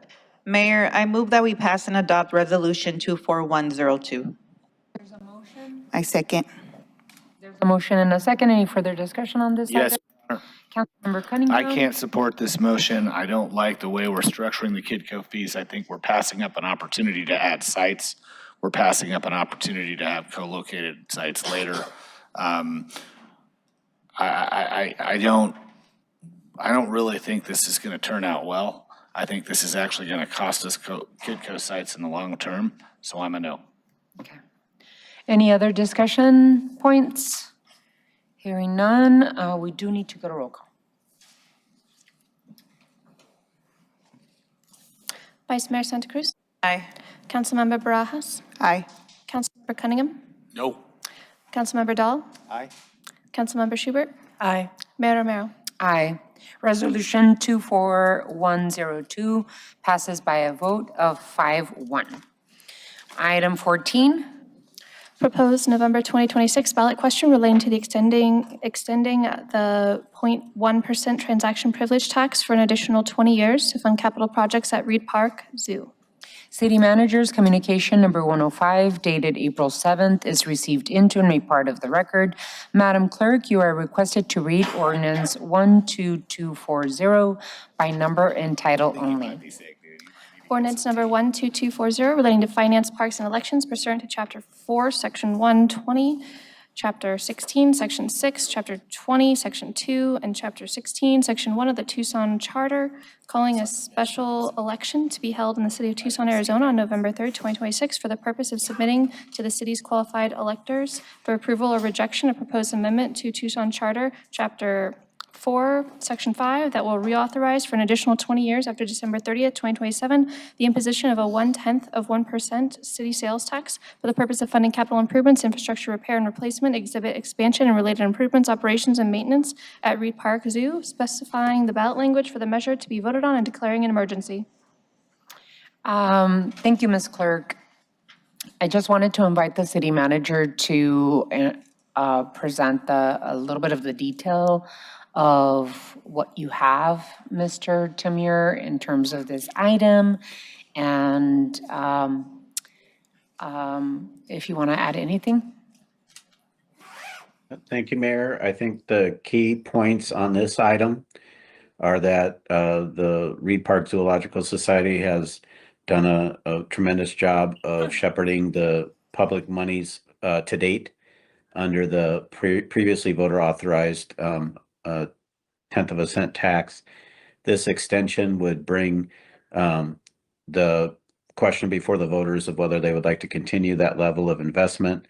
It would bring certainty to not only the continued operations of the city's Reed Park Zoo, but also the ability to continue to expand and improve habitat and the overall feature. It would include also some many developments in the vicinity of the zoo that benefit the surroundings of the zoo, including specifically Reed Park and potentially High Corbett Field in immediate proximity. It would also extend the current tax to allow much of the operations to be funded through the tax, which keeps admission costs relatively low and affordable and helps support the numerous low or reduced or free admissions that many Tucsonans benefit from. So it is an extension of what has been perceived to be a successful program, but putting it before the voters so that they can ultimately decide the future of the zoo and this funding source. Thank you, Mayor.